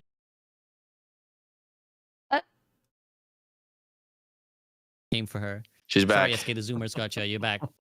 My bad. I misclicked. Whereas I feel like that's all good. Whereas I feel like I think to summarize it again, a great example is Celeste, who I think is like a character that if was in a different game would be far more like one-dimensional, right? On the surface, she has these beats of what would be a very generic like Disney princessified character. Like she's a unicorn. She like, you know, is like a ballet kind of circus act, dances and flips and is pretty. But then also it's like, firstly, she's got tattoos, which is like unusual because it's like it pushes away from the Disney's princess stereotype, right? It's like the thing that would upset like a really mollycoddling parent. But then also there she's got like this sarcasm and like more of like a, you know, a muddied background, right? She's like from a, like the circus is more like a runaway, and she's a bit like beaten and bruised but still optimistic, and you know there's like the really distinct New York accent, and she's less a Disney princess and she's more Harley Quinn, which I think is perhaps the best way to summarize her. And I think that's what like Deadlock brings, that energy to everything. Like all the banter is very genuine and well written, not just like generic like ha ha ha gotcha sucker, like, you know, like just the really like lame Marvel Rivals, no offense but some offense, like banter. So I think they're doing a great job on it, and I hope they continue down that vein. Now, Fitzy, there was a lot brought up there, so feel free to go in whatever direction you feel. In just the general idea, yeah, your big brain, you got it all. You got points rattled off for each section. Deadlock and its position when it potentially launches. Go. Before then, so we're talking about hero creation and whatnot. Do you think Valve with Dota also kind of is that like, yeah, we'll just make whatever to my two Dota people? You know, like there's a lot of heroes from a varying ish design. Yeah, I mean, right? It's Dota's not all also just, like, weird humanoid. because a lot of the characters are like historical, right? Like a lot of them are like, this was a Warcraft asset that we put Right, in Dota right, All exactly. Stars that we need to now like remodel for Dota 2. So I mean, that's why like most of the heroes in Dota, right, are from, probably it's more than half. I think that must be true, right? Of Yeah. the Dota All Stars era. So it's a little interesting, but I think to your point, it's like there's weird characters in Dota. You know, there's like techies or something. It's like a freaking disturbed character. Yeah. Yeah, and even if you look at, sorry, just to quickly, I think I mean, firstly, Dota don't release that many heroes anymore, so it's kind of hard to comment on like not, as Jake said, non remnant heroes. But if you do look at some of the modern releases, they're quite oddball. You know, there's like Ringmaster, there's Kaz, Primal Beast. Like these aren't really like, if you were designing again a focus group tested hero, this isn't what would come to mind, where it's like it's a bird man who, you know, like whatever, like, and then there's like again another carnival theme. Maybe there's someone in like the Valve who really loves carnivals. So yeah, I think Deadlock is much better at it, but even Dota does this.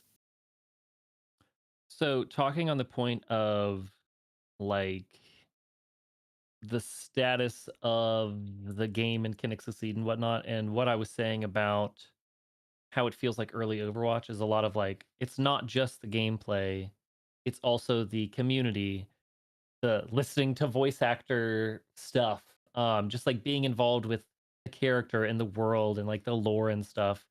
It's not that they're like aggressively pushing the lore. It's not like there's a cinematic to watch, which we all, I mean, if there was, of course we'd watch it. Come on, let's have another, I'm sure they Netflix will. something, you know.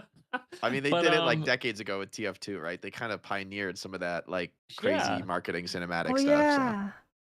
So I think the community is in a spot that like can absorb that, and people that are playing it casually can enjoy the game while enjoying that. It's not just a game that like, oh, I just have to enjoy the gameplay. Obviously, I'm somebody who's like, I don't need any skins. I can enjoy the game. If the game's good, cool. But something that Valve or Deadlock or whatnot that I like about it, which obviously not everyone can be in this situation, is that they have infinity money. You know, like they're making this game for the long run to be good. They're not trying to like, let's make a game real quick and sell skins and cool, we made money, so now we can keep doing it. It's like, we have money. Let's make a good game because we know that it will do well eventually. Like, but they have all of those resources. And that's obviously, you know, Valve being in the position that they're in. But that's what I feel like. They're not trying to do any millennial agenda or Gen Z agenda or whatever. Like they're trying to make a good game that they believe in, that is good, and you will enjoy it because it's enjoyable, not like it's the hit of the year, it's the hit of the month, whatever. It's like they're there to make it a long game and to make it enjoyable.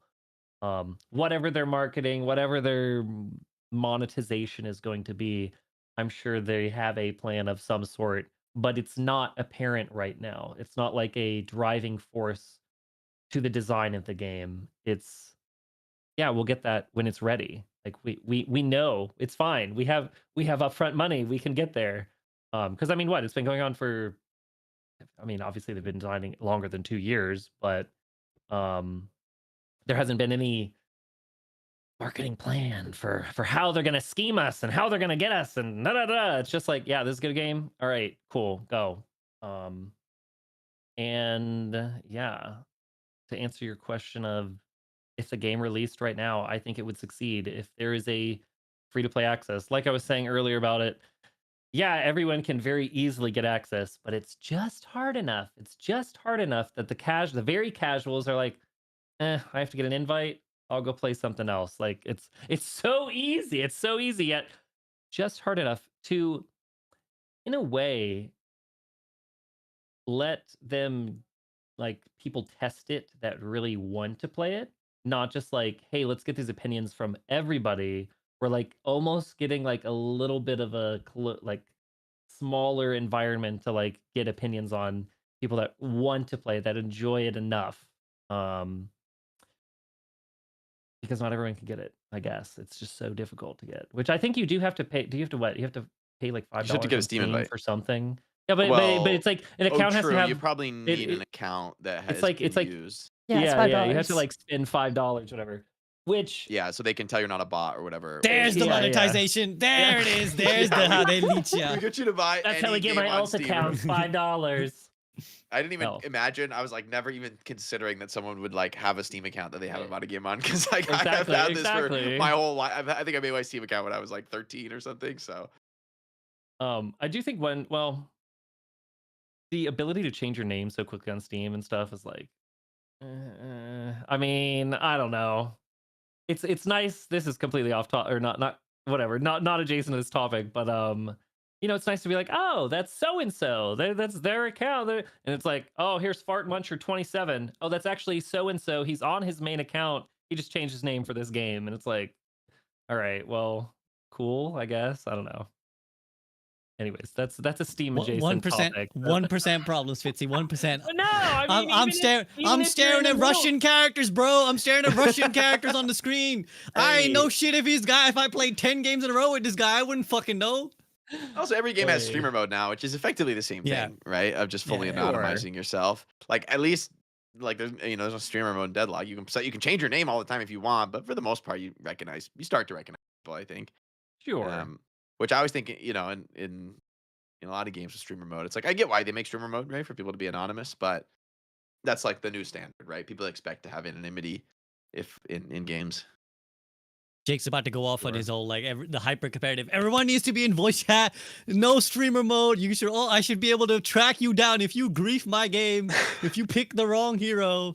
If you don't min max. I'm not such a tryhard anymore. I'm like, it is what it is. is. It is what it is. I think I sympathize to some point with what you're saying, Fitzy, of like it's better. There's like more accountability, from people like standing behind what they say, But I also think streamer mode is effectively in most games it accomplishes the same thing of changing your name. Sure.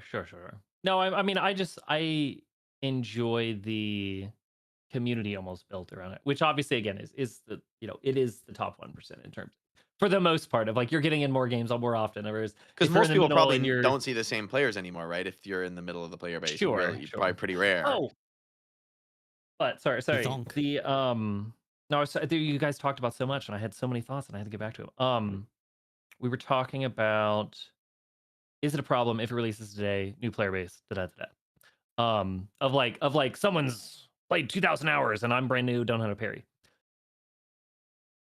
In any game, if you're in bronze, you're in bronze. You could have 2,000 hours and be in bronze. There's 2,000 hours in Overwatch, and people are in bronze. They might know that one patch 37 days ago and 3 years ago, they're still in bronze. And whatever skill that you're bringing in can be either at their level or better.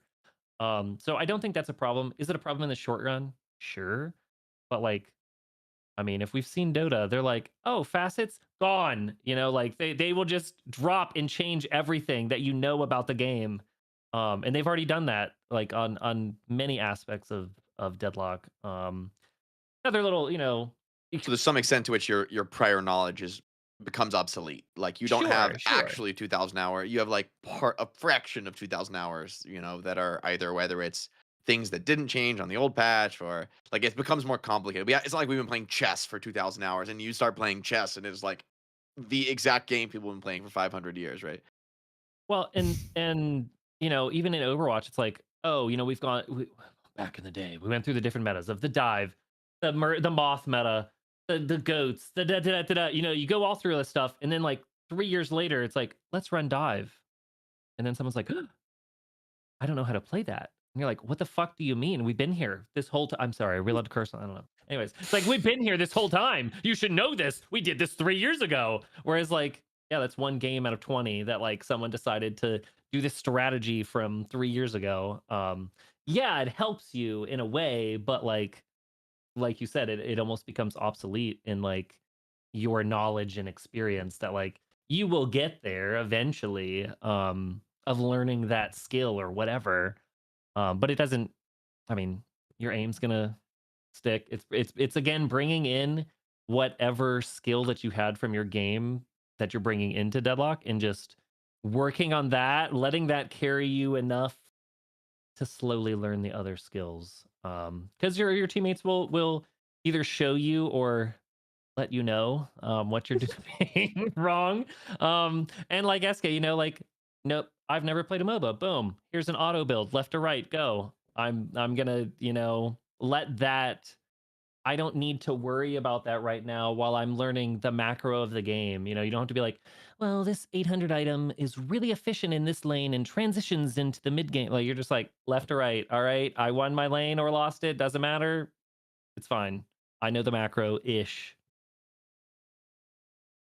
On that note, Eskay, do you have anything else you want to add on what any of us discussed? Because again, we've been touching a lot of topics that are pertinent.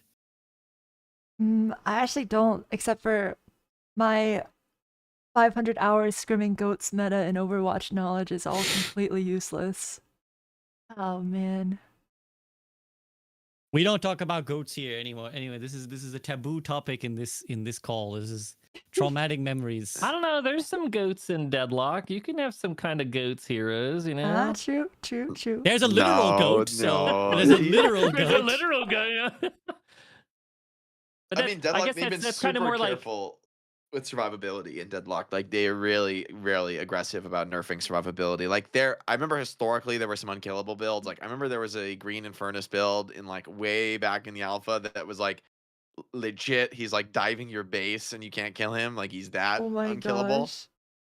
Like, diving inside. And the old base, too, where it was, like, really deep as well. So, but they're really aggressive. They make sure that, like, I don't think there's ever been those, like, unkillable builds, other than obviously if you're way far ahead in the game you can feel pretty unkillable, but that's just the nature of MOBAs.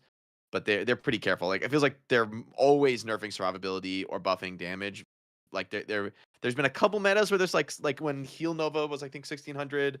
Everyone bought Heal Nova. It was like too much sustain. Rescue beam 20-second cooldown or whatever it was. Yeah, but they're like they've aggressively nerfed everything like that. That has made like and also grouping up as 6 is like heavily nerfed now in the economy system. It's kind of complicated. You don't really need to go into it, but there's strong disincentives to full group as a team. It has to be really a big deal, like taking mid boss or taking the base, ending the game, to make 6 players being together like a good idea. Trophy collector kind of bringing it back. I don't know. True. I don't true, know. but well, I promise you, it's not long for this world. Everybody. No, it won't be. But for now, it's like, oh my god, there's 4 in every game. Because when me and Eskay just smile and like, sure, yeah, I buy that item all the time. So cheap. On this note, though, well, if the build don't say it, I don't know it. That's how it is. Exactly. It's like, I've never seen this, never heard of this. I will say you should just buy Trophy right now. If you're playing Deadlock today, and just buy Trophy. I don't care what you're doing. I'm gonna first item buy it. Unless you're playing like go AFK in the jungle Wraith for 30 minutes, you should have Trophy Collector. Like 9. I would say it should be 10 or 11 buys in every game. It's broken. But real quick, to add on to Eskay's point, kind of the wasted 500 hours of goats. But I mean, if there's any deathball meta, like, you understand playing as a unit, you know, like even that is like a transferable skill that, like, anything. There's so many things from so many different games that you can like bring into the game and be good at. Yeah. Anyways. This is just trying to make you feel good that all the time you spend no lifing different video games will be valuable at some point. Like, that's the cope that we all have to believe. Hey, for the lives we've lived, for the lives we have chosen to live, we have to believe this. Okay. Well, so we kind of highlighted some problems there, which I think leads well to bring up, because this has been we've been positive, which is great. Great to see you all guys are thrilled about Deadlock, but we do need to provide criticism as well to hopefully, as we always try and do this podcast, positive inclined criticism to try to help the game improve. So let's talk about what are the biggest problems and hurdles that Deadlock has right now and will have for when it for when we ideally think it should be the state it will be in when it launches. So I'll let Eskay think. That's her thonk VTube.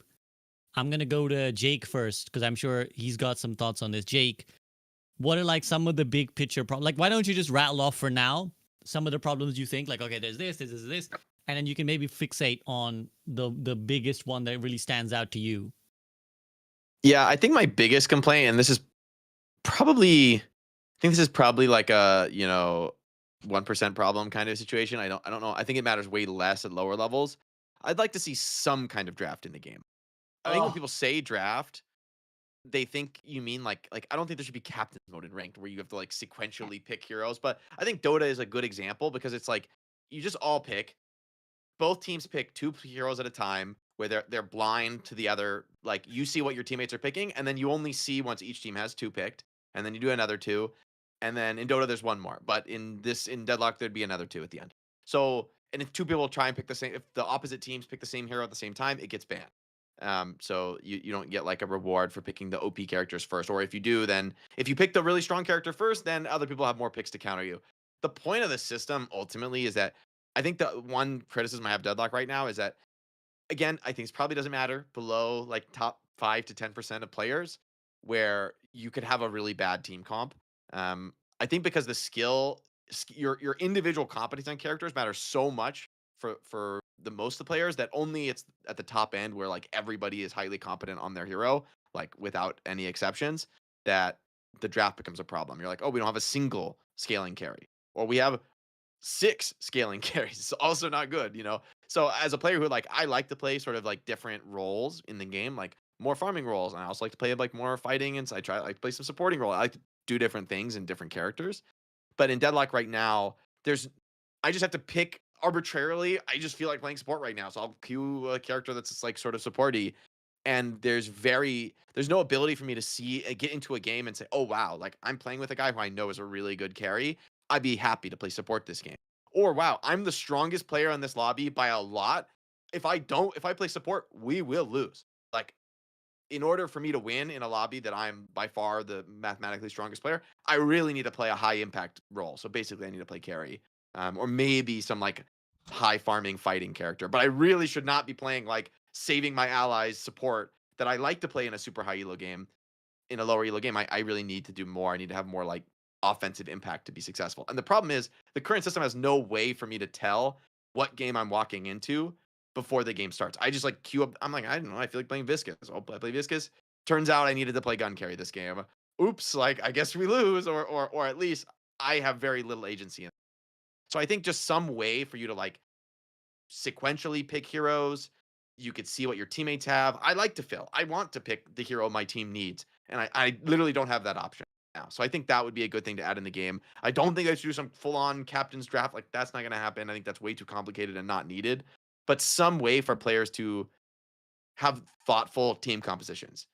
Because right now, as I understand that, maybe there's some they've sort of hard-coded some aspects of that. You get something of a balance comp, but I see a lot of comps that I'm what is wrong? This is my hero is so. If only I were playing a hard carry, or vice versa. If only I were not hard carry, things would be so much better.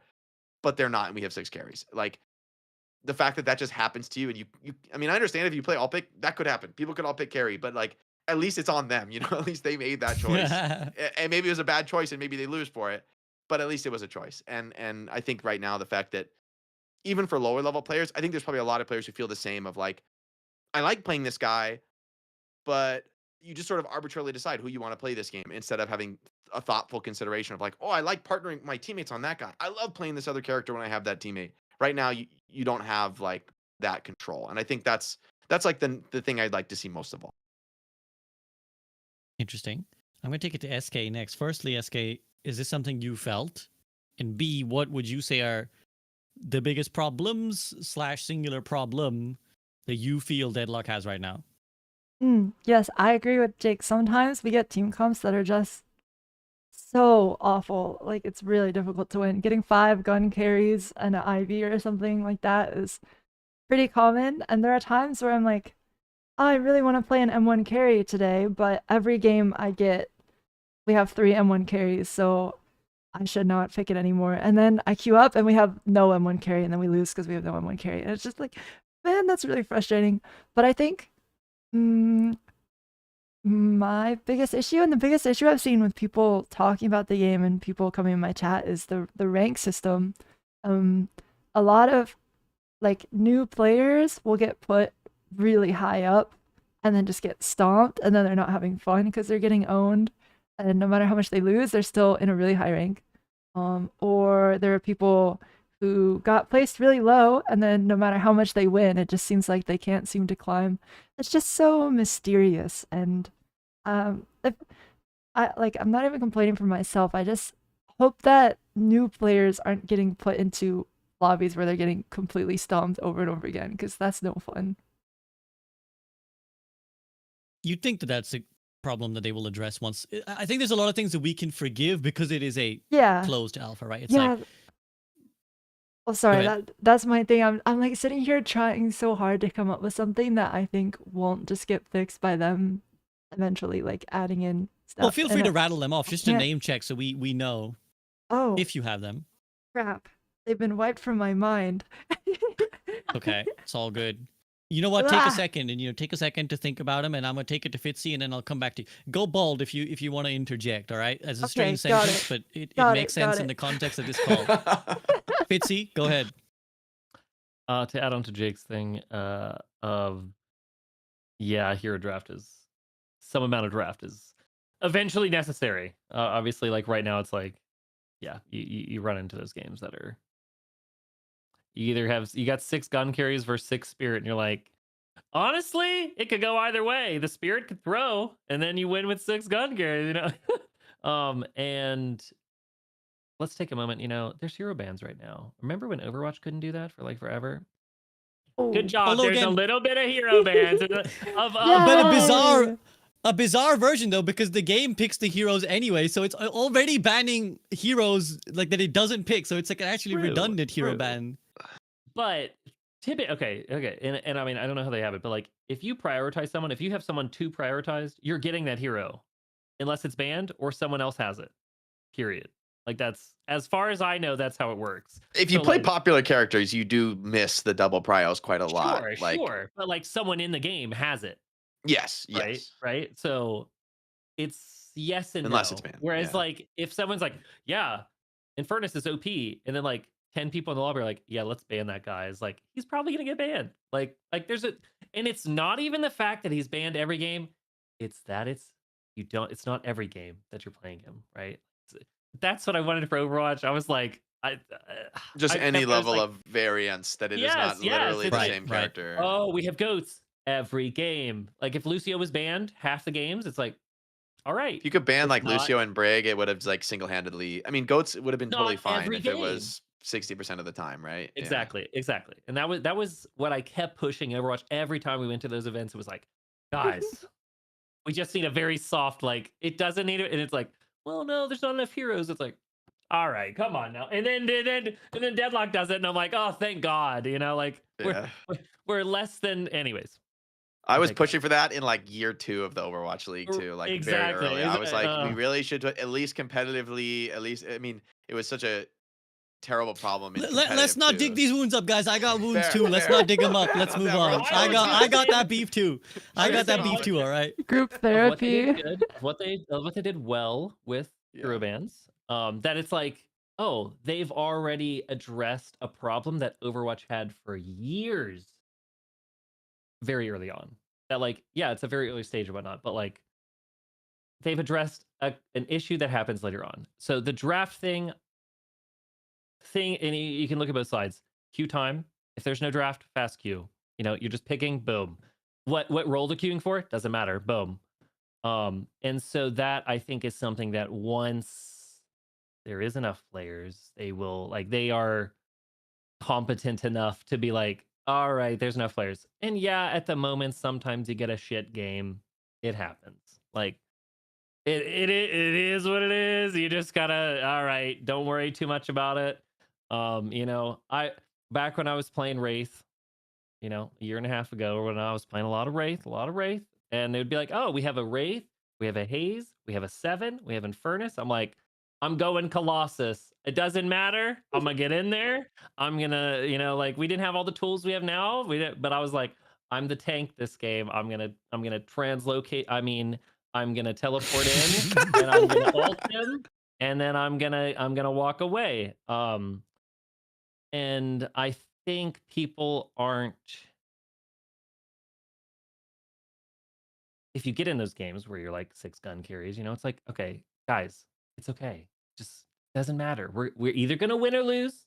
It is. Don't worry about the matchmaking. Don't worry about the rank. It's okay. Have fun. Like someone decide, and it's like, no, we must all go farm the creeps in the jungle. Oh, we lost because you did that. And it's like, no shit. We have 6 gun carries. Like, get off my ass. All right, we're all trying to have fun and win. You know, it is what it is.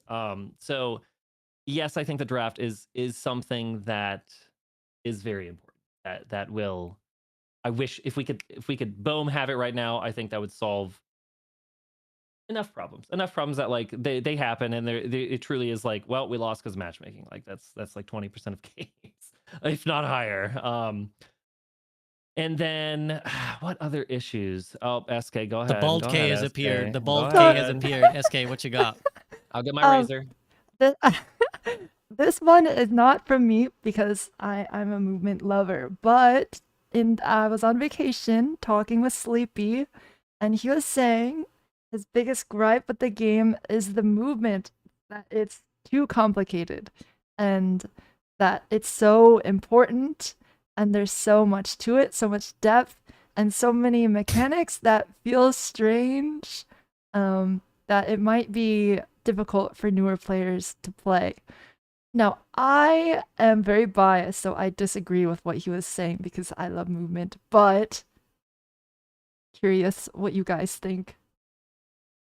I think that's depends probably on- one of the most salient criticisms, right? Because it's like it is kind of the heart and soul of the game. So if you're like, I don't like it, I'm inclined to say like maybe the game's not for you, honestly. Like if you really don't want to do the movement stuff, it's like it's so infused. Everything you do in Deadlock is right. Like going to farm the camps. If you're like better at movement and you can like slide more efficiently while you're farming, like farming a jungle camp like 1v0 PvE is like has intense skill cap, you know, like that you could be more efficient with it, which is, you know, it just goes to show that there's nothing you can do in Deadlock that isn't gonna have a huge skill element to it. Even the most, from a MOBA perspective, the most simple things. On a MOBA, I'd be like looking on other parts of the map with my camera while I'm farming a camp because that's the high elo thing to do. Where in Deadlock, it's like you're trying to look at the mini map, but you might have to aim at the creeps. You have to like headshot the creeps. You have to be sliding and like using your ammo efficiently, using your CD, like clear the camp as fast as possible.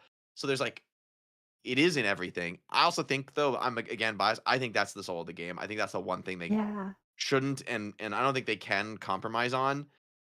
Other than the game should have like a more effective way to learn it. I think there should be more, like right now you need to go to YouTube. Realistically, you should go to YouTube, watch people's guides about how to do movement, learn the basics, build up from there. Like it's pretty accessible, but I think that's sort of that's a bad thing. That the only way to learn something is to go to like third-party YouTube to like learn about it. You can look at a game like Apex Legends though, and there was some heinously complicated movement in the game. That's like the true. really, really high tier movement shit is you would never ever know. Maybe the thing is you don't even need to engage with it. Where since sliding is like even as a beginner, you know you're pressing your stamina, right? Like whereas at least in Apex, you could just run places and you're not so far behind the curve. In Deadlock, if you're just walking everywhere, you are pretty far behind the curve. I think as Fitzy, well. I think tried to go bald as well, so I will give default to Fitzy right now. I think that Oh, was yeah, his yeah, yeah. version of going bald. So go ahead, Fitzy. sorry, one point to Jake. You can actually look at other people's perspectives while you're farming. You can. Yeah, You true, can true, look true. around. No, But I mean, no, I'm not doing that. I'm not doing there's that. a I'm like, reason you tell not to, me. right? Like Yeah, the looking at other people's yeah. POV thing is like that's something that Sure. very few players do because Sure. there's no downtime, not really in the game. Like other than when you're Correct. zipping to base to do buys. That's like the one time I will actually look at other people's POVs and. But also, the more you play, the more you look at the mini map, like little by little. You're like farming the creep, and then you have like 2 seconds where you know you're just gonna shoot this creep, and now you're looking at the mini map while you're doing that, and like you learn these tiny little optimizations to have a little extra time to check the mini map, or like you do a last hit, you look at the mini map, right? But there's always more movement.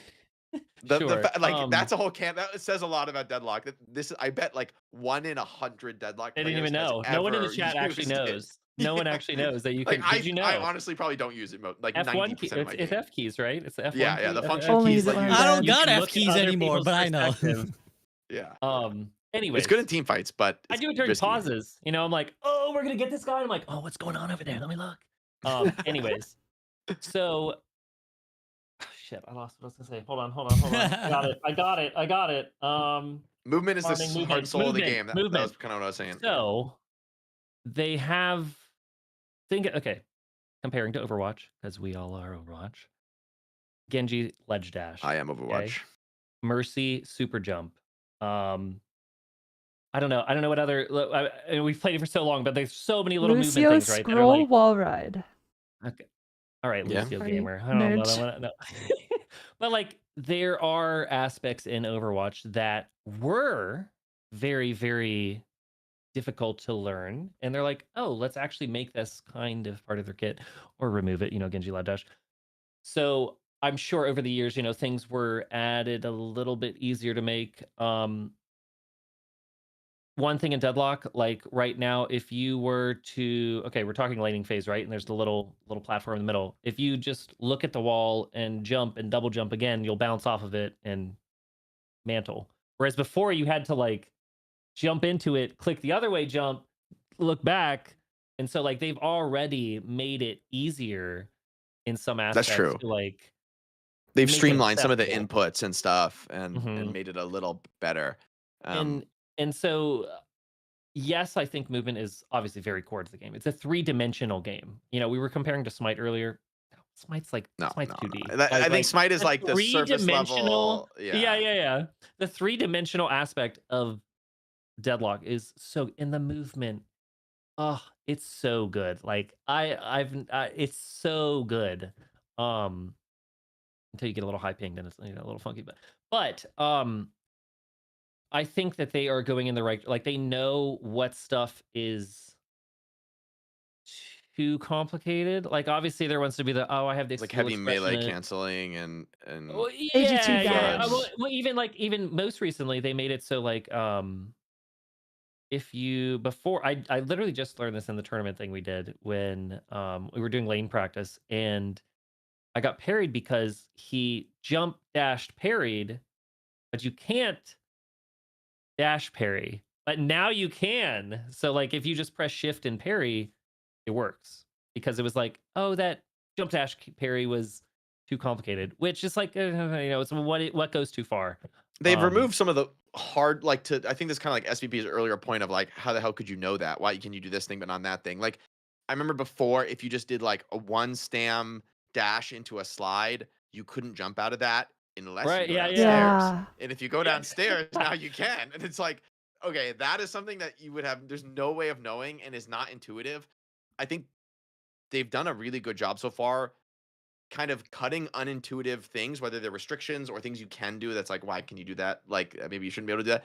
But seems like they really are favoring like leave the tech in, but remove the sort of like arcane, you need to rebind your keys, you need to like know that this geometry interacts with that geometry, like stuff that is sort of like, so maybe these interactions were a bug when they first were created because they weren't made intentionally, where okay, maybe we can take an intentional pass on them to make them more natural and better designed and more balanced, but not remove them completely. Like leave them for the players who want them, don't take them away, but you shouldn't have to do weird stuff. Like I'm of the opinion that like like for instance, the fact that you need like scroll wheel to do stuff is bad. That's not. I don't like like the default key control should be able to give you like let you do everything within reason. You know, like maybe things can be easier with other keys. Sure, fine, but stuff that And that's requires prior knowledge is weird.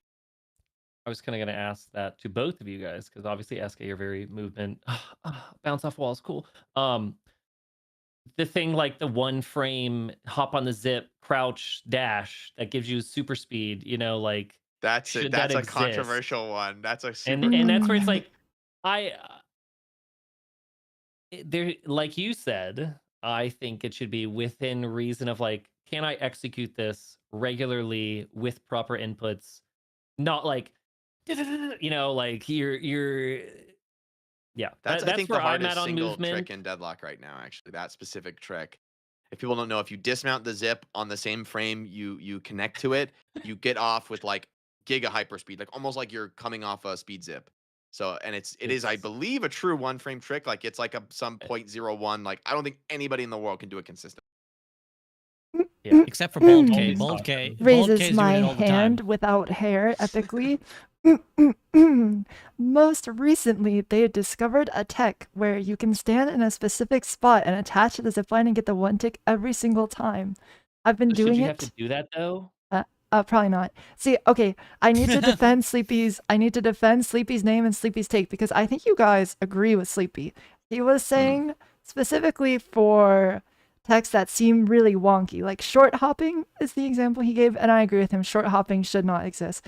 Short hop is if you dash and you have crouch bound to scroll wheel, you dash, immediately scroll down, and then jump. You get like a little like a slightly less effective dash jump for 1 stamina. It's really overpowered on Celeste and Shiv. Oh, Shiv. Yeah, that's how you do like that's how you start the Shiv shotgun movement train most effectively. But Shiv movement is too good. I agree. Those I think that's exactly the kind of tech that it needs to be balanced out. The problem is when you start balancing around that though, is then like for okay, personally, I'm like, oh, you know, I'm playing all the new heroes, right? And I'm like, oh, Celeste, and I'm like, yeah, I actually don't want to learn this hero because they're gonna balance it around bouncing off walls, and I have zero interest in that. So I literally just don't want to play the hero because they're going to balance it around her movement, and so I'm just like, I have zero interest in learning this hero. I think personally, I think it's okay for Celeste to be like, that's not my hero, because there's a ton of heroes in Deadlock. I'm like, you know what? I think this hero's cool or whatever, but not my hero. And I think for Celeste to have her like unique air control stats is like part of what makes her super unique. So, but I think so. I think It's not like, that part necessarily is the unique air control. It's like the crazy movement of like, oh, I like am 80 strafing middle of air while bouncing, and then I do this, and then I crouch spam on the corner to dash into the, and it's like, so, where does that movement stop? Where do you draw the line? Is yeah. not an easy question for Valve. Yeah, Like, should you nerf these things? Should you take them out? Should you allow them, but like sort of put them in a more accessible way? I'm a big believer in like the rebinding stuff is basically suspect. Like if you have to rebind keys, it's like for me that's like a nice little bellwether of like, yeah, this is a little too hard. Like I don't know. I mean, I guess you look at like B hopping is probably the best example of that, where like this sort of the original scroll wheel tech is like you need scroll wheel down to B hop. You do a bunch of jump inputs to actually successfully B hop is like necessary. But Counter-Strike has effectively neutered B hopping. I mean, like realistically, like I guess there's some, if you go too fast, you get like a hard break on your speed and it really punishes you. So you need to do like perfect B hopping where you're only a little bit faster than normal. If you go too fast, you get slowed down. So realistically, people don't really do it much anymore compared to a long time ago. B hopping was like more competitively relevant. So I don't know. I think it's a fine line. I do think though, even if you completely remove stuff like that, like, oh, this like dash into scroll wheel gives you like the mini dash jump, you could completely take that out of the game and you're not going to stop the fact that Deadlock is, you know what I mean? Like you could, like all these techs, the heavy melee cancel, even you take stuff like edge bouncing or whatever that's like really like popular and fun for people, they like to master it. You could completely remove that and like the game is still going to have movement at its core as long as there's stamina for the things stamina does, like double jumping and dashing. There's sliding, gives you infinite ammo. Like the game is going to be a movement game, you know what I mean? Like even if you it's only the most fundamental aspects of it.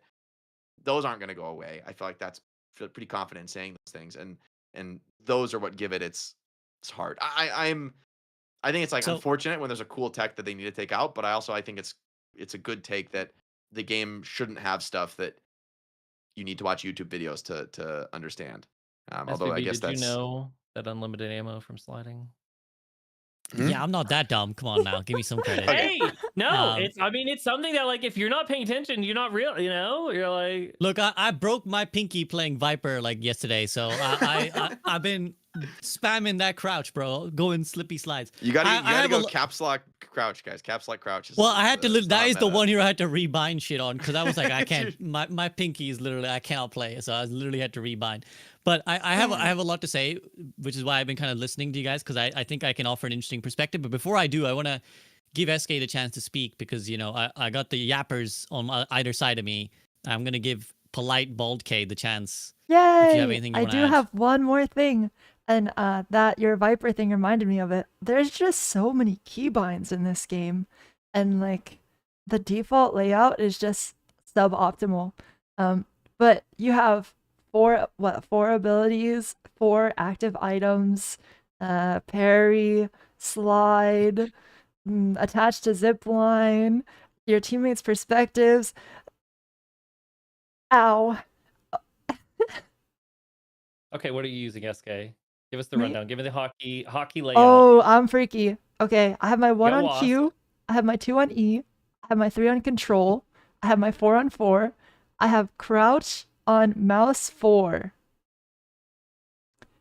What's your melee? Okay, V. come on. You guys are Overwatch players. You have to have Was your it? ult on Q. How is this? V. How are I you have my not ult doing on you. this? I have my Come ult on now, come on. You see, if you still have Overwatch in your Twitter handle, you need to have your ult on Q. This is the universal rules. You pay homage to Nope. the goat. I put one of my active items on Q. I do everything default except one of my get active him out. items. Is He's on a Dota Q. player now. He's a deadlock Dota. But I use 1, 2, 3, 4 for the skills, honestly. Because Really? Okay. realistically, like almost every character is done this way. That like you only have 2 skills and they're on 1 and 2. Everyone with the passive has it on 3. I think that's true. Actually, I don't know if there's any exceptions to that. Or the characters that do have buttons on 3 are buttons you press very rarely, like Viscous Cube or something, where it's like, okay, it's fine, not that big of a deal. Crow. Sorry. That's true. What about yeah, a follow? I do not play every character to be transparently, so I also find I just don't mind it. I also use quick cast, so it's easier. I don't care as much. Oh, that's something we haven't talked about is the different casting options for Yeah, different and things. self-cast. Before we go down that train, do we have to get into that? before we go down that train, I want to speak to kind of what Eskay alluded to from Sleepy's perspective, because again, I having gotten into the You game have a good recently, I've perspective as you're a little more of a beginner. Like, how does it the movement, Exactly. What is that feeling? I've kind of gone through the different phases because when I started, I think I found a lot of these things irksome. To be like one that like a lot of these already highlighted by you guys. One, the fact that there's no downtime, I think adds to the overwhelming nature of the game. Like I was explaining the exact thing that Jake explained to my chat, where I was like, look, as a Dota player, I enjoy, like, if I'm just gonna walk to this creep camp, I have 10 seconds to just actually take stock of where the game is at, like which lane is pushing in, who's where, oh, is there a team fight about to break out? Whereas with Deadlock, I'm like literally PvEing, I'm literally losing to fucking lane creeps. And then I finish the wave and I'm like, oh my god, 5 people are fighting for like mid or something, right? Like You gotta like do the perfect movement, hit the boxes, and clear the camp, and yeah, literally, I'm like, yo, chat, check me out. I just fucking did the box run, and they're like, yeah, but mid boss is about to die, by the way. I'm like, oh fuck.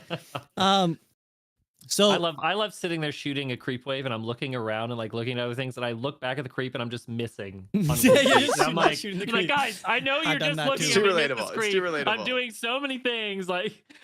And you look like a complete buffoon to your chat because they're just like shooting a creep that won't move and you're missing. And you're like, guys, I swear my eyes were on the minimap. I swear my eyes were on the minimap. Okay, so there's that. And then there's like the movement also I found irksome. And in fact, I kind of said that like, I can totally see why this is like when I was first starting, I was like, I can see why this is a game that people like Eskay would love, because like Eskay loves grinding something that like has ridiculous skill ceiling, right? And I was like, I fucking don't want to do this. I'm old. I don't want to fucking spend 500 hours just to learn how to like crouch, dash, bump, jump, bounce off the wall. I was like, this is just too much. I don't think this game is going to work for me. And I think that's probably what Sleepy was kind of alluding to, where it's like, there's, and you know, all the examples you guys cited of like, there's this zipline tech. I think there's like two different categories where this movement falls into. There's this is a niche, unintended thing that someone discovered versus what is fundamentally the heart and soul of the game, which is like jump dash into crouch, into jump, into wall bounce. Like that is, I think, as Jake said, like the life and soul of Deadlock. And I think I went through the journey of like learning to accept it and actually learning to love it. Where like initially I was like, I just do not want to engage with this. And I think this will be a barrier to me liking the game. Like, I think I will not play this game because this is just too much. And I don't really want to have to do this on top of the lane creeps, the box routes, the learning my hero, the learning the items, the learning the build. You know, it's just too much. And I'm being punished in 5 different ways, right? Like it's how you approach the game. You could either be like, wow, there's 5 cool things for me to bring my experience into, or you're like, wow, there's 5 different things I suck at, and there's 5 different ways I'm losing this lane right now because I don't know this and that and that. So I think that for someone listening, again, who's maybe a bit like me or a bit like Sleepy, perhaps, not to speak for them, it's like a great barrier almost. Like this part of Deadlock is like there's several great barriers. It's like you either get past them and you learn to love the game, or you die somewhere along the way. You either like your species ceases to evolve somewhere along the way where you're like, I don't want to do the soul maxing. I don't want to do the boxes. I don't want to do the jumping. And then you just quit. So I think that like that is, so I think they can do all the passes they want on which specific tech they're not going to allow. And I definitely think the game needs a consistency pass. Like you guys obviously have seen perhaps what changes they have or haven't done. As a new player, the oddities strike out to me the most, where it's like, again, to give another example, where it's like Haze sleep. And it's like, I sleep a Bebop who's ulting and he's still fucking beaming my ass. And I'm like, why the fuck does this guy, is this guy asleep? Transformation and he's versus, you know, channeled. Really, it goes into like, we thought this was broken, so we nerfed it in this instance, but actually now it's dumb as fuck. Because how is this guy asleep and shooting me with a beam, dog? Like, what's up with this? Like, you know, like. Well, he can't turn. He can't aim at you while you're sleeping. So Also, get out of the way, bro. It's funded. Ults are funded because like you can hear a Haze ult and cancel it, and she'll still have it. Well, this is what I mean, though. This needs a pass. Like, it should be intuitive to the player. When I push the interrupt button, it interrupts. Or like Apollo, I've played a fair chunk of Apollo recently. And it's like, what gets slowing hexed is completely arbitrary. Like, it's just like, why can I do the riposte, which sends me across the map, but I can't do my one, which draws a little circle on the ground and I hop like a little happy boy? Like, why is like it's like, why does that work line that that's way? drawn is goes completely through. arbitrary. It's like completely arbitrary. So I think they need to figure out like what, like, again, it should be intuitive. Like, I should be able to work out. And I will give Deadlock a lot of credit because there's a lot of really good things that are intuitive. Like, again, having jumped into my rivals a little bit, what orb flying in my direction was bad and which orb was good was completely unintuitive. It was just like, there's just circles everywhere. And I sort of have to guess which one is going to fuck me, which one's going to buff me, and which one I can actually just ignore. Whereas Deadlock is very good, I would say, by and large, of like things on the screen largely tell you what they're going to do. Like, you kind of figure it out. Like, I remember the first time there's not mirror comps. Yes. That's true. and not deathballing all the time, which I will say, yeah. endgame Deadlock fights are just like brain aneurysm. I'm just like, when it gets to like Just in-base fights. trust me, even at high rank, just like find a guy, like, Yeah, literally, just pick think a about guy. what you're gonna do. Pick a guy and fight that guy. Like, That's it. That's my strat. If you could kill that guy, try and kill him and like double make care, and then, or you're just a team fight alter and you just look for your big AOE, hit as many guys as you can. Problem is, But, the like, base I is so agree, fucking big, keeping I it all lose in the your head guy. at I once lose is the not guy. happening. It's just not happening. Like an advanced high level death, like you can't possibly consider what 12 people are doing on the server at once. I mean, it's like, I think it's like more extreme than Overwatch, because in Overwatch, generally you fight in formation, like at a high level. Like generally you don't do that many solo kills because it's more about like, okay, the tank's kind of here and like there, and we're kind of over here and they're over there, and like, you know, maybe there's somebody flanking, but there's like one guy flanking. In Deadlock, it's like we're all in like a crazy spider web of all over each other from all angles, and I'm just. And you got like, Warpstone, Phantom Strike. You got yeah, Rescue Beam. I'm You got just shooting what's George. on my screen, man, and trying to keep an eye on like this is like I'm like a top 200 player, and I'm like trying to just have an idea of like, are we winning this fight or should I get scared and run away? I try to find moments to think, okay, maybe I should just run away. No, we can win this. Let's keep fighting. And that is, I just think that's always going to be hard. I think that's something where realistically, it's also only going to be 10% of the game max, right? It's like, it's not, you know, if you like the game, it's because you kind of like your vibe playing the character, and then it once every game or twice every game, it has this crazy crescendo of like everything all at once, overwhelmingness that is going to be probably overwhelming for a long time. Which again is also like endgame Dota is also like this to many extents, where it's It's just like, like oh, once my whole team is one shot. Great, I guess we lost. Like, it's over now. That guy came out of the trees and killed 3 of us. Like, oh shit. Yeah, and like honestly, what digest because you yes, can... because of the Yeah, camera, yeah, right? Like that's true. inherent. The And I think visual Deadlock thing, will. it doesn't have the shooter aspect, right? And again, this is part of the great filter, right? It's like either you like it or you just don't. Like there are some things that you like or you don't, but there are other things that I think could be worked on. So I'm gonna list some of them. Unless again, Eskay, do you have anything you want to add on what we've just discussed there? No, shaking head. So I think here you are probably some have the most interesting perspective, Yasmin, because we've all played the game so much, we're like a little bit maybe blind to some things that we're like, this is just normal. This is the game. Where I think your perspective as more of a new player is probably fresher in that way. Oh, I thought of something. Sorry. Go for it. Too late. Of all the like variety streamers that I've talked to that like play all the other different games, they gave the same reason for not wanting to play Deadlock. They're like, I don't know if I want to invest 500 hours into this and learn all these other things just so I can play the game. That was like every single streamer I asked to play Deadlock with me has said that. Yeah, again, I think the problem with the game, and again, I found this going in, is that like at the moment, this is what I was trying to highlight when I was talking about the new community versus the old community, is that like there isn't really a noob lobby. Like I get put in the game and I'm already going up against people who are like doing ridiculous I'm a big tech. Street Brawl advocate. I think more people should play Street Brawl. I hated Street Brawl, not gonna lie. Really? I mean, straight having up, to I choose do your not. items You know is that so there's macro confusing. out there that you can win via that. Yes. Yeah. Because you came I from MOBA, your skills might be stronger in the MOBA. That is the Street Brawl is like worse for you. It's like only the fighting. Well, also, I think personally, Street Brawl, I'm like, Street Brawl. Like, oh god, I need to outmaneuver them, and it's like, no, we have one lane. You're fighting. That's it. Yeah. All right. Fight. You just gotta. it feels do very that. Marvel Rivals to me, right? Like it's very like let's just all just clump up let's here all and just clash, shoot let's shit all at each clash. other. Like, Whereas for me, actually, it was easier with the simplified like the lane. Yes, I don't understand like the box macro, but it's like I just need to play my lane. You know, it's like really stripped down. It's like there's 2 of us versus 2 of them.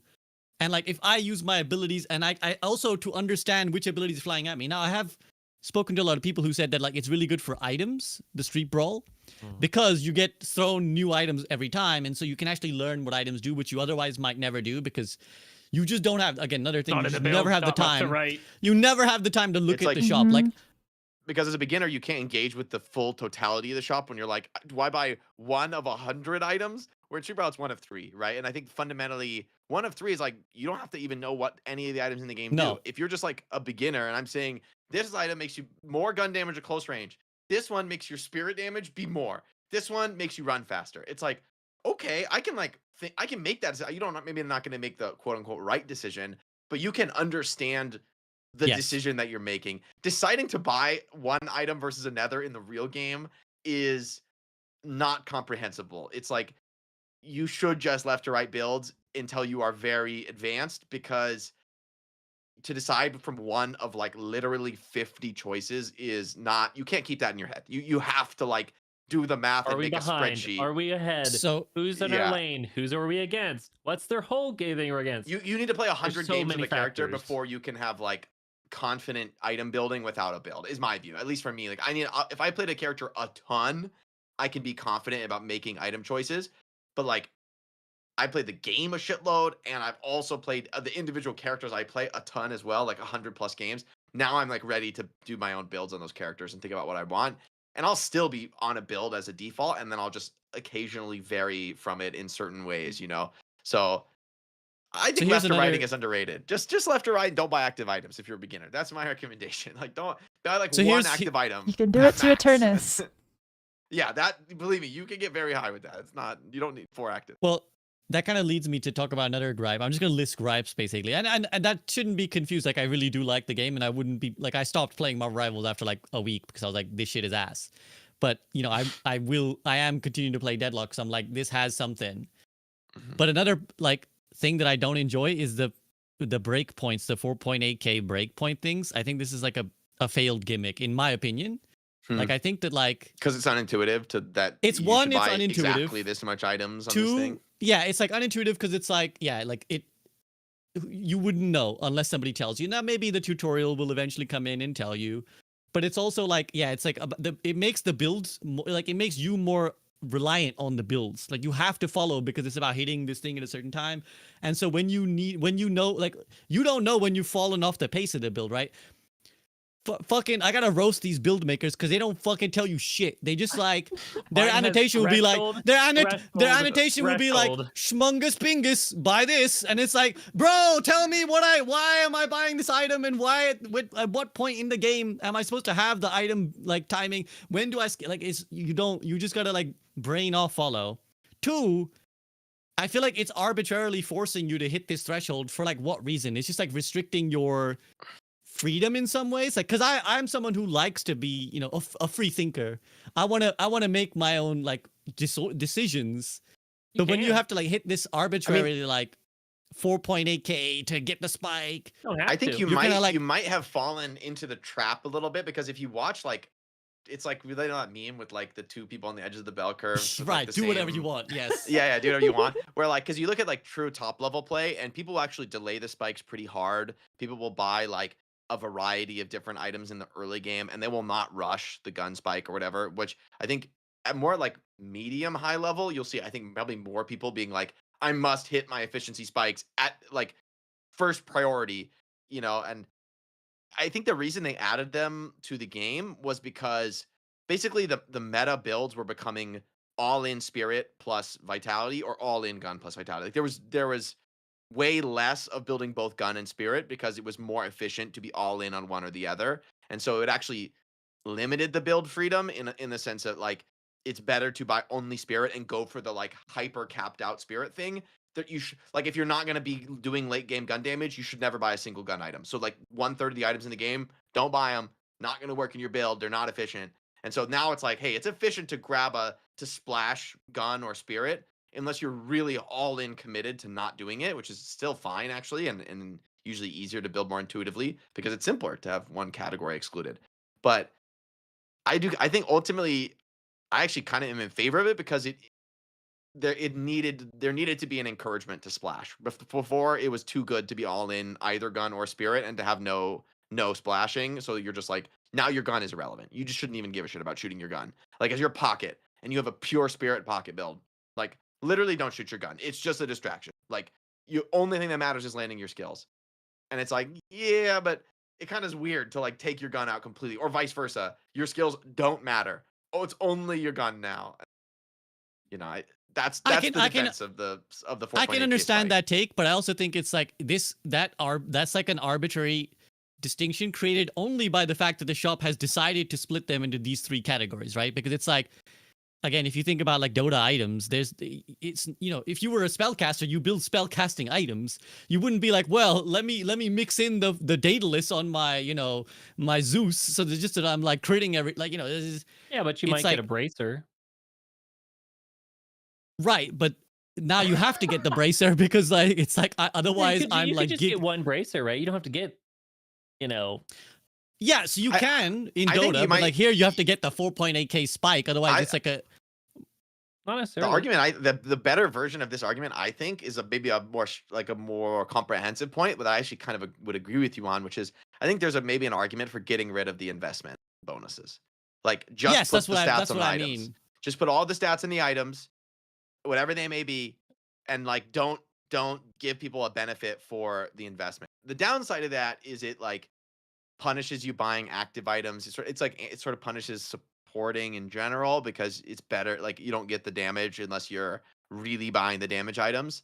So there could be maybe this is like over, but I think like ultimately the whole idea that you're getting a little bit of like pure spirit power from just like buying purple items is hard to like. I know personally, I rarely look at that. I like know some things about it, but I just generally understand the concept that like buying more spirit items makes my spirit power go up, and so I'll do that. But like, and I know the 4.8k spike, but I really don't think about it other than that. And so I think there's an argument that the items are complicated enough, and like your investment in the category doesn't necessarily need to matter. I don't know. I kind of don't agree with my own argument as I'm saying this, but I think if 4.8k is a problem, then all the whole investment scheme is kind of Well, yeah, that's what I mean. I'm hard to highlighting the understand. 4.8k to be like, I think it's all arbitrary, but I mean, I can definitely see the benefits, and I also understand very clearly why they did that. Like, it's obvious that it's like we want you to not just It's like buy themes you and the you, one you one item, yeah. right? History lesson. Did you know Right. that you used to only be able to buy 4 spirit items and 4 gun items and 4 vitality until you unlocked the variable ones? That is true. The old So item clearly- system. that. Did you the know old that? item I did not know system, that. I did not know so there that. used to No. be 16 items. So you started with 12 and you had 4 of each, and then you had 4 variable ones. So at max you could have 8 of spirit, 8 of vitality, 8 of gun. That was so you like had to buy You always the had to buy items 4 in spirit those items, 4 gun items, categories or you're gonna have that a work for wasted your slot. build.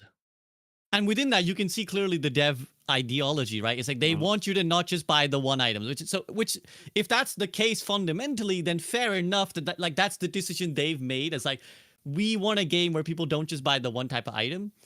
For me personally, like, clearly the 4.8k spike thing is like a way of doing it that is meant to ease player, like, and all the good points you brought up.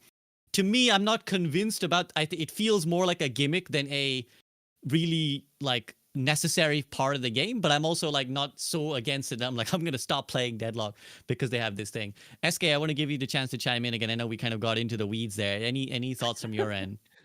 SK builds left to right, head empty. The chat again, the Eskay, the chat, like the bar graph is just like, I just buy the item, bro. I don't give a shit. Okay, that was one other. So that was one thing to earmark. Fitzy, did you have something to add? For I want to list another potential thing to discuss. This is still on like the investment thing. I think it gives people direction, but also it's like a good snapshot going into like we're at 8 minutes or whatever, and you can kind of look across everybody and be like, they're gonna AFK farm, they're gonna fight, they're gonna da, and you can be like, what do I want to do with my team that I see the snapshot of like what we have chosen to best work for us.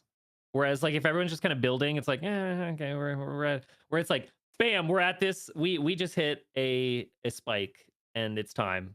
And like personally, like I'm a spirit vitality person. I don't build much gun. It's pretty rare. But I'm like, all right, they have 0 greens.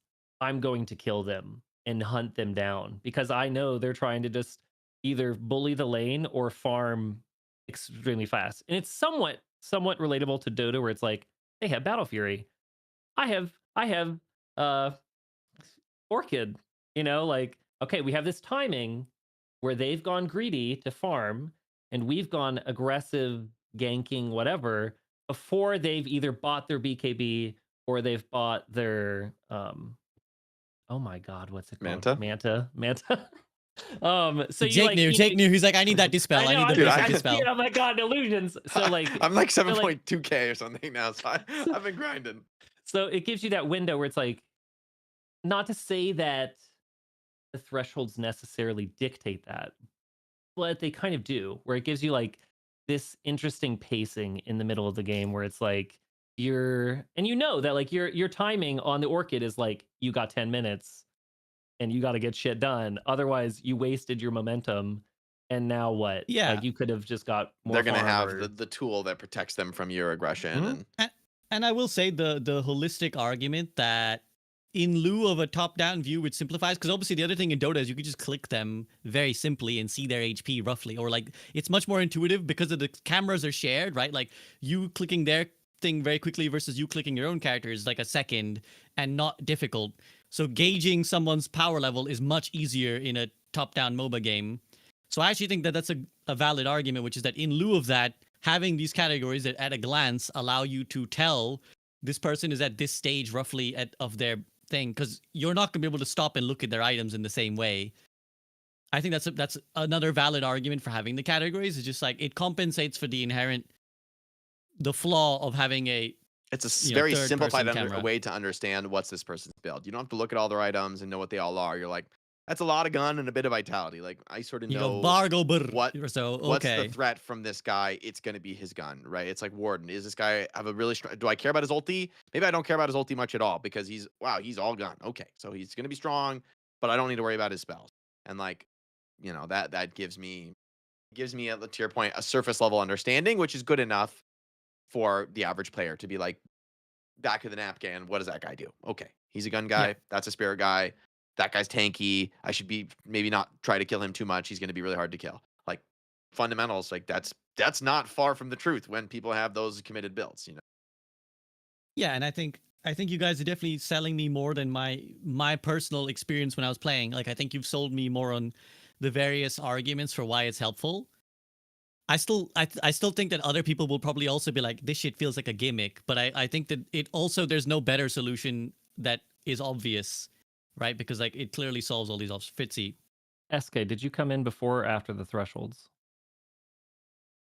The thresholds. I build left to right. So what you talking about? The spikes. The 4.8 day spikes. Yeah. Oh, I played a long time ago, but I don't know when they added those spikes, and I didn't know about them until recently. So what's your thoughts on them? Like, are they? Because like Jake and I have been, you know, we've been around, we've seen it. And it's like, yeah, okay, You've seen like just all the adjusted different it. patches and yeah. SVB's come in like, that's all I know.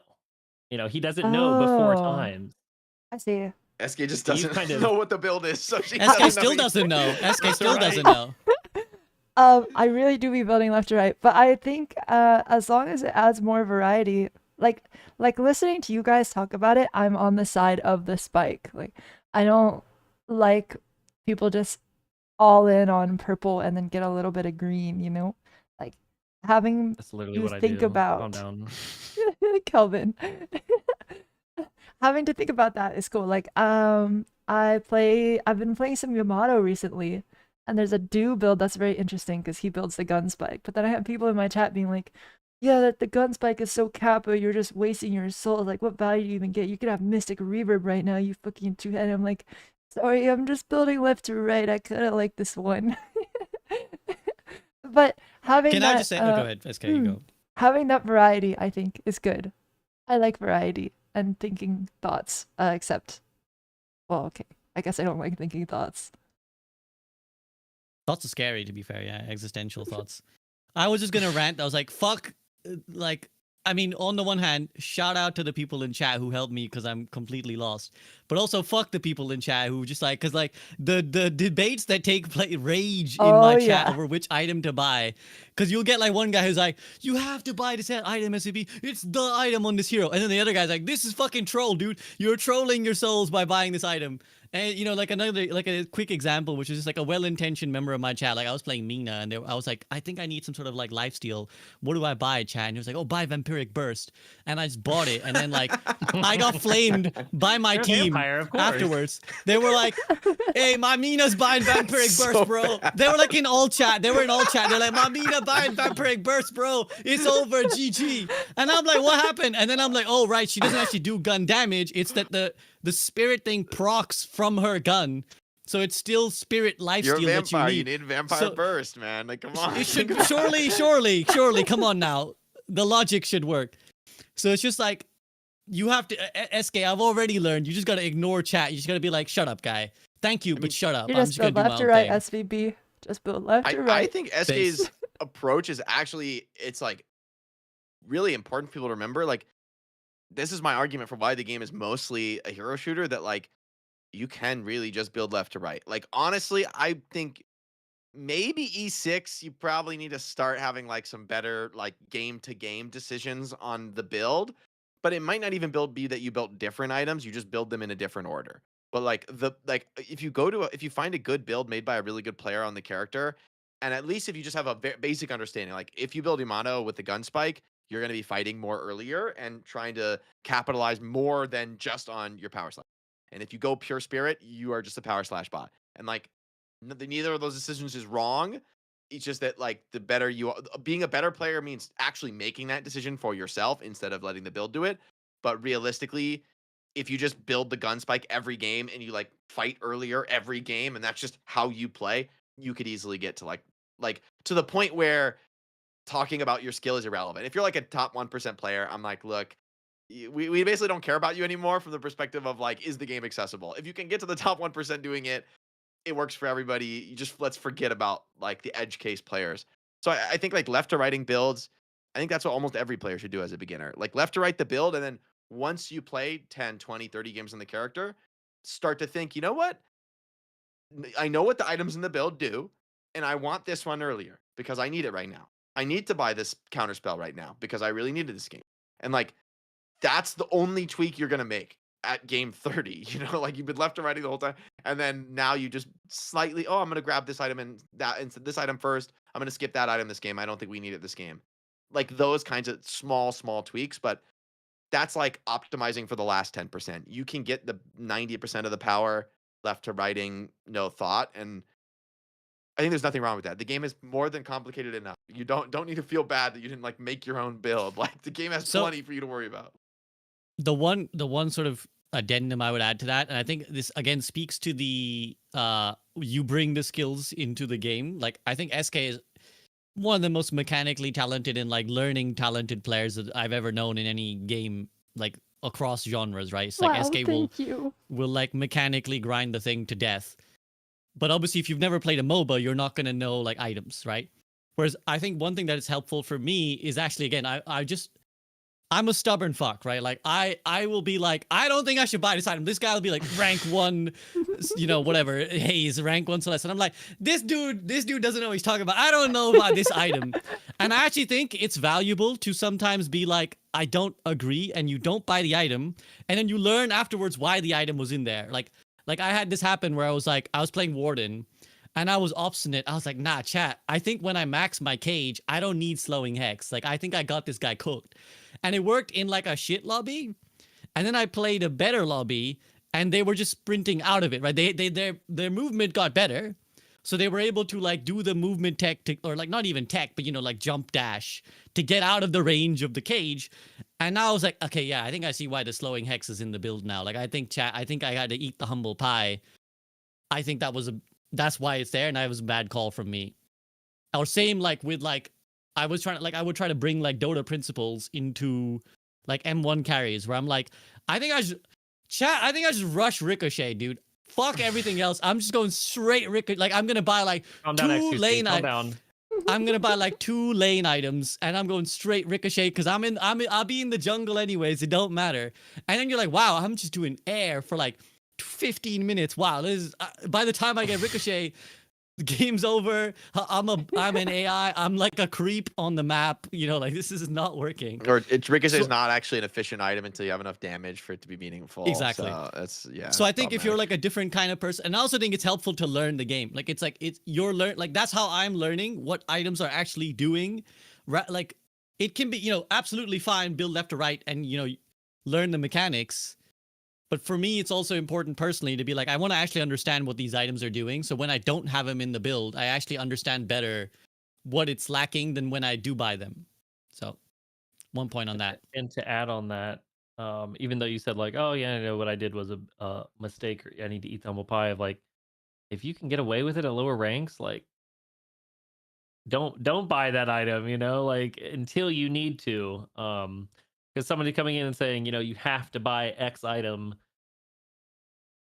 Yeah, in the top 1% or in the top whatever, sure, like it's a must have, but like at the end of the game, like it doesn't matter.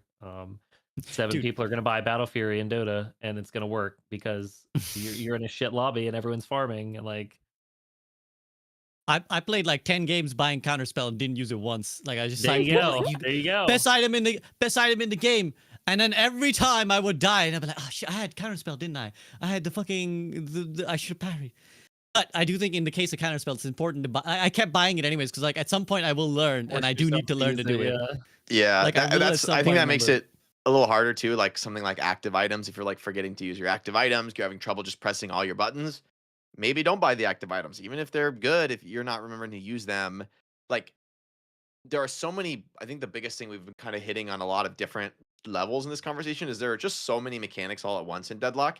I think the better way to approach the game, rather than trying to be like drink from the fire hose and do it all, is like number one, I would like find a couple heroes you resonate with and basically play them a bunch, and then learn things that like apply in other situations, right? Like you play a bunch of one character, you're gonna get a feel for like you know the pressing your skills and fighting is gonna start to feel really easy. You're like, I know how this character works, I know what the buttons do, and I know kind of when to do them and how to hit my shots with them, or how the bullet works, how the stamina feels, all these little things. And then once you get to that point, now you're like, you know what, I'm gonna take things to the next level. I'm gonna throw some active items on that character, and that I think could help me, and I understand how the thing works. It's like break things down. You're not gonna learn the game in one game, you know. Like you're just play, just like take the game as a game and just play, have the experience of it, let it overwhelm you and wash over you, and just do what you can. And it's an iterative process, right? And SUB comes to Deadlock and he's like, I have this Dota understanding and I can think more quickly about buying items, and that's going to be the way I express my skill. And then you're going to maybe learn some of the movement and the shooting mechanics over time as you progress. Where Eskay might come in and is like, oh, the moving and shooting feels really good. I'm just going to left to right builds and be a really good mover and shooter, and that's going to carry me. And eventually you'll hit some sort of cap and you'll be like, okay, it's time to start making better choices about the builds and thinking more about this.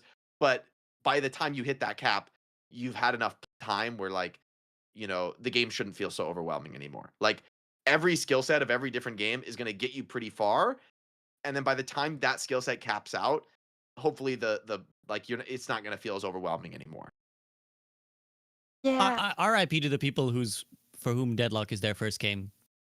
No, it's okay. If you're 13, just play. You're gonna be better than all of us in like 2 years. Like, don't worry. Like, That's true. Probably. Oh, can I drop a counterspell tip?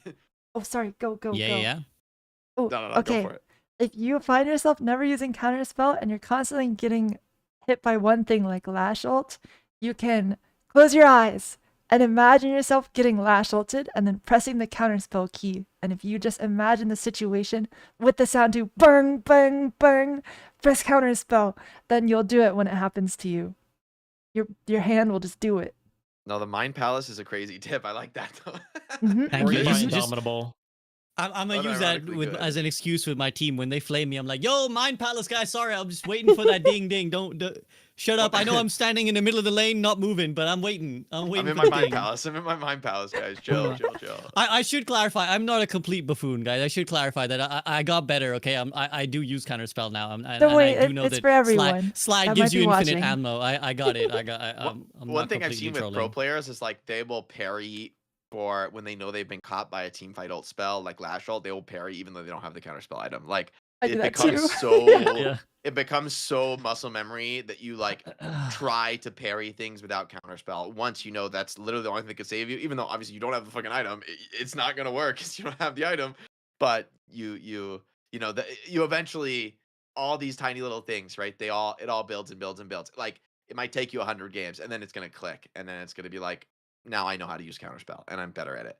And you're probably still gonna mess up sometimes, but that's the game, right? That's the fun of it. That it is a challenge that pushes you to your limit and that like always asks you to be a little bit better than you are, which I think is sort of what games are, right? Like what's the reason we all play?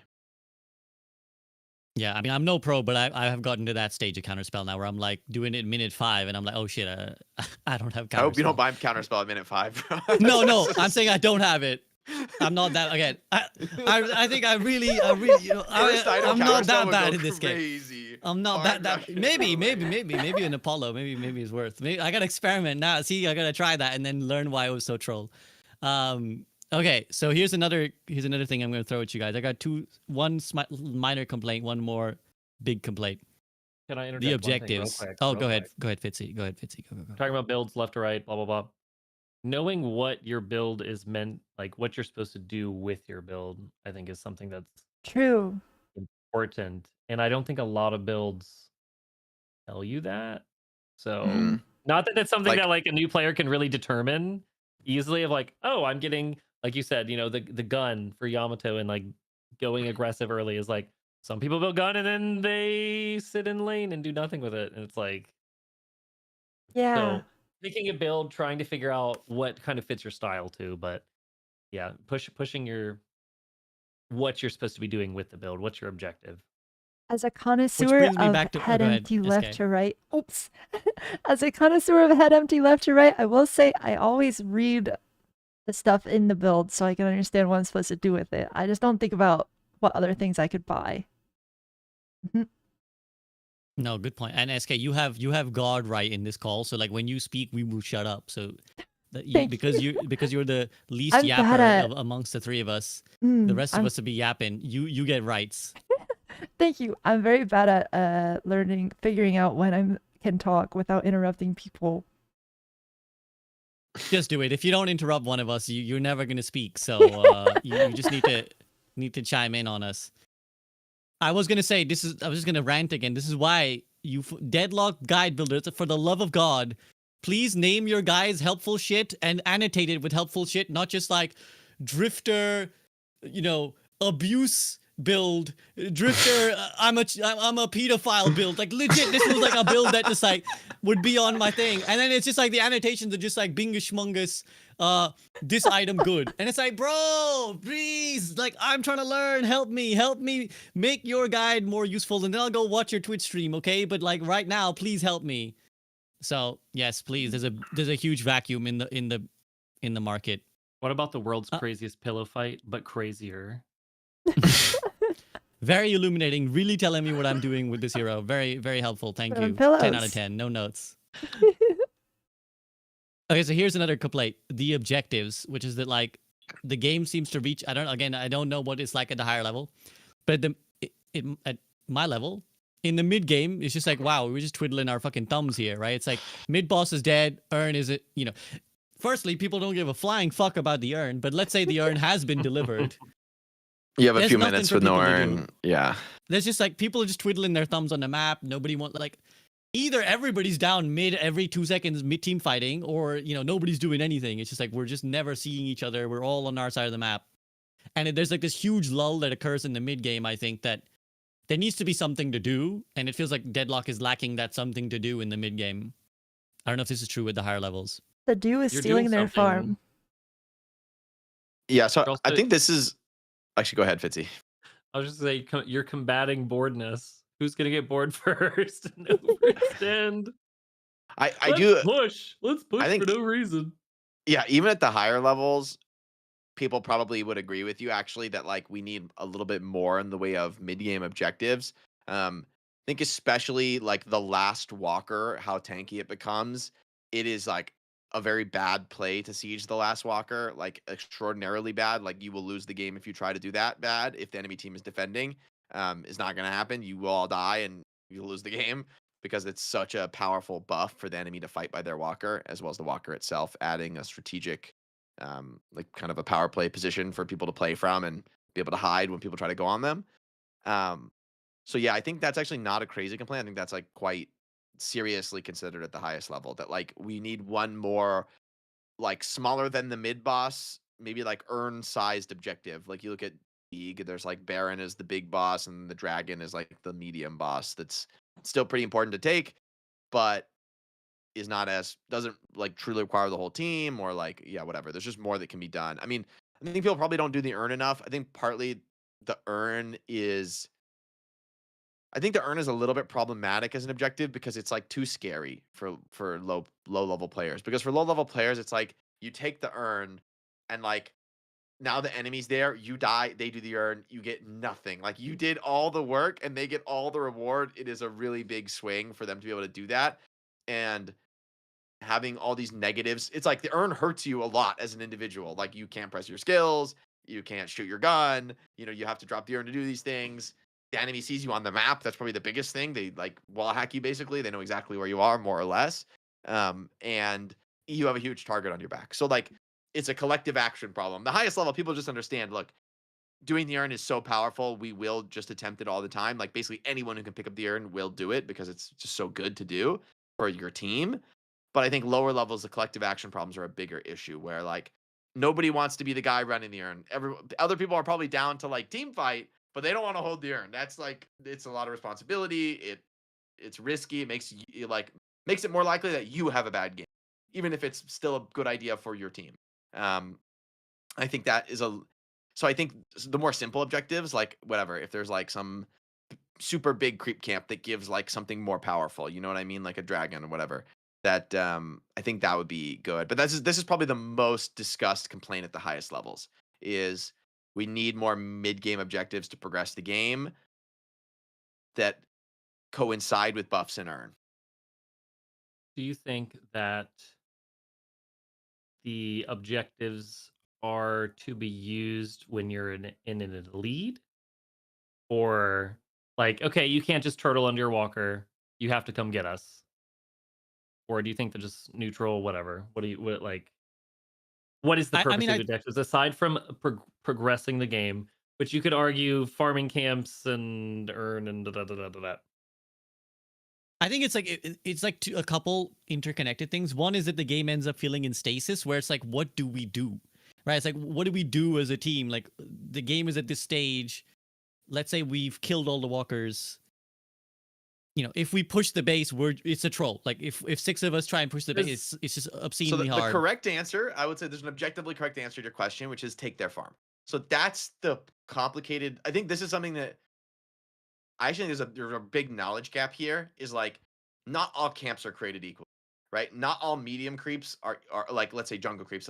Ignore lanes for a second. Not all jungle camps are created equal. Not just because obviously some of them are like big and worth more money and tankier, and others are less, and they're sinners and whatever, right? So there's like actually different creeps. But even if you took like 2 sinners, like a sinner in the enemy like doubles is a more valuable sinner for you to do than one on your side of the map, and it's even more valuable than your own sinner, which are because it is easier for your team to get the farm. It is less valuable for you to do it. You are accomplishing less on your map. Like, you farming the most safe camp on your team side of the map is like the smallest contribution you can make. Like, in the farming world, if we only talk about farming camps, farming the most safe camp on the enemy side of the map is a very high impact play. Like, that's a camp that the enemy was going to get 95% of the time. If you get that camp, that's crazy. The camp that's anything that's like over the river, so anything that's enemy sided, that the enemy is expected to get that camp. When you in fact get that camp or that creep or whatever, that last hit, you are that's like a meaningful advantage building moment. So the deeper into enemy territory you can invade, the bigger the rewards. But obviously there's a higher risk. The deeper you're invading, the enemy should have more resources to bring to bear. The position should be more favorable if they do catch you. So the problem is that there isn't a mathematical way to express that. It's like an intuitive sort of experience thing. And also it's less satisfying because it's more of like, if you successfully steal a little bit of farm for a long period of time, it will generate a meaningful lead, but there will never be like a moment where you did something big. Well, see, it's like a 2% swing, right? It's like I took this like little bit away there are from lots them, of small marginal things that add up.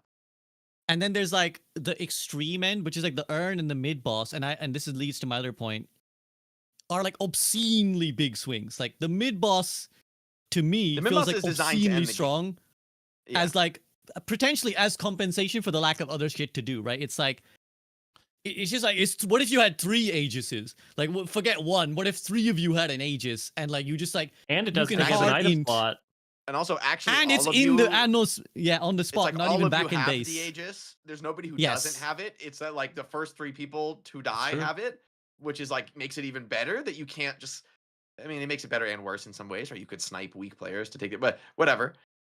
I agree. The Aegis, the mid boss is incredibly, incredibly powerful, but I also think it kind of needs to be because number one, it needs to be powerful enough to make sieging good. I think Dota had this problem, not recently historically, but a long time ago. Dota had a problem where, I mean, sometimes it still does, where it's like, I'm going to farm until I have a 50k gold lead, and now I'll end, you know? And that would be like the equivalent of like 100k soul lead in Deadlock, you know? It's like, okay, like there's like, that is like mathematically correct, but giving you an incredibly powerful buff that is very time limited is a better way to incentivize ending the game.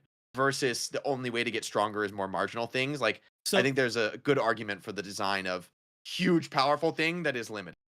SVB, quick lesson. yeah, go ahead, Like, Fitzy, go. History lesson. Oh, history lesson. You're the historian in the chat. I mid-boss like has it. I'm just It bringing has up changed a past lot. stuff It has because changed a lot. Yeah. You used to essentially get mega creeps for what, 5 minutes For the or duration something? of the rejuves. Every whatever. hero that got it had like a 30% DPS increase or something. Like gun heroes just like mega stat buff. Like you're crazy. god.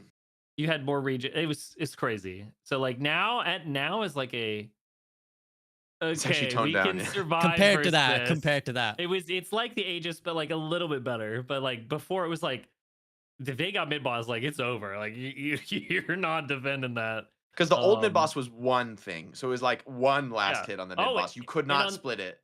And on the other end, the steals on that, oh my god! Like Yeah. it was like you went from like we for sure win the game to like they might beat us. Like we're one person got in there. Whereas now it's like, oh, if we go for it, they steal it. Okay, we They kill steal them. one, we get two. Yeah. Even if they steal two, you know, you're like, well, they're dead because you know we decided to do this mid boss and we had an advantage, and like now we come out and it's a 6v3 and whatever, and you still get an advantage from it. Whereas before it was like it was a flip. Like there were sometimes those steals are crazy. But anyways, that's which is definitely like a cool moment. I will before I go, I got two things. I have one more, sorry. Pixie. I'm so sorry. Go ahead. We're talking about objectives and pushing and there being more to do and in Dota, not to, you know, always compare to Dota, but is there, I mean, a lot that you do? Like sometimes you would like, oh, well, they've got black hole in the sniper. We can't really push into that. We need to farm the map and get Roche. And like, there's that lull, right? Where you're waiting. So I think I mean, personally, that's fine for me. Like, I am fine with like, we have a lead. You have to come stop us because we are going to win if you don't stop us. And that's like the mid boss is like making sure you can't turtle for free. Okay, so real quick, there's loads of minutia I could get into because that is a specific thing I could really go in the deep dive of. I'm going to avoid going that deep dive. I'm going to go on two more surface level things. But before any of that, I'm going to let Bald K talk. SK. To add to your point, I want to say, when people take mid boss, the team with the advantage, they'll run the urn, and then you don't want to contest it, right? Because like you'll lose the fight and then die, and then they take your base. So they run the urn, and then they take your walk or whatever, and then they push into your base.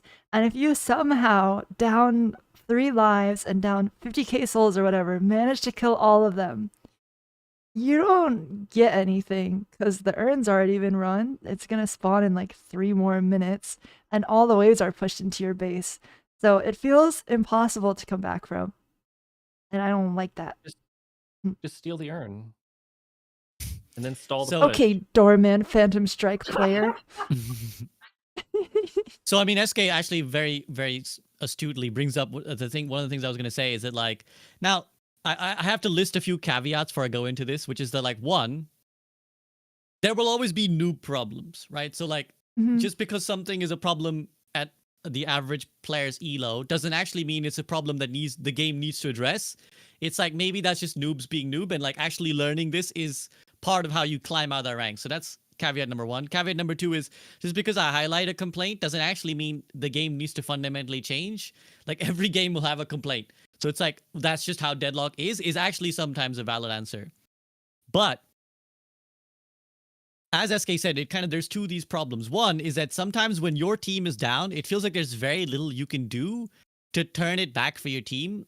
And the related point is that sometimes I felt, especially as a new player coming in, and then the less you know, it's like deadlock is too team reliant sometimes. It's like sometimes if they just like group up and do the thing, and you can't get your, you know, glue sniffers to like get it together and like, guys, can we please stop the urn? They're just running it. They got our comeback urn.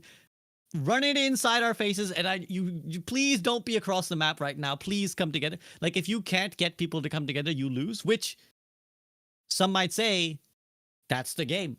What if it's it happened in team Overwatch? Game. What do you mean? There's nothing else to do in Overwatch. You fight. That's it. Yeah. Like You there's could be no other flanking, objective. Yeah? That's fair. But that's to fair. fight, right? You're flanking to That's kill a fair. guy. Like, But yeah, if you're flanking not, and you're like not if you don't flank doesn't pop fast enough and the team is fighting, you're Yeah. griefing. Like you're gonna do nothing and lose. Like that, which is how that's a way to punish flanking is running it down. And like if you're on a long flank, you're doing nothing and we win. And so I do think, and this made me think about one thing, which to your point, Eskay, about comebacks, I think that's kind of at the center of a lot of these discussions of objectives, right? Is how easy should coming back be? And about like leaving there still there should always be like a glimmer, right? Like there should always be a glimmer of hope. If you're not going to put a surrender in, which I agree that I don't think they should do, there should always be a glimmer. I think there's something that people don't know. I just pulled this up on the wiki because I was like, I don't know exactly what the numbers are currently. So I'm curious, SEB, if you knew about this. So there's a lot of ways that you get more souls when you're behind. You get explicit mechanical comeback money. So which happens in Dota, correct? Like similar. Yes, for kills, but actually not in most things. Like the jungle creeps do not change. The lane creeps don't change. Really, I don't know if I knew this happened in Deadlock. The creeps changed. Yeah, so creeps change, earn changes. I think there's even a drip feed. If you are like the brokest guy in the lobby, you just get like passive income. It, like yeah. So like I mean that's pretty I'm small. always getting that. Yeah, just I mean so all right, killing an enemy hero awards more souls if that hero is stronger than the killer team's average net worth. So if you kill a rich guy and that guy's richer than your team's average, you get more money. If the losing team gains up to 30% more souls from troopers, denizens, sinner sacrifices, and objectives based on how behind they are, peaks at 20% max net worth difference. So if you're at 20% net worth difference, there's some minor math caveats, like the first 3K of difference is ignored, so it doesn't actually affect the early game and stuff. But like later game, 3K is pretty insignificant. So if you have a 20% lead, like let's say you're at 200K and they're at 240K, which is like not an implausible sort of a lead scenario, you're getting 30% more from everything. Every creep wave that pushes into your base, you just get 30% more from that than the enemy team does. Every jungle camp, you could be doing, 40% of the jungle camps, they're doing 60, and you're actually getting more souls, despite the fact that the enemy is 60-40 dominating the map on you. That you're actually coming back slowly but surely from that game state. And the earn drop off location changes. It's pretty meaningful, but the earn itself also has comeback souls. You get more when you're behind. So, when I was thinking about this is like none of these, like I would guess that the average player has no fucking idea about that. The only way you would know that is if you read the patch notes. Like really the only way you would know is if you actually read all the patch notes and like it is some arcane economy stuff. I think they should add something to the game that, like, number one, I think the fact that the earn difference isn't calculated for you is bad. They should just put that in the game. It should just tell you the earn's advantage. They have the candles now. They're getting there. there. But only once the earn is down on the ground. So like you don't like if it's close and you don't actually know, like it gets really weird and complicated. I think the game should always tell you what the percentage net worth difference is. I think the game should even show you like a little like you're in super comeback mode. Like you might be behind, but like you're getting max bonus now because you're far enough behind. Like I think the game should be more like this shouldn't be a secret. It shouldn't be something that you need to like read all the patch notes to know, oh, I'm getting a lot of comeback money. There's genuine reason for hope that the only way to know is by being like a really nerdy and knowing all the details of the game. Like, why is the game hiding from you that there are hopeful things for you as a player that like, and also for a team that's winning, it's like, hey, enemy team's on max comeback right now. That puts a little pressure on you. It's like, okay, like you can just keep farming, but like, just so you know, enemy team's on max comeback right now. You might want to feel a little bit pressured to end. Like, I think that kind of just adding, like not change the game at all. Just tell people this is in fact the state of the game. Make it more like that shouldn't be a freaking secret. You shouldn't be like pulling up the calculator or needing a mod to know that these things are the case or reading all the patch notes to know about that. That mechanic is so significant. I feel like there should be a clear visual indicator that a absolute beginner can understand. I'm getting big comeback money plus 30%. I love money, like I think that needs to change. That's like a change that the game needs to like make these existing systems understandable and at least make them explicit. I they, 100% agree. They changed the mid boss respawn. Like they're definitely yeah. The old mid boss had no timer before. You just had to time it and. Yep. And did it even have like a buff on you? How long you had? It might have. No, I didn't tell you how long it was either. You had to know that too. It Yeah, didn't have it's the like it's time about to run buff. out. We don't know. Yeah, Their you're like, base about to run out. The Aegis has a timer, right? Yeah, now it does. It didn't for a Yeah. long time, right? And now Yeah. Roche has a timer. Like Dota has added all these things because they realize, you know what? Having people type in chat about a timer is not actually Ping the like a time, great yeah. game mechanic. Yep. Technically, it's skill expression, but it's like we don't need that skill expression. The game has enough skill expression. We don't need every last drop. We can make it accessible to new players. So, you might surprise you know I did actually know about the comeback soul money because I haven't revealed to you. I am Rain Man and I've been counting all the souls. No, actually, some guy in chat told me. Some guy in chat was like, "By the way, SUV, this is the thing," and I was like, "Oh shit! I do wish the game told me because I have no fucking." And like again, you can gripe about like what the game could or couldn't tell you because like again in Dota you get a very clear if you kill a guy with a huge kill streak or like high net worth you get like the everybody sees like he just gave 1,000 gold away to the enemy team when he fed solo their carry, whereas even when you kill a guy unless you happen to track your net worth before and net worth after, you're just kind of like, oh, I have a lot of money now, like I guess I'll spend it on something. So I think there's something to be said, as you're alluding to, Jacob, the helping the player's psychology of understanding, hey, I can do this. I'll let you finish because I think you were going to say something and I want to add something as well. No, I mean, I was gonna say is like even me, I'm like a top few hundred player on NA, and like I didn't know the actual numerical values on these. I knew that in principle that comeback souls exist, but I didn't know the numerical values. It's something that changes pretty often. I think that like is a pretty strong indicator that this should be made explicit for players and just made visual or made like you press tab and you can see it. Just make this something where like it could be like obviously day one. Okay, you're not maybe gonna pay attention to that stuff, but like if you play for a week or two, it should be like that kind of accessible, like a beginner, maybe just past a beginner kind of a player is like, I can understand what the game state is like. Put a fake Yeah, surrender button in, and when they click it, it says, "Wait, Hold on." you got comeback money right now." Are you It's sure like- you want to surrender? It keeps asking. You have to keep doing the vote, and it keeps saying, "Are you sure?" You have to vote it over and over again. It's basically like signing up to a subscription to some sort of service where it's like they make you jump through 10 hoops before you get to leave. You have to you need to call us at business hours before we let you cancel the subscription. So you Kill have to 10 creeps, then ask again. Exactly. See how much money you get from these creeps. The numbers pop up. I was gonna say I want to see if you kill a bag, if you steal a bag from someone, it just says so and so gave so and so 3,200 money, and you're like, all the people that just go in the carries they run in, they're like, I've only got one death. It's like, yeah, but you gave 2,500 souls to their carry, and now they're on us. It's the swings and roundabouts because it is nice to hide your shame when you turbo feed and you just gave away a 1,400 bag. You're just like, I'm glad no one in my team has any idea how hard I just griefed. So that's nice. I was gonna say that again. This is not necessarily a thing the game has to do, but another thing on the whole comeback mechanic. And Eskay, I'm curious in your thoughts on this as well.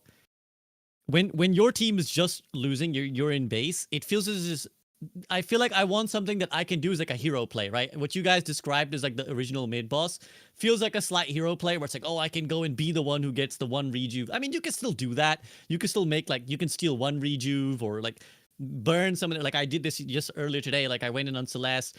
2 guys were doing the mid boss. I killed both of them as soon as they got the rejuve, and I got one of the rejuves. So like they both died. They lost their instant rejuves, and I died. So it's like, okay, I neutralized that objective, but it feels like there's very little you can do to be like, let me try and swing this for my team, because it's like it's hard to get out on the map. It's really hard to come back. Like again, all I know is Dota, so I don't want to turn everything into Dota, but it's like if you're in Dota and you go all the way to the other side there, you can just teleport scroll back in 2 seconds. Like literally it's like you blinked to cover or just hide in the trees, and in 2 seconds you're back in your base. In Deadlock, if you haven't pushed the lane creeps out to your zip line, you're never getting back home. And if you any attempt to get back home, you're gonna get seen from, you know, across the globe. They can see you like, oh, there he is on the map, he showed for 1 second, go fucking hunt him and his family, right? So it is like, some people will say we like the Deadlock is so team centric, but I would quite like some pop off thing that I can do when my team is getting fucked. Because like realistically, you're just not delivering the comeback earn if your team don't want a 6-man with you. Like you're just turbo feeding it to them because they see exactly where you are. 2 of them wait, you're fucked, and you gave them the comeback earn and you double punish your team. So before I let the veterans reply, Eskay, any thoughts from your end? I think the answer to this is very skill level dependent.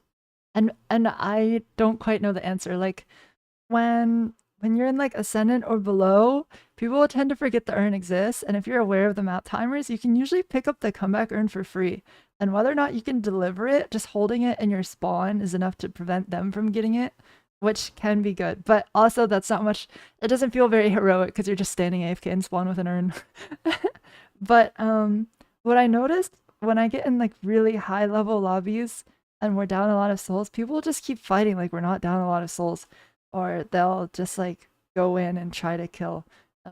In like Eternus 1 or Eternus 3, what we tend to do when we're down a lot is like, oh, we shouldn't fight at all because if we fight, they're gonna kill us. But then we kind of just slowly bleed to death. But in the E6 lobbies I was playing in, people were just fighting in the hopes of like any chance of making a swing by killing them. But I do agree, it feels kind of hopeless if your team is lost and you're not the one that has a gajillion souls. So yeah.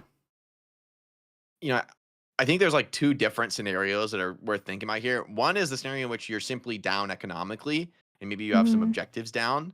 In which case, I think Eskay is exactly right that like this is the higher level play that people don't realize is like you could be down, let's say like 5-10%, and maybe it's like 10-20 souls and like 20,000 souls. I mean, and as long as you take good fights, you can win those fights. Like if you think about the game as a hero shooter, you're like, if we have strong positions for our players, depending on who they are and where they want to be based on their character, you know what I mean? Like if we can like bait them to chase Victor into the small room and like help him, like you can absolutely win that fight, right? Or if you get your whatever it is, like whatever your impact thing on the team is, that farmed Wraith. If you can take a fight where like Wraith has a good position to shoot, everyone else is like fighting and making space for them, like you could win that fight, right? If you're playing well, and I think that's something that you'll see in high rank.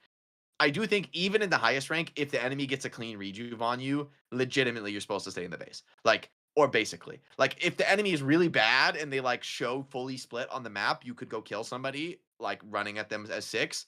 But honestly, at the highest level, people are too smart for that and they like won't get caught like that. And genuinely, you're supposed to sit in the base, clear the waves as they come in, and like the enemy is also going to attack you. They're going to try and take your shrines. And once the enemy has a clean triple rejuve plus soul lead, you're just hoping the game doesn't end right now. Like you're hoping you can like defend the patron. You might even need to lose the first layer patron to get a fast spawn to actually hold. And honestly, the game is like, 90-10. You already lost that game, right? Like realistically, you're so screwed. There's not really comeback. So I think SK's actually, it's good to highlight this, that people overestimate how important the economy is in the mid game, where like you could be down souls, but if you get a good fight or you get a number advantage fight, like, hey, that guy, they're showing people on two opposite sides of the map. We can go run at somebody if we have we have a small numbers advantage. We have +1 or +2 guys here. We are stronger, even with the current soul status. Let's try. And at E6, people will like aggressively look for those opportunities. That's the guy will show on the lane and you'll be like, okay, he's probably going to go hit this camp. We're going to go collapse and gamble, run 4 people at this camp. And if we gamble right, we're going to come back and we'll keep looking for those chances to gamble. Which is, I think, people don't do that enough at lower ranks because they don't understand enough about how to get that little player advantage in a small fight. However, I think holding the urn in base legitimately is a good strategy. I think that's really problematic. Hard AFKing to defend when the enemy has triple rejuve. Also, I think objectively the right move. Like it's what I would do if in that scenario the enemy has clean triple rejuve plus big lead. I'm AFK and I'm just trying to defend and use the fountain to heal and grind their resources down. Like that's the only thing you have left. Both of those scenarios, I think, feel terrible that that's the right thing to do. But it's also a scenario in which yeah, it's true. It's true. It's also a scenario in which realistically the game is like 90% over. Like you are so unfavored to win at that point. I don't know that the devs should be super worried about it because it's like, look, that's supposed to be a 1 in 10 to win. It's not supposed to be some go make a big play and hit a headshot. It's supposed to be like you get a 5-man ult. You know what I mean? Like that's the thing that is the hero play. And some characters aren't heroes. They don't have a huge team fight ult that can get the crazy value that brings the game back. Sometimes you don't even have one on your team. And frankly, you lost. Unless they dive your fountain, it's over. And yeah, and go ahead, to ask Fitzy, all of you guys of like, I mean, we're talking about comeback here. First of all, I'll ask just Eskay and SVB. Does the comeback, do you think it's too easy to come back or too hard to come back? Just Eskay, you go first. Oh. Oh gosh. See, I have a hard If you'd time. rather I go first, I can go first. No, But no. Time wouldn't help. I have a hard time answering these kinds of things because I always assume I have the mindset that my You're on the issue is with losing my end. skill, and if I was better, Oh. then then it would be acceptable. Like I find it very This is why difficult to come Eskay is back. high It's rank in every annoying, game, because but this is I the think high I'm just rank crap. I'm mindset. just trash. Yeah. legit, Eskay's like, my issue is that I'm just the GOAT and just like alpha elite No. mentality. That's my issue. Well, it's also like it's a developer level question rather than a player level question. Like as a player, you're like, when I'm behind, I wish it was easier to come back, and when So, I'm yeah, ahead, I wish so- it was harder. Yeah. So it's like, So, yeah. as a player, you can't I answer think- honestly in one game. You have to take a broader, like I artistic think- approach. You know. That would have been roughly my answer to Fitzy as well, because you asked Fitzy, which is like, how do I feel? I would have said that like in some games it feels really easy, in some games it feels really like impossible. And obviously, again, you do need to remember being on the other side of the coin, right? It would feel terrible and does feel terrible when you're dominating and then one guy throws. But that I think that's also why I was kind of bringing up the objective thing earlier, which is that it feels like very lopsided, because like you will sometimes have a game where it's like it's actually kind of even, and then like two guys die 30 seconds before mid boss.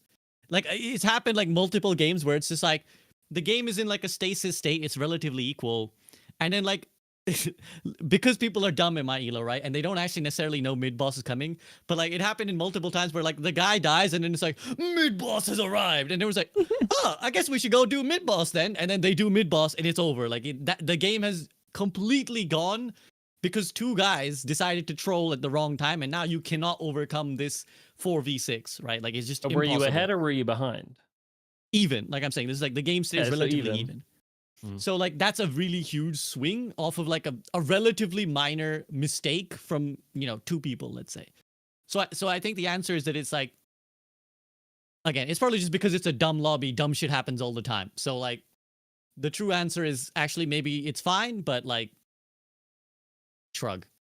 I think it's in a good spot comeback wise. Like it feels like if you're, I don't know right now with the trophy collector thing, that's a whole other like economy. Yeah, I think thrown you in, put like, the it's- current meta on an asterisk with Yeah, that. yeah. Ignore the current trophy collector thing. But before that, like you can be ahead enough, and like they can have like I'm like, if there's comeback earn, I'm grabbing that. Like it does not matter if it's mine or theirs. If you are ahead enough for it to be comeback earn, you should be taking that most of the time, in my eyes. Obviously there's I think it's power at the spikes highest and ult level. economy and It's fair to say you should literally always try to pick up the earn, unless Yeah. going there is suicide. Unless it's impossible to successfully do it. Like, wow, the enemy has 6 heroes on the earn. I'm alone. Okay, yeah, maybe don't run in. But for a more general objective perspective, I think you're right. You should always pick up the earn. It is always good to control the objective. But in terms of the comeback, like, I mean, I felt like, again, not to always compare to Dota. Obviously, in Overwatch, like at any point, boom, you can just either at worst tie, right? And that's what I loved about Overwatch, was that at any point in the game, you can be, they cap 3 on King's Row with 4 minutes, and you can still win the game if you lock in. Like, And it's not doesn't that matter, wipe implausible it. either. It's not 1 in 100. It's like worst case Right, scenario is right. like 1 in 5. Like, Yeah, and if you're behind in Dota, like, yeah, you're kind of locked in a game where you're struggling for like 30 minutes. You're just like, we've done everything we can, and it's just like we're barely hanging on. I think the comeback's good. Obviously, it's very coming from different games. I mean, I know I play with some people who like play League of Legends and whatnot, and like Smite and stuff, and like comeback is like that's not possible. Like, just if they're ahead 10%, the game's over. Like, just period. And so I think it's in a good spot. But also, as to what we were saying, where it is supposed to be a 1 to 10 scenario for like, yeah, if we won for 30 minutes straight, you shouldn't just get a 50% chance of winning the game. Like, we're ahead. We did so many things correct. And, like, we shouldn't just toss it on one little thing. There should be like 2 fights, 3 fights that like you really messed up. Which is good because it gives that chance to, come back, but it also gives the like, okay guys, let's have a nice clean finish here. We're doing good. Just keep it together. So yeah, I guess that's my stance on the comeback is that I think it's in a good spot. Again, barring the whole trophy collector thing, because yeah, if you get ahead on that and you have the trophy collector souls income, you're just like, all right, well, we just sit here and we have more money than you. It doesn't matter. We don't do anything. There was one other thing I was going to say about the urn or something. I don't remember. Continue. Well, if it comes to you, feel free to Yeah. interject. I'll move it along because this was a very helpful discussion. And again, my job as moderator is to throw problems at you, and you guys deliberate. Yeah, Fitzy. Split pushing. Also like objective, like, I mean, we really don't see. Oh, sorry, I got it. The split pushing is one thing, but also the zipline movement is something big that's very different from Dota, and that's just the movement around the map. Dota, you have the 1 TP, boom, you get over there, cool, 60-second cooldown. Zip, you're like, you're over there. All right, let's defend that. So like, I don't want to say that if anything, like zipline could be nerfed in some capacity, but like it feels like you can't make that. Oh, we have a 2v1 because now it's a 2v6 in about 4 seconds because everybody showed up on the zipline and you have no way to escape because you have no TP. Whereas in Dota, like, like, hey, let's 2v1 this guy. Oh, they got us. BKB TP, we're gone. And like you have those plays to make those plays where someone's caught out being greedy farming or whatnot. But I think a zipline kind of stops a lot of that. I don't know. I'm curious your guys. Yeah, like you really can't farm out of like away from your zips. Like if you don't have a zip back to base and you're farming the jungle, it's like you are doing some crazy moves right now. Like that is so, especially because of the having the jungle bag that you drop if you get killed. So like you just did that farming for the enemy. There's all these scary, problems with it. I do think though it might get problematic in Deadlock if you really could efficiently farm the enemy jungle and like slip away and not get punished for it because like that might be too good with how the movement is in the game. And they've done that with like the jump teleporters and stuff. Yeah, that's true. The padding is like pads used to be so good at getting you out. Now it's not gonna be that broken anymore. I mean, it went from okay, now you take the damage, now you get stunned, now you're dropping to the ground and taking damage and getting stunned. So I think they're aware of it for sure. Yeah. And again, it's also like different games manifest differently. So again, I think obviously, and I apologize to Eskay and any listeners, like Jake, Fitzy, and I, we only know Dota. It's like you showed this child only ancient Egyptian hieroglyphics. Like everything's a hammer to a nail, right? Like I think though we grew up and we're just like, this is our I think approach. a lot of the team is probably from the Dota team. I think it's a Valve game with MOBA, with like huge MOBA elements. So I think a lot of the comparisons to Dota are like pretty obvious in my eyes. Like if you play both games, you're like, well, this is in many ways a spiritual, not successor because it's such a different game, but it's pretty obvious that they like took a lot of inspiration from things in Dota 2. Like as anyone should design because I agree, Dota's a beautiful game, but it is funny if people have never played Dota, they're like, what are you talking about? What's that game? But if you play Dota, go play 1,000 hours of Dota and you'll see it's quite similar. just easy ask, go play 1,000 hours, come back. No, but again, it's gonna be so fun. You're gonna love it. People are very friendly to beginners. Especially in the US, like the Russians are very lovely people. The Russians are one of a kind. They're just very welcoming to your mistakes. And I was just gonna say, like, ultimately the thing with the MOBA genre is that like certain things are just solved, and games that have come and tried to iterate on them have failed. Like if they try to remove a certain fundamental, they have failed for that reason that like the work has been already put in. It's like people have tried. This is not a new genre. People have tried to reinvent the wheel. And actually, Deadlock has done a really good job of reinventing certain wheels and actually adding some radically different mechanics. And with that comes certain pain points again, because in my mind, and again, I have to acknowledge this bias where it's like in my mind, I'm like, oh, the Dota player used to go in their like side of the map, bait out someone and then TP back to base. But it's like, oh shit, no zip, hard trolling, like I'm just giga trolling this game. So anyways, one last complaint I want to bring up, unless you guys have anything else before we move on to other past parts of the game. Chickenhead, no. I think it should be fairly quick because I think this will be almost certainly addressed by the time the game launches. I hate being a solo queue player and going up against a duo lane who are like duo queued. It is infuriatingly obnoxious to be like, you're playing with your rando, he's just like, God knows what, And then these two guys are just like, tag team hound this guy. He owes us money. Go on him right now. Like, I'm going to parry, you punch. You know, like, it's just like, you know, it's like an exponentially difficult experience in the laning phase, which ultimately is a small complaint, but I hate it. And Not there would to be mention nice to have a swapping lanes. solo queue. Yes. It'd be nice to have a solo queue only option, basically. I find that super interesting because ahead. I've never noticed if the people I'm playing against are do it or not. Like, not once. To me, it's fairly obvious where it's like they both moved to this, like they both moved to the right hand side and they both collapse on this one thing. There's no way they did that. Maybe again because your players are better, so they're like naturally doing the right things. Where it's like my guy's like staring at the wall in between the downtime, and then these guys are just like, they're taking our camps, my guy. They're taking our camps. Like, please. Yeah. Eskay, have you ever seen someone overextend and their other person's buying? A lot. That's not a duo. I'm the person bot. Like, I think this is a bit of a skill thing too, because I think it's probably more of an issue at lower ranks, right? Because I think in the very high rank, it's like I just solo queue only virtually, and like I'm always buying. I'm always like aware that my laning mate is like buying, and I'm gonna buy. We're almost always buying at the same time because we both understand we need to buy as soon as we get the souls most of the time, unless we're doing saving for something, whatever. Most of the time we're buying at the same time. But if I'm not buying, I like know that they're buying. I'm watching not just what the enemies are doing in the creeps, but I'm also watching my ally, maybe most of all.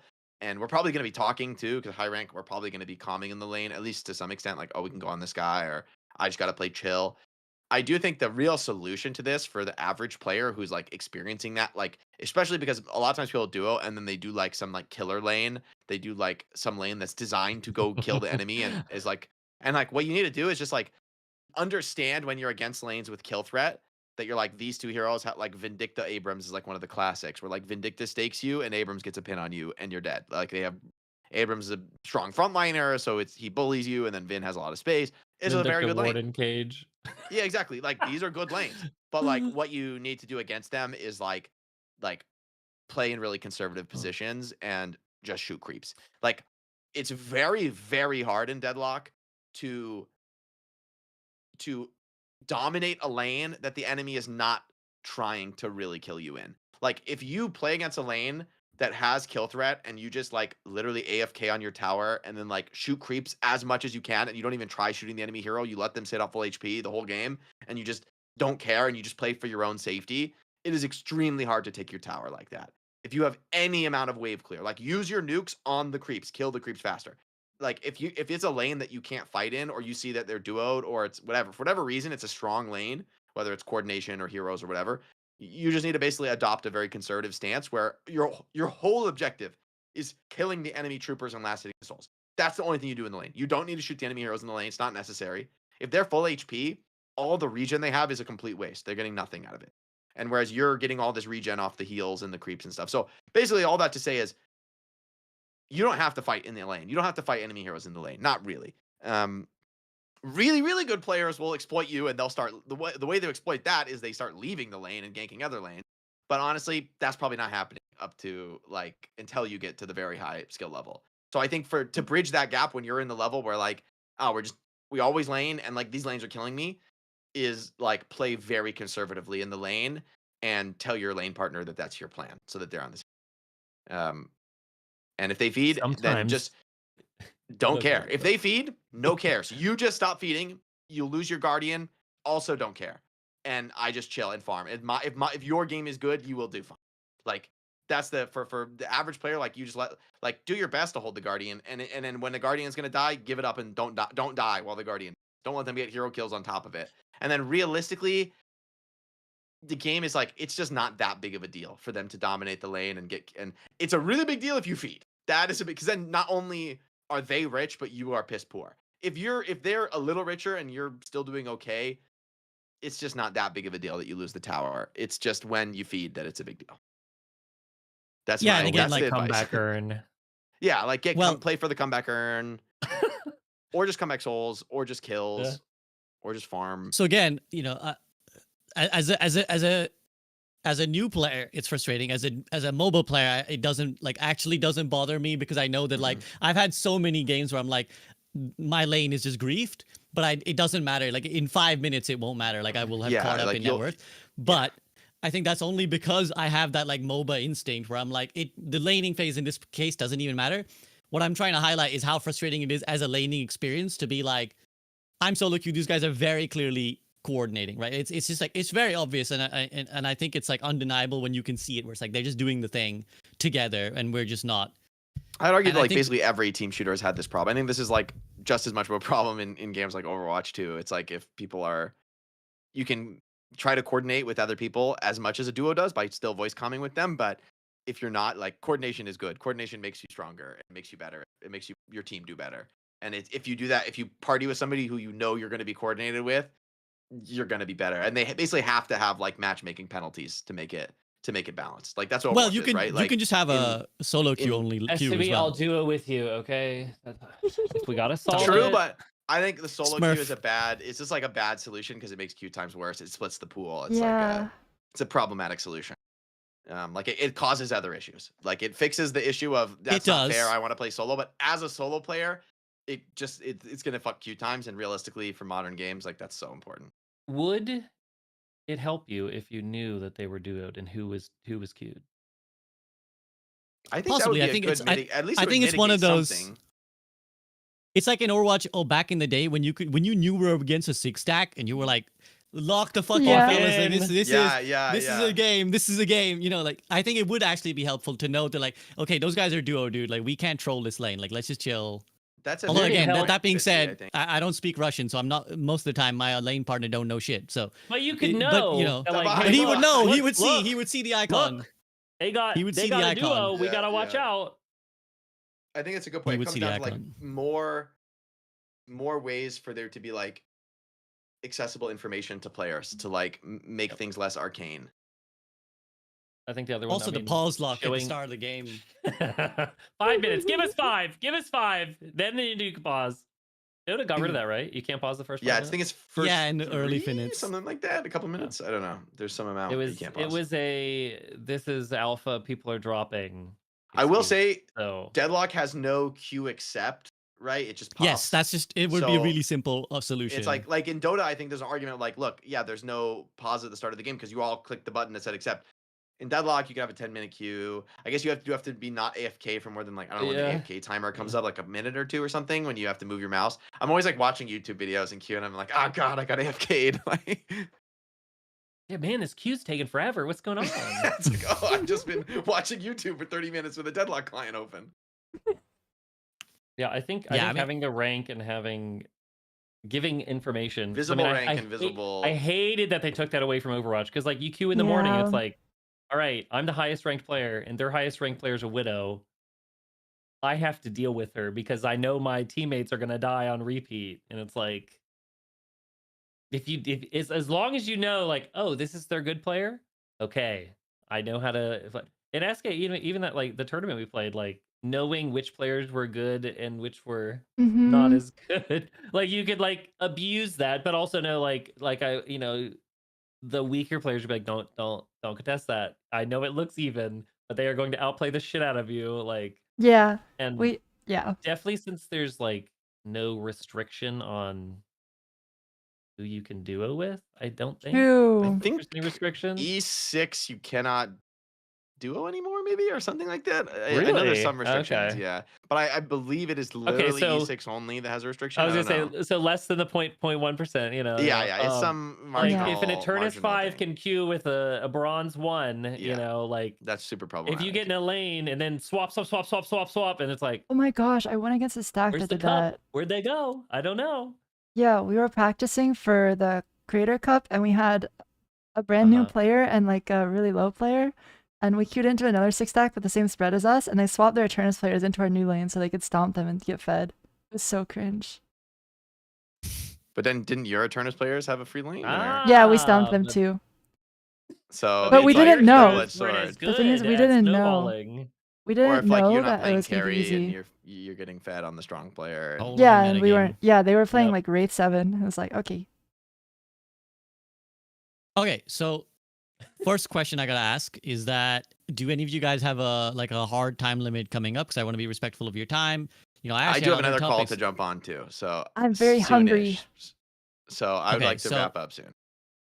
That's why I asked, because you know I actually had scheduled other topics to discuss, but we sort of as is the I've done this long enough to know that you can have 10 topics, but then like on topic 3 people get like, I need to talk about this, which I was doing a lot, to be fair, so you end up going you know into a different area. Say, So with conversation's that, good. That's conversation's good. exactly, it's good. It means there's room for more podcasts on Deadlock later, because we actually have lots of things. And some guy in chat is writing the comment right now, or some guy in the YouTube comments right now is like, why didn't you talk about this? This is the reason, my guy. I'm sorry. We liked talking about stuff. We like talking. We didn't get to the topic you wanted to discuss. I apologize. We'll try and get to that in a future podcast potentially.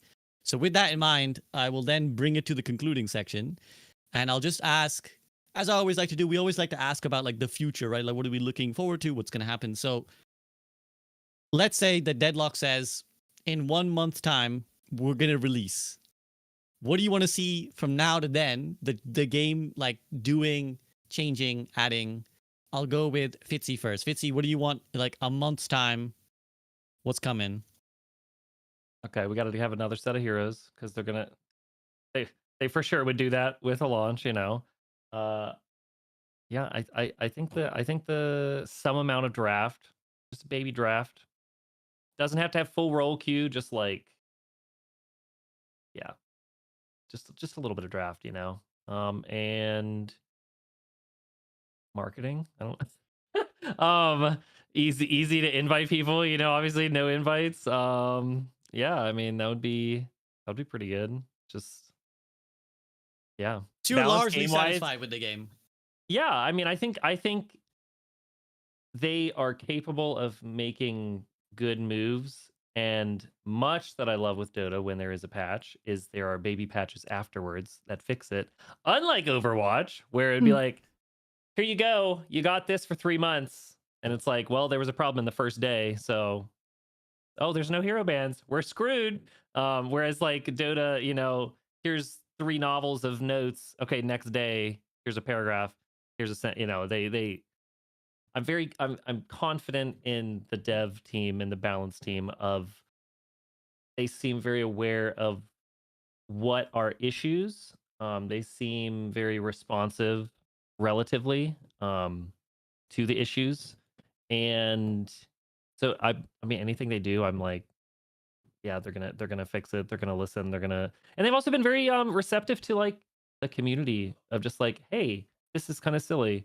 We should add this. And someone's like, here's new Wraith because somebody decided cards of different values would be cool. And then we've got a new Wraith, you know, like there's, yeah. So I trust the dev team to make good changes balance wise. That's good.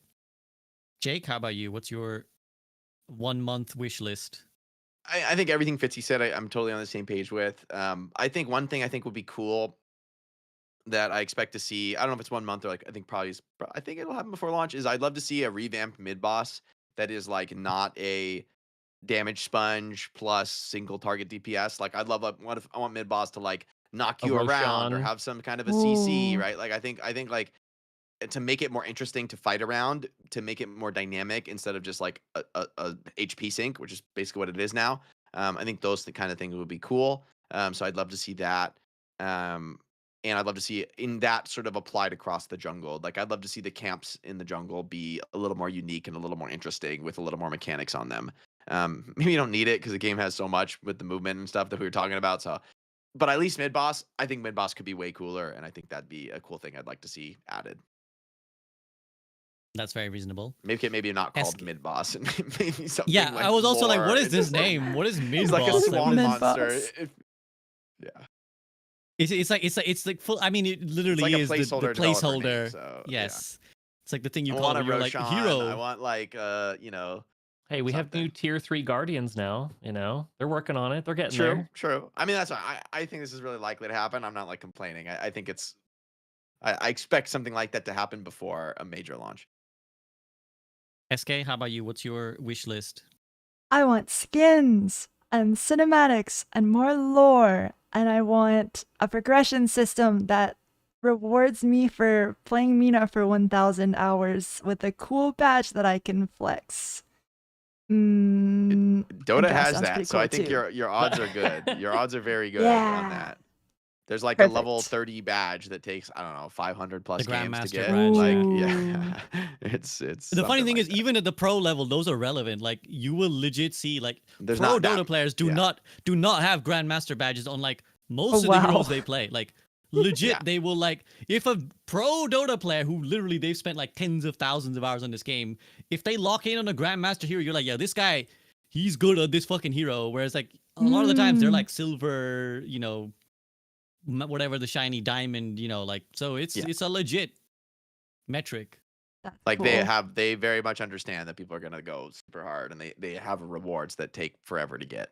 You have like a custom Yeah. voice line that you can only use if you're level 30. So Ooh, that sounds awesome. Oh yeah! Oh my God! The BM. I completely forgot to mention all the BMing that happens with Dota voice Dota lines. has like, you can do like Eskay, character voice you lines. can You can make your character say characters toxic have stuff. unique lines that you unlock as you spend more progression, and they're all BM based. They'll all be like, "Close one, almost got me," or like, you know, they'll be like, "Aw, Oh, did I wait. hurt Oh, your Mina would be feelings?" so good. Mina would be so good. She's already And there's so like mean. laughs. There's like laughs you can do where you can be like, oh, like like dusky, like like this is like you're just trolling them fully hard. So, yeah, that would be funny. That would be awesome. very very funny.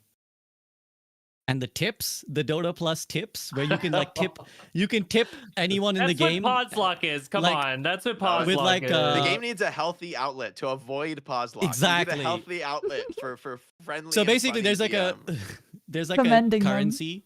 There's Yeah, a exactly. currency like a that you can use to buy like certain things, not the cosmetic like currency, basic like skins, some but you can like buy really, basic you skins know, with it, yeah, you can buy some basic skins and other like paraphernalia with it, and you can tip someone like 10 pennies for like just as a BM tool. Like they dive you and they fail, you just send a little tip. Everybody sees it on the thing, like tips, you know, SVB tipped Jake. And it's just like, it's the best way to tilt someone. Or you could tip your own teammate, which people usually do toxically. They're usually like, they died in their spawn. Tip them, good shit, jackass. Like, thanks for throwing the game. Sometimes you get the whole team to tip them. Yeah, Yes, everybody that's tips the one best. When you're like, guy. everybody tip this guy right now. And you're just like, you know, somebody whiffs a really big ult. Like, imagine Dynamo gets a 0-man ult. While he's not even finished, send the 5 tips into him, right? He's still doing it. He's still there. 5 tips right now. So it's the potential is infinite for the hilarious PM. So, you know, that's my wish list. There you go. That's my wish list. The tips and the BM and the voice lines. Fitzy and I used to, when we duoed, we used to always have this problem because Fitzy was always like, just ignore it, SCP, just ignore it. And I was like, I gotta tip this guy, Fitzy. I gotta tip this guy. I gotta let him know. Gotta We drop the need his question mark mental. in We chat. need his mental. He's gonna run it down. He's gonna delete his items. That is I was something. always like, look, I won't That is tilt, they team. will. That was my strat. It was like, I won't tilt, they will. Like, I will But get you're this our guy teammate. to You can't tilt our cycle. teammate. Sometimes the bigger victory is more important. Anyways, yeah, I think for me as a new player, I think probably, yeah, I mean, tutorial, obviously. And then I think another pass on some of these consistencies to like allow things to be intuitive for like a player to be like, okay, this is what I can interact with in this way. This is what I can't interact with this way. So I'm conscious you guys want to go. You got to go. So I will call it right there.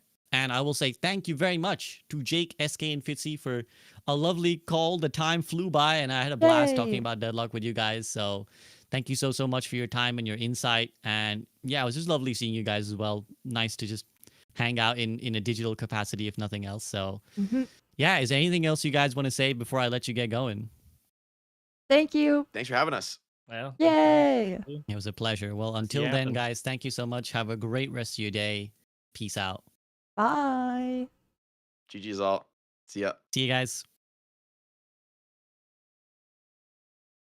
How wonderful. Gets closer to you. Hello, everyone. I'm going to leave now. That was a great podcast. I got my lunch right before it, and I didn't have time to eat any of it, so it's just been sitting here tempting me the whole time.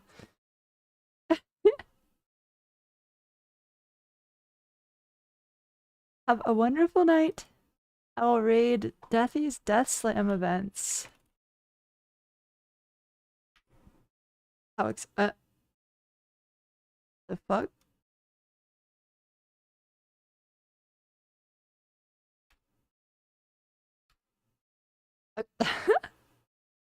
That's awkward. You didn't see that. Have a wonderful night. Oh, and I am still playing Diablo 4. I'm Paragon 70 now doing Torment 4. Haha. If I die off stream, I'll clip it and show it to you when I start stream. Bye.